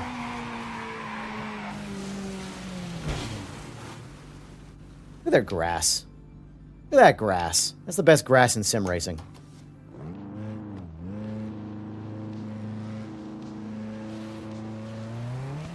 But yeah, that long-ass tangent was basically that right there. Just explaining that.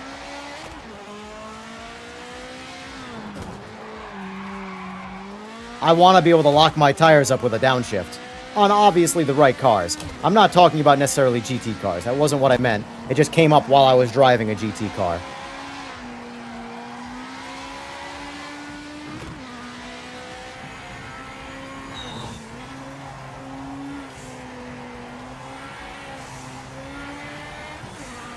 This game has so much damn potential.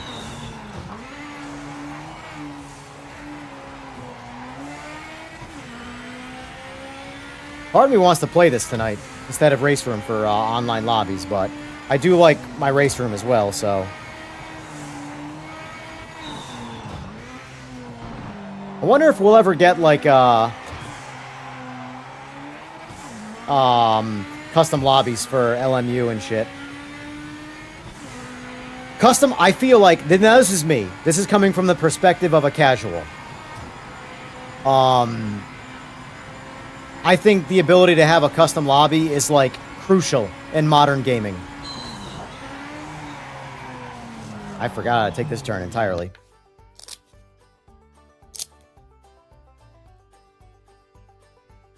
Oh, I know, I get it. I'm just... My problem right now is, and I shouldn't say my problem, it's everybody's problem. There isn't a perfect sim. Let's do PMR. It's been a minute. Now we can do PMR.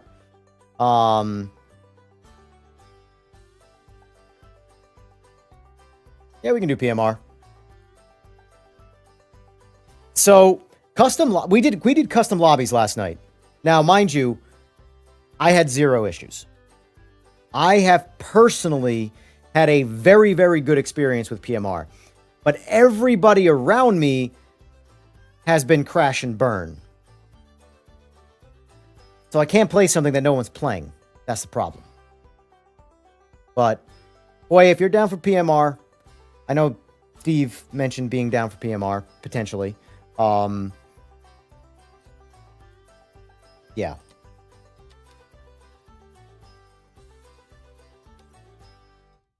Irish jig playing in the background right now.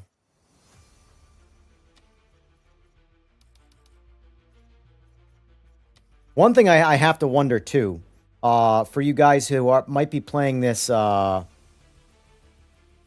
burnt all the goodwill it had. Yeah, I agree. It's not in a good place from a court of public opinion. I think it's held on by a thread, and that's the, what do you call it? Console players. But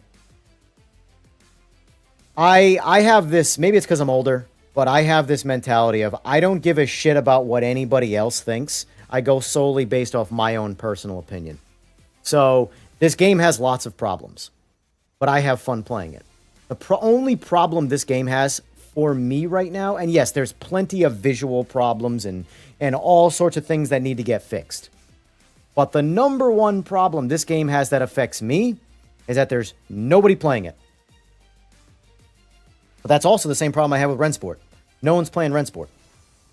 Like, right now, let's see, Rensport concurrent. Now, mind you, this is obviously only the PC user base. There are 62 people in Rensport. PMR might even have less. There are 65 people in PMR. And RaceRoom, not even going to do LMU because it makes me sad. RaceRoom has 1266. AMS2 has 1559. And I guess we'll do LMU because I like to punish myself knowing I don't like LMU. 6268. So, and it's not that I don't like LMU. I just don't like endurance racing. So there's no content in LMU to support someone like me who's a more casual person. So I want the ability to host my own lobby. And I think GT3 and hypercars are just, you're looking at what I like doing. In fact, no, this is what I like doing. This is my ideal scenario right here. You could give me any ability to race anything I want. Am I blind? There you go. Right there. Nordschleife, 787B. These are my ideal, this is my ideal kind of car, and this is the perfect track. And guess what LMU cannot fulfill either of? Nordschleife or Group C. So unfortunately for me, unless LMU expands, which I don't ever see it doing because it's had such success focusing on one specific form of racing, I don't ever see them changing. But unless they expand their variety, I don't have really a desire to play LMU. And it sucks because I do think LMU is a fantastic playing game. It's just, it's playing content that I don't want to play. That's the unfortunate part, you know?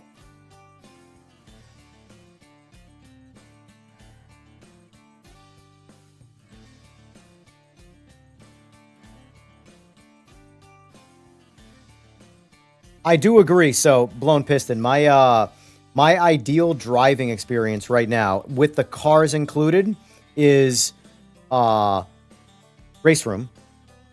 Now, there are some cars, like if RaceRoom gets a 787B, a Sauber C9, stuff like that, it would be hard for me to argue against RaceRoom. RaceRoom definitely needs more tracks. From a content standpoint, I think AMS2 is the absolute king of the ring. If they could just polish their slidey car physics just a little bit, to at least get it at the feel of PMR, because PMR, in my opinion, floats a little less.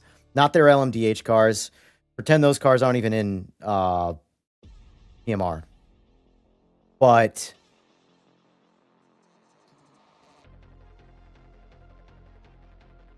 yeah, see, Nords being unlikely for me is such a, like, I can, don't get me wrong, if it does everything great except not have Nordschleife, I can get over it. But, like, for me, RaceRoom, if you tell me which one do I want to drive in, RaceRoom or LMU, I'd rather drive in RaceRoom. Especially since they have cars I want to drive. You know? There's just not enough in LMU to retain me. You know? And that's fine. I'm not the target audience. I get it. You don't have to get me. You have, bottom line is this.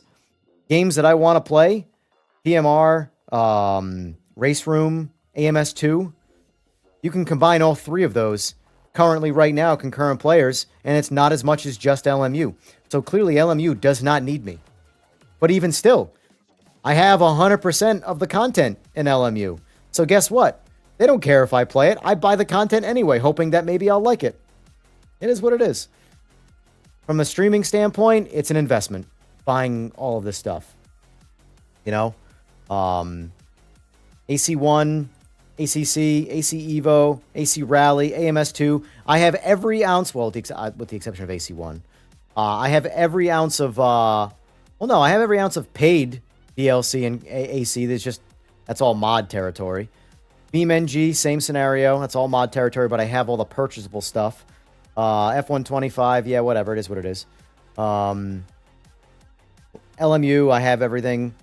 PMR, I mean, there's only so much to have, but I have everything. RaceRoom, I have all the tracks. I have a lot of the cars. Rensport, I have everything. I even have the Mustang. They gave me the Mustang in this out of courtesy.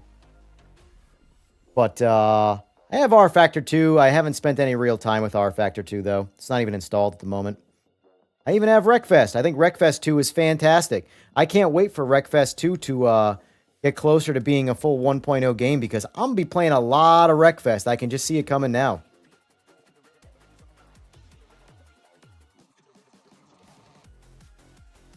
I just wish RaceRoom had the American following. Because I'm American, and there's not a lot of Americans who play RaceRoom. So when I get on RaceRoom, I get my ass kicked by European veterans. I get on PMR, and I win 99% of the time. I'm at least on the podium. Now, mind you, smaller audience. But still. LMU, I'd probably come in last place. I feel like LMU and RaceRoom are my worst titles as far as my performance goes. I drive overly safe, which is why... Jump into this. I'm going to get off in like 10 minutes. I just want to jump back into RaceRoom here and check out what's in the community section. I feel like for streaming, the community section is... Because, like, I like the... Of all the rankings, ranked racing, I like the ranked racing the best in RaceRoom. But I still don't love it. They cycle the same kind of cars, the same tracks. There's a lot of tracks with a lot of variety, and they clearly are spamming popular stuff.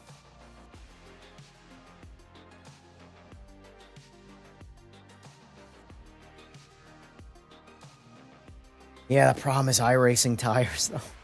This is what I'm talking about. There's no sim that, like, 100% has, like, a perfect scenario.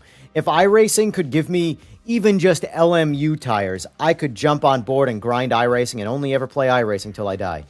But the tires keep me from playing it. I find that it's tire simulator, and it's not even a real simulator. It's I can't race when I'm only worried about my tires. My tires up temp yet? It's been 16 laps. Are my tires warm yet? All right, so multiplayer, community servers. If you want to check out the short I just put up, Blown Piston, this morning, it's hysterical. Yeah, it comes off as like a comedic type video where I'm trolling, but the reality of the situation is that's that car's traction. The video starts with the tires cold, and it ends with the tires warm. And I don't think traction changes. Now, TC is off, but...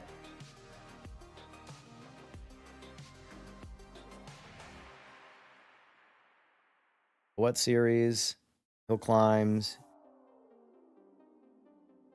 Maybe I'll explore this on Friday. By day stream.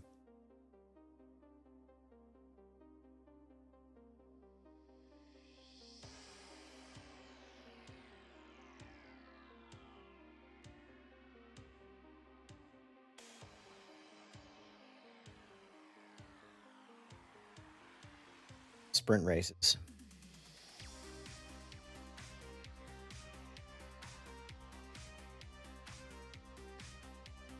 Yeah, this might be my server right here, Sprint Race. Not gonna lie. I see Sprint Race. You got me hooked.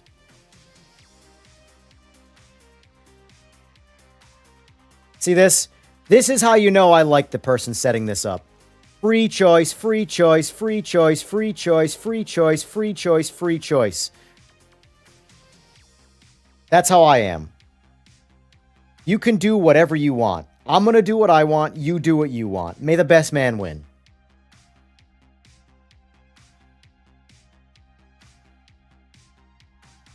I'd make the argument that if you wanted to equal the playing field as best you could, make it fixed setups or default setups.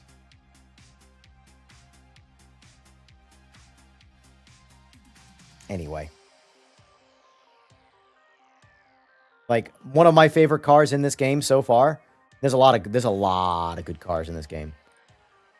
Where we at, though? I mean...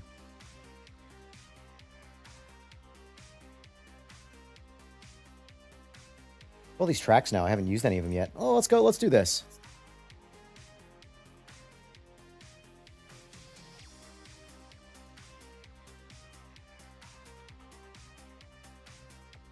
Curious if limited allows you to do it. Although this is a sequential car, so it might not matter. No, wait. Yes, it's a sequential car, so it's not going to matter. I can't skip gears when I downshift.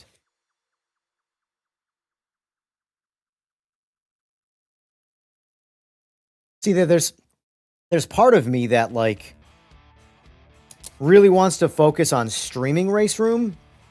That maybe this is narcissistic of me, but at the same time, I don't really see anybody playing RaceRoom. So maybe my tiny little bubble that I sit in here, if I stream it enough, will help it in the process of getting some momentum to be a more streamed, more popular game. Because, like, PMR. I decided to stream some late night PMR last night. Out of the blue. Didn't announce it. Just went live and turned on PMR. I had almost 70 concurrents. And there were 17 people playing the game. 70 plus people watching. 17 people playing. This is the opposite. More people playing, nobody watching me. Because there's not a whole lot of content out there. And also I'm pretty terrible at it. That probably doesn't help my case.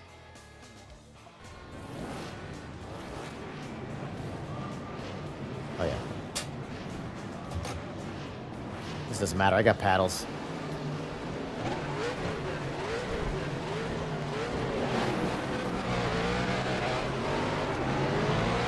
I forgot I turned off TC. It's gonna make it even more fun.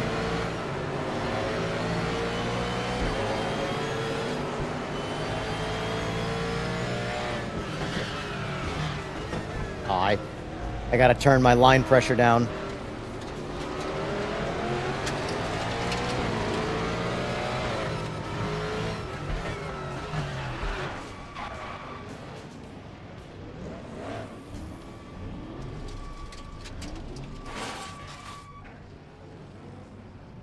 I don't know what's happening right now. I'm just waiting.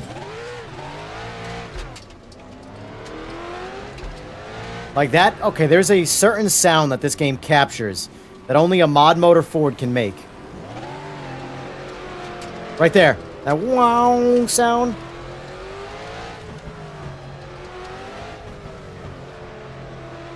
I am such a sucker for accurate audio.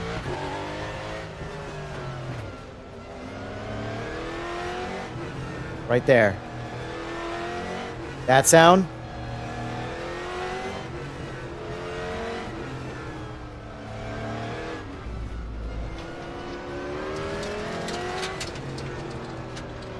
Oh, my bad. My bad.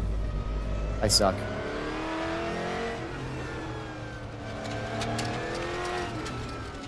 Yeah, it's up now. Give it a sec. Right here, just listen.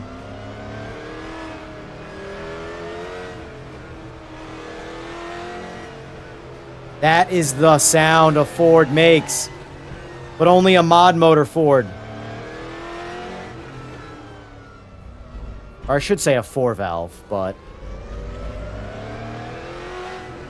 Oh, like, stuff like that, RaceRoom. How does RaceRoom capture the sound of a Ford better than iRacing?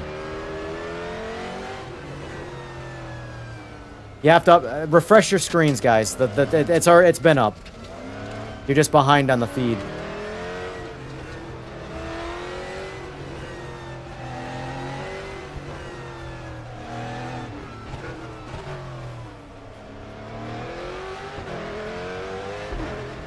But if anybody here knows Fords,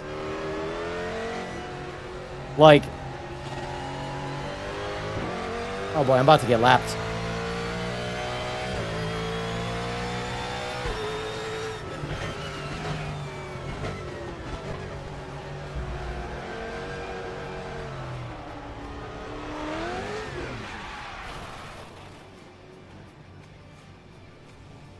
Yeah, I gotta get Seal HUD, I know. I've been told like 800 times about it. And I agree. I mean, I'm just... My whole thing is like I'm more lazy than anything else. Force ABS and TC on for now, just for the sake of having a little bit of fun.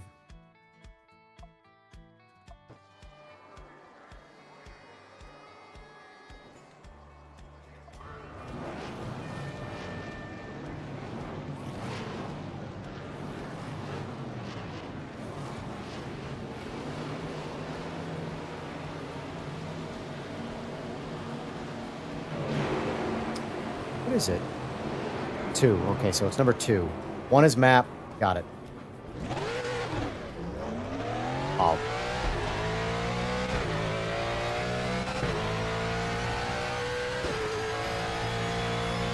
This is one of my favorite cars in the game, by the way.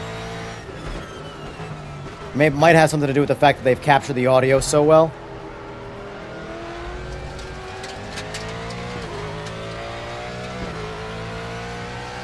Oh shit, red chat. I gotta stop reading damn chat in turns. Luckily the AI is also crashing themselves.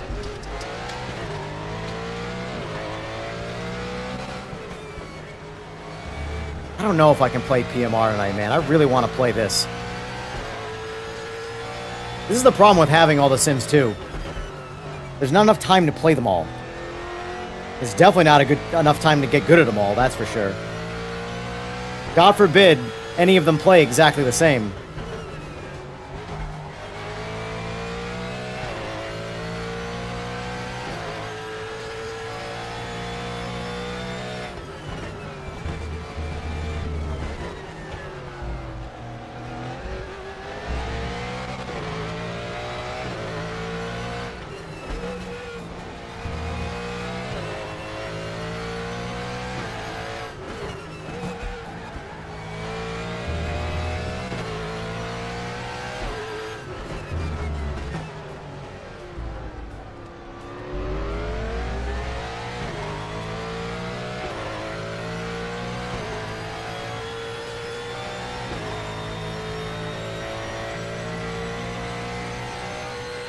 This car doesn't have... Oh, maybe I'm misreading something. This car doesn't have ABS from the factory. This is a non-ABS car.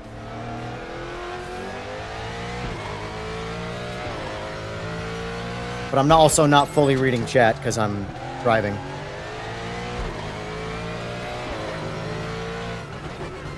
Forgot I set the AI to 120. And I don't really know, what do you call it? I don't know. You think I would know Laguna Seca, being, you know, the fact that I am American, but I don't. I even had a Boss 302, which all of its testing was done on Laguna Seca. You'd think I would have had more interest in this track over the years, but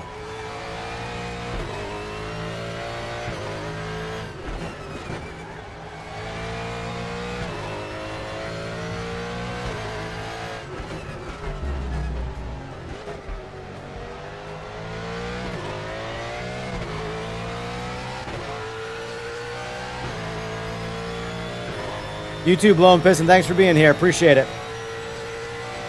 I'll be back on later this evening for some open lobby stuff, so you're around. God, that sound.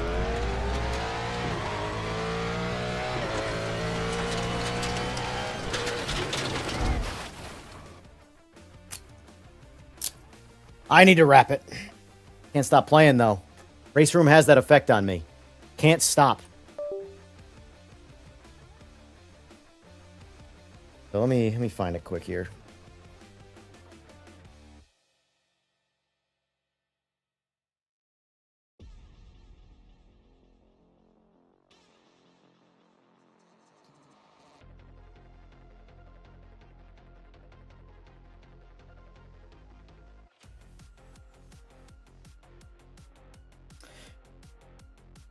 Gotcha, Blown Piston. Yeah, I probably won't be on.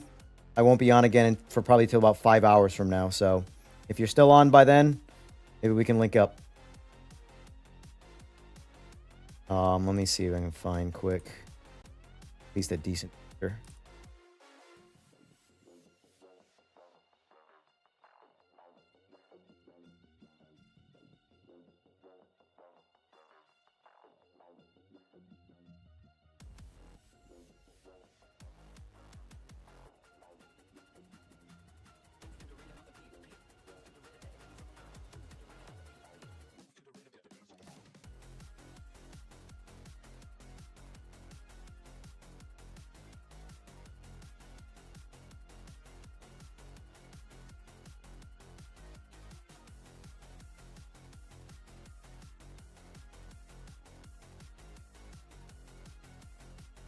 Looking for one particular picture, but I can't seem to find it here.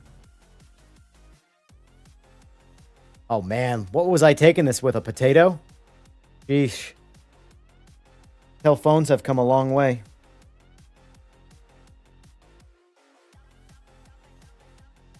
This is actually taken with a decent camera, this picture. That was my Boss 302 when it was naturally aspirated. Engine bay picture. Look at me.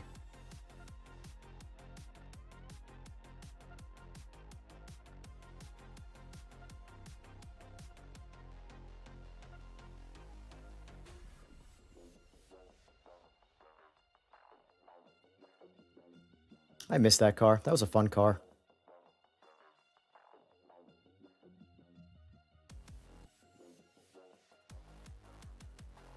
Those of you who don't know about Chevy and Ford, here you go.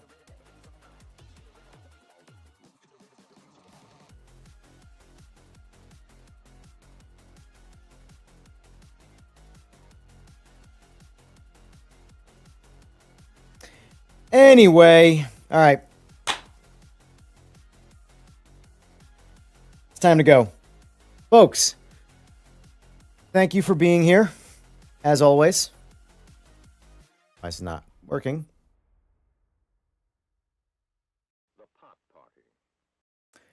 That being said, folks, I'll be back on tonight at 8:30. I'm still undecided on PMR or RaceRoom, I'm not going to lie. I really want to play some RaceRoom. So maybe we'll just do both. Maybe we'll just do both. There's no saying I can't do both. Anyway, folks, thank you for being here. Thank you for watching. Thank you for liking. Thank you for subscribing. Appreciate it. Just having a good time. Casual Sim Racer. Might even change the name of the channel to Casual Sim Racer. Kidding, I'm not going to do that. But anyway, folks, thanks for being here, and I'll see you at 8:30 tonight, p.m. Eastern Standard Time. Take care.